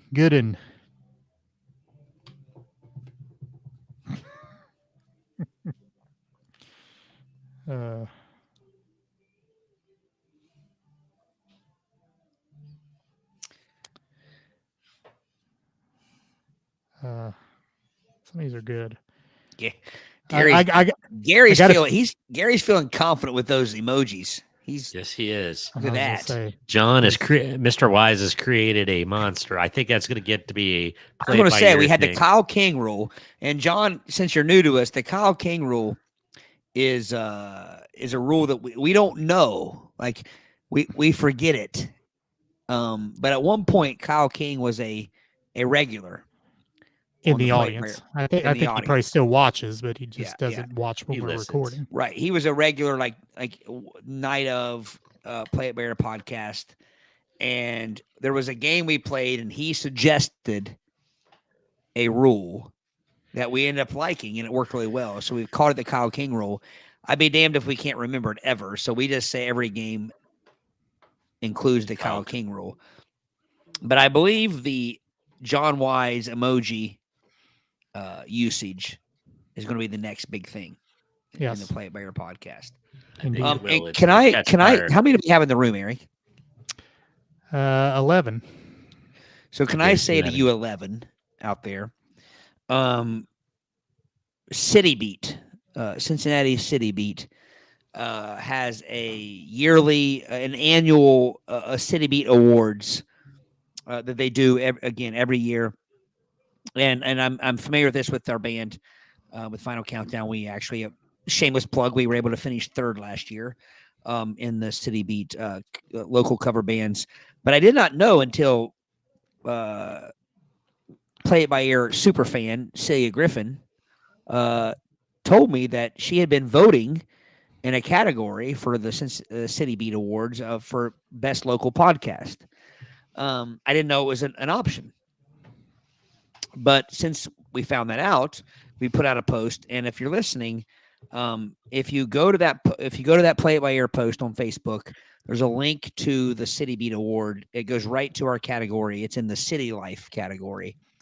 If you vote for, we're not on the list yet, but there's a write-in box, and if you write in Play It by Ear, that's what I've been writing in. Capital P, capital I on it, capital B on by, capital E on ear. If you get enough write-in votes, you will eventually be on that list.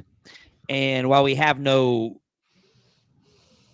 grand deal, what do you want to call it? We have no thought that we'll be, in the top few this year. If you get us at least if you get us on the list, then next year when they do it, we'll already be on the list, so people don't have to punch us in on the write-in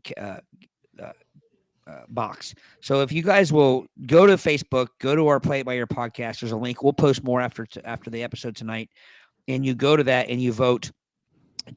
Write in Play It by Ear. Eventually, once you get enough write-in votes, you'll be on that list, and we would love that. So we didn't even know it was a thing.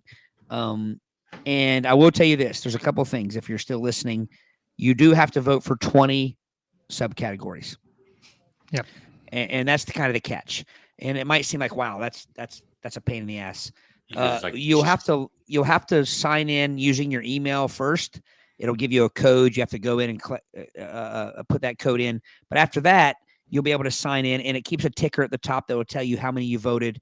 If you vote 20 each time, it'll count your vote, and you can vote each day. So all we're kind of wanting to do is get on the list, get on the list where you don't have to write us in. So the next year we can really make a push, I think, for the best local podcast. So again, Play It by Ear, put it in the write-in box. Make sure you vote 20 times. You can vote each day, but each day you have to vote for 20 subcategories. And I tell you from experience, it literally takes 3 minutes. You go in, you vote, and you might find that there's some other things that you want to vote for as well. But the Play It by Ear is what we want you to put in the write-in box so we can get in the list, and then we can make some hay next year in the City Beat Awards. It's a long-term goal, possibly. Right.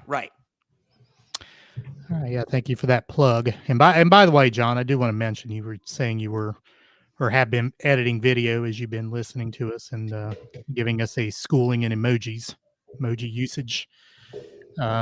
Your videos are very well produced. I didn't know if you did that yourself or someone else did that, but they're amazing.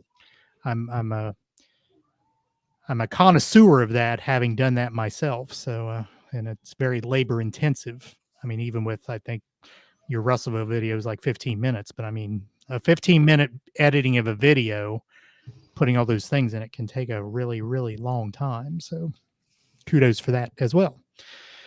But yeah, check him out. The Travel with a Wise Guy vodcast, video blog. I don't know what you call it, John, but YouTube channel. YouTube channel. There you go. I think one of the coolest things is we have a bunch of good old hicks from Brown County we're trying our best to what do you want to call it? Break the mold, Entertain, and I think that I think that the cool thing is that when you see that stuff, and it's probably why I was guilty of never seeing Play It By Ear in there. I didn't know there was a local podcast category until Celia told me. So, I mean, again, I was focused on the Vinyl Countdown side of it. But to me, like when I go in and vote, I'll be honest with you, in the night and I think it's called Music and Nightlife, I always vote for Indian Springs Winery. I always vote for Sons of Toil. I vote for the places that are local to us because, again, it's pretty cool that you see those local names in these categories. So, and John, maybe I know you don't live in Cincinnati anymore, but maybe there's something there as well, because I kind of look at it as like, if you see people's names on that list, then that's more traffic you're going to get to your whatever it is, your socials, your pages, your output that you're wanting to do. So I did want to take a minute to, and I get it, guys. It's a pain in the ass. It's a pain in the ass to vote 20 times.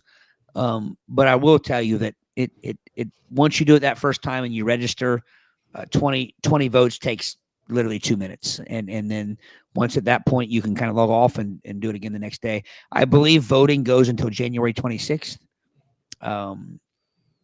And again, personal experience says if you get write-ins, I don't know how many it takes. There's no magic number, but I know last year we asked people to write in our votes for Vinyl Countdown. In a couple of weeks, we eventually saw our name on the list. And at that point, you can just, if you happen to see Play It By Ear on there, you no longer have to write us in. You can then just click on the multiple choice dot and vote that way. So, and I will tell you this also, I never, the podcast I saw on there, I've never heard of, but it's made me want to look at them and check them out. So that's kind of the whole point of all this. So it's not a matter of winning or losing. It's a matter of getting in the game. Yep. Celia also says she's been voting Sons of Toil for best trivia night. All about the host, I'm sure. There you go, Eric. And I'm sure, Eric, you probably didn't know there was a best trivia. I did not. Yeah, I mean, we have a little bit of we're behind the 8 ball a little bit out here, I think. Yeah. Would you agree? But yeah. we're putting out stuff that I think is worthwhile. Same with Sons of Toil trivia. Of course, vote Vinyl Countdown Cincinnati for best local band. Right. She also says, well, I was gonna say we finished third to the Naked Karate Girls and Deviate. So to us, that's like, those are the 2 biggest bands in the city. So it's like, it's helped us. I was today days old when I figured out that was Deviate. I had to say it as the Dan Varner. Yeah. How about that? Under the City of Life section, Brown County is a category about a weekend trip. So there's a lot of things to vote on. There's almost 5 things right there of your 20. All right. Yeah. Thanks for that plug. Look that up. Look up on our post. The link is there. All right. In the Barn. Everybody's in the Barn to get out of the Fair Barn and win the game. Here's the hot take. It's fair to ask the genie for infinite wishes. So if you're in such a case that where you find a genie, it's fair to ask the genie for as many wishes as you want. So here's the thing. You always hear the story about this genie was there, gave me 3 wishes. Or you're like I Dream of Genie and you find the bottle on the beach and the genie comes out of the bottle and you get infinite wishes. Like the genie lives in your house and gives you wishes. So And the eventually whole you- idea is if you get 3 wishes, you use your last wish for infinite wishes, or could one be of your that. 3 wishes. Could be that idea. Could be that idea. I didn't read it that way, but yeah, that could be it. One of your 3 wishes is my 3rd wish is I want infinite wishes.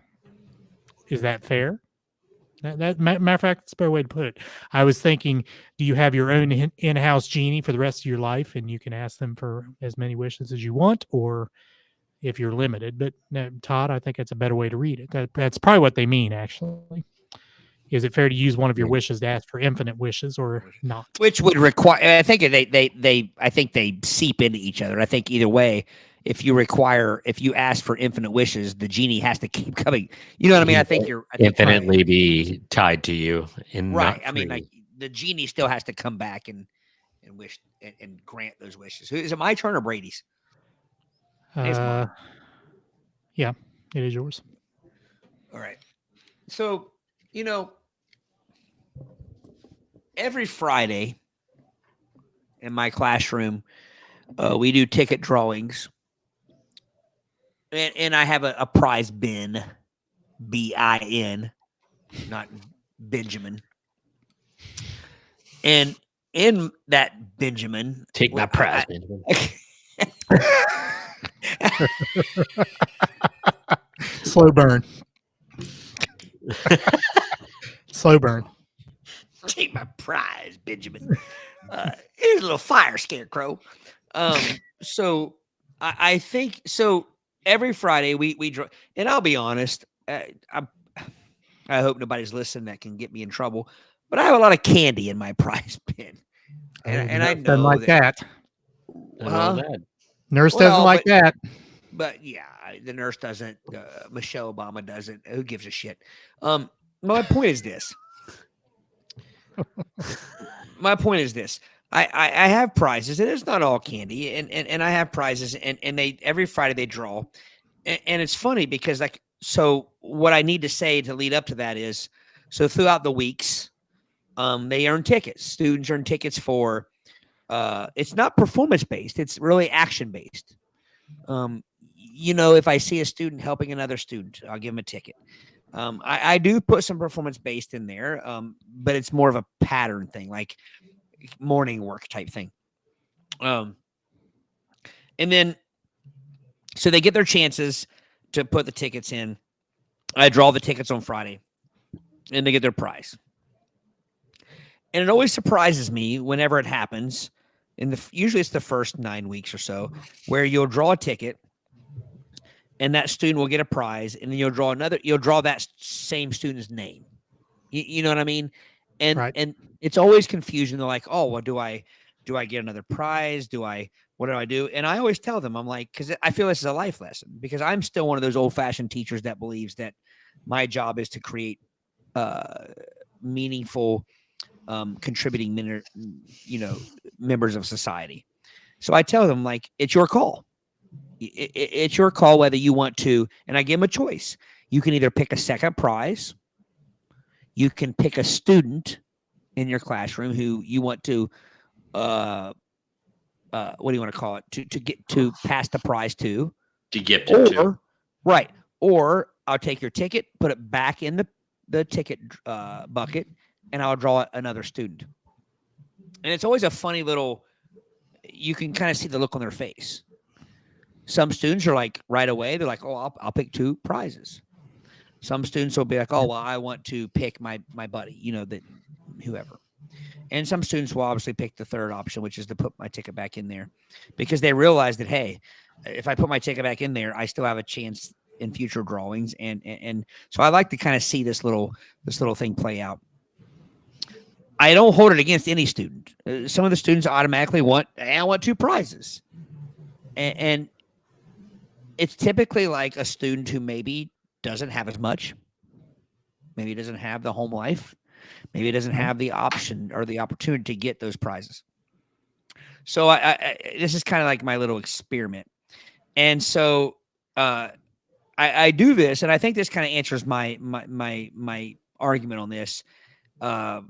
Repeat the original question. I got off tangent here because I got emotional. I got to be honest. I got emotional thinking about what I've seen as with this option in my classroom. But to circle it back to answer your question, will you repeat that one more time? It's fair to ask the genie for infinite wishes. Okay. So that I kind of look at this as I'm asking the genie for infinite wishes.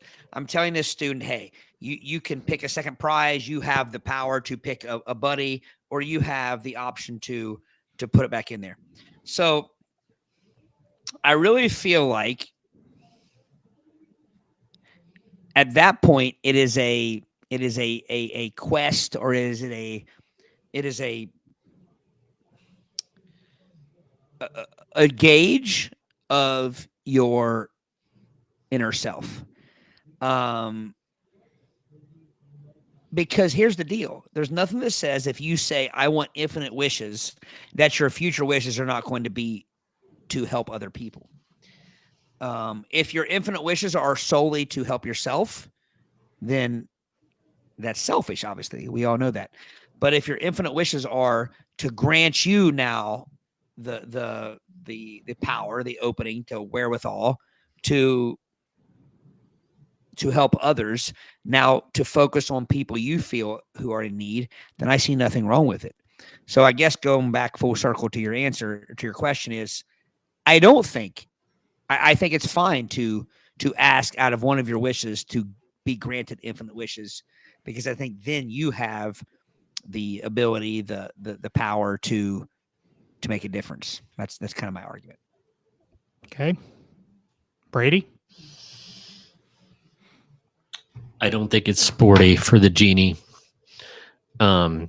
because he has to come from wherever geniedom he is. I know it's not the letter of the law, but it's kind of implied it's not very sporty. And I'm gonna go based on common law. And common law is every genie movie except for I Dream of Jeannie, which is a TV show, has always been you can't ask for infinite wishes without bad crap happens. In fact, I think it's supposed to, according to Arab legend, the Gajin. No, wrong language. Sorry, forget what they were called. But anyway, each wish sucks away at your soul negatively. So I'm going to say no. You can't ask for infinite wishes. It's not sporty.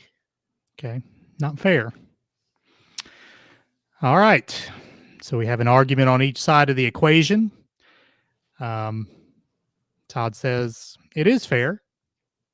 I think, just giving my 2 cents, I think Todd makes an assumption that people may be of good character, because certainly a person could ask for infinite wishes and be of bad character and enrich themselves. But I appreciate your glass half full mentality. I tend to, as much as I am a naysayer and I joke, I tend to follow the Anne Frank viewpoint of people are generally good. Yeah. Mm-hmm. Fair. And Brady says no, not sporting, and quotes some Arab tales, bylaws. I don't know what you call them, but legends. And I believe I've heard that before as well, that sometimes if you ask for something like infinite wishes or go out over your skis, so to speak, sometimes you ask for things that you feel are beneficial to you, but the old what's the butterfly adage, the flapping of your wings causes things to happen outside of you, and sometimes Butterfly effect. Yeah, butterfly effect, right. Sometimes those things are a negative overall, even though you thought that they would be a positive when you said that. But so two arguments there.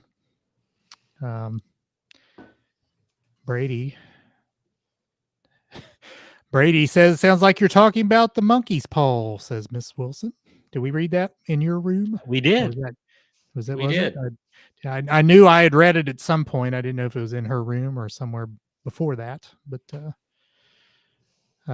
Dennis says you better have tremendous willpower, and control over your emotions if you ask for infinite I would like to wishes. say, sorry, Eric, go ahead.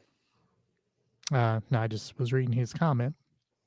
I would like to say from real life experiment. I don't know. That's not the wrong word.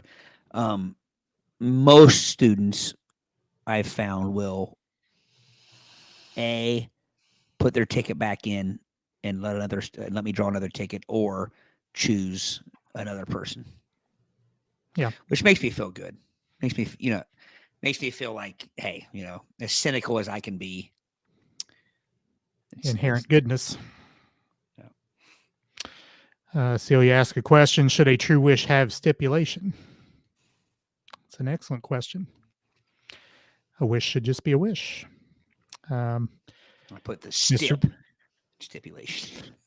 Mr. Wise says both are thoughtful. I lean toward Brady's. Okay, do we have other votes as to where people fall on that argument? And Brady's right. Just generally in the stories, the wishes are limited, except for the I Dream of Jeannie example. Of course, he ended up marrying the genie. And there was some question as if he married her, if she would lose her powers. But Her pairs. She ended up not losing her powers. Fairbairn. All right, other votes. We have 11 people in the room. Anybody? I guess Savannah also voted for Brady. She says Brady, but Todd's view is similar to mine in the world. So Savannah sees the inherent goodness in people. I think I do as well. Anybody else have a vote? Dennis made a comment. Dennis, do you have a vote? Celia, do you have a vote? You both commented. Could have a tie, which means I'd have the tiebreaker. Jim says, Brady, you can't have infinite wishes. You would not appreciate them. That's so Jim votes for Brady. They stop becoming wishes and become demands. Fair. I just made that up. It needs that needs to be sold at some kind of craft store with a ribbon around it. Oh, I'm sure. Be on some T-shirt a baked glass. Yeah. It'll be on some T-shirt in a boutique. Like I broke Wahoo's leg. Well, in my argument to that would be if I drew the same student every week, eventually they would get tired of being on the good side, and they would say, "Okay, hey, I can get two prizes for me." I mean, I'll take 2 Snickers, please. Yeah. 2 votes for Todd. Celia votes for Todd, as well as Dennis voting for Todd. All right. So I think Savannah says definitely a catch-22 because she says philosophically you don't know if your wish is taking from someone else. Take, for instance, you wish for a new car the next day. Someone you love passes away and leaves you their car. Yeah. Gosh, Savannah. Yeah. Yeah. That'd be an evil genie. True that. But Brady does have 3 votes and Todd has 2. Although I'm with everybody else. Both arguments are very good. I'd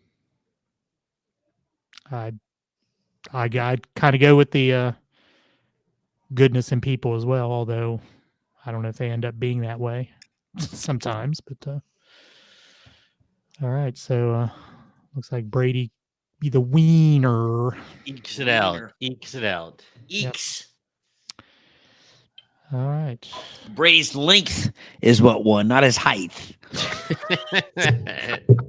Right. Or his depth, as we all know. No. Yeah, Red. As depth pertains to the side of the pool at Lake Winoka. The concrete. Oh, my. All right. Well, that's a good snow day special. Yeah, it was a marathon. You probably our shan't see another like this. 4 hours, 10 minutes, 7, 8, 9, 10 seconds. That's amazing. It is amazing. How many are we Amazing in that- with? We're still at 11. Wow. Gary. My glutes Gary, are asleep. don't stir the pot, Gary. Don't churn the butter, Gary. Yeah. Right. Come on now. All right. It's too late All right, in the so, middle of the night to turn the butter. All right. They're in bed. Because they're early birds. Right. Yeah. You know they don't get enough sleep. Okay. Well, we appreciate everyone sticking around. Mr. Wise, we certainly appreciate you stepping in here and being in our audience. Hopefully you're not a stranger. I know you lead a busy life. As well as everybody else, we thought we would have a pretty good group here tonight. Everyone's kind of stuck in the house. So hopefully Cheer we for were you at able- NCAAs when those Shockers There we go. are in the competing for the national title. There we go. All right. So like and watch, follow us on the outlets on the top of the screen here, Facebook, X, and Instagrams. That's our socials. Listen and watch on YouTube, Spotify, Apple Podcasts, Twitch, Twitch. Rumble, and iHeartRadio and the We- iHeartRadio app. Here's the funny thing. You know, everybody's out there listening. Like, these old guys have no idea what half these things are. Right. I have no idea what Rumble is. Rumble's YouTube variation. I'm familiar with YouTube. I'm familiar with Spotify. Other than that, Dennis says, "Am I still awake?" Or no, he says, "And I'm still." and awake. I'm still awake. Yeah. See, you're going to get a lot accomplished tomorrow, Dennis. Now you got here late. You may have been napping before you got here. I'm wondering. John. All right. Here's. I want to say this about John. We should cross paths somehow. Like, we should team up with one of John's. Oh, I don't know how it can be done. But I don't know how our brand of talk. tomfoolery ties into his serious look at history, but Right. Maybe if you do, hey John, just a suggestion. Maybe if you do I know you typically do like small towns, which I've watched several. I'm not what is the term, like first time caller, long time listener type thing? Is that how it used to go? Yeah. But John, maybe we could cross paths. Maybe we could cross streams, Ghostbuster style, and we could like do something together. Like maybe do a Brown County in general thing. It would be fun to do. And then I know Gary, we intend to do another live show. Yep. I will say this at the 4 hour 13:13 mark. Guys, if you didn't know this, we did a live episode. When was it, Eric? 2022? 22. And I'm gonna be honest, we were blown away. I mean, we had like 80 people, which doesn't sound like a lot, but for 80 people to come out, for 80 people to come out and chime in, we had a lot of fun. We played some games. We did a live podcast episode, and we've been itching to do it again. And I know Gary has been very, very welcoming and offered to use his spot, so to speak. And so we definitely intend to do that this year. And Savannah, I obviously I know June you 5th, definitely 2022. Yes, I know that you definitely would remember that date. But it was a great night for the podcast, and so maybe John, Gary, we can all get together and figure out something really cool to do. And as fun as this is on Facebook, it was even better live. I mean, to have people, yelling out stuff and chiming in. Am I the asshole? Live was a lot of fun. Butto the cat was a lot of fun. We'll get another cake and we'll do it all again here soon. So that's what I've got to say about that. Yeah, and we're coming quickly up on 200, so maybe that's where we do this. Yeah. What are we on? 182? This is 182. So 182. We're getting close. Yeah. All righty. Anything else to go to the order? Anybody? I know nothing about good or order. All right. Very good. Well, join us next week sometime for episode 183. Take us out, somebody.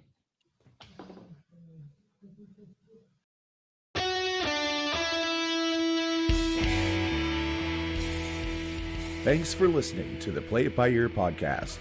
You can follow us on Facebook, Twitter at Play It By Ear Pod 2, and our website at anchor.fm/Play It By Ear podcast. Thanks again, and join us next time as we play it by ear.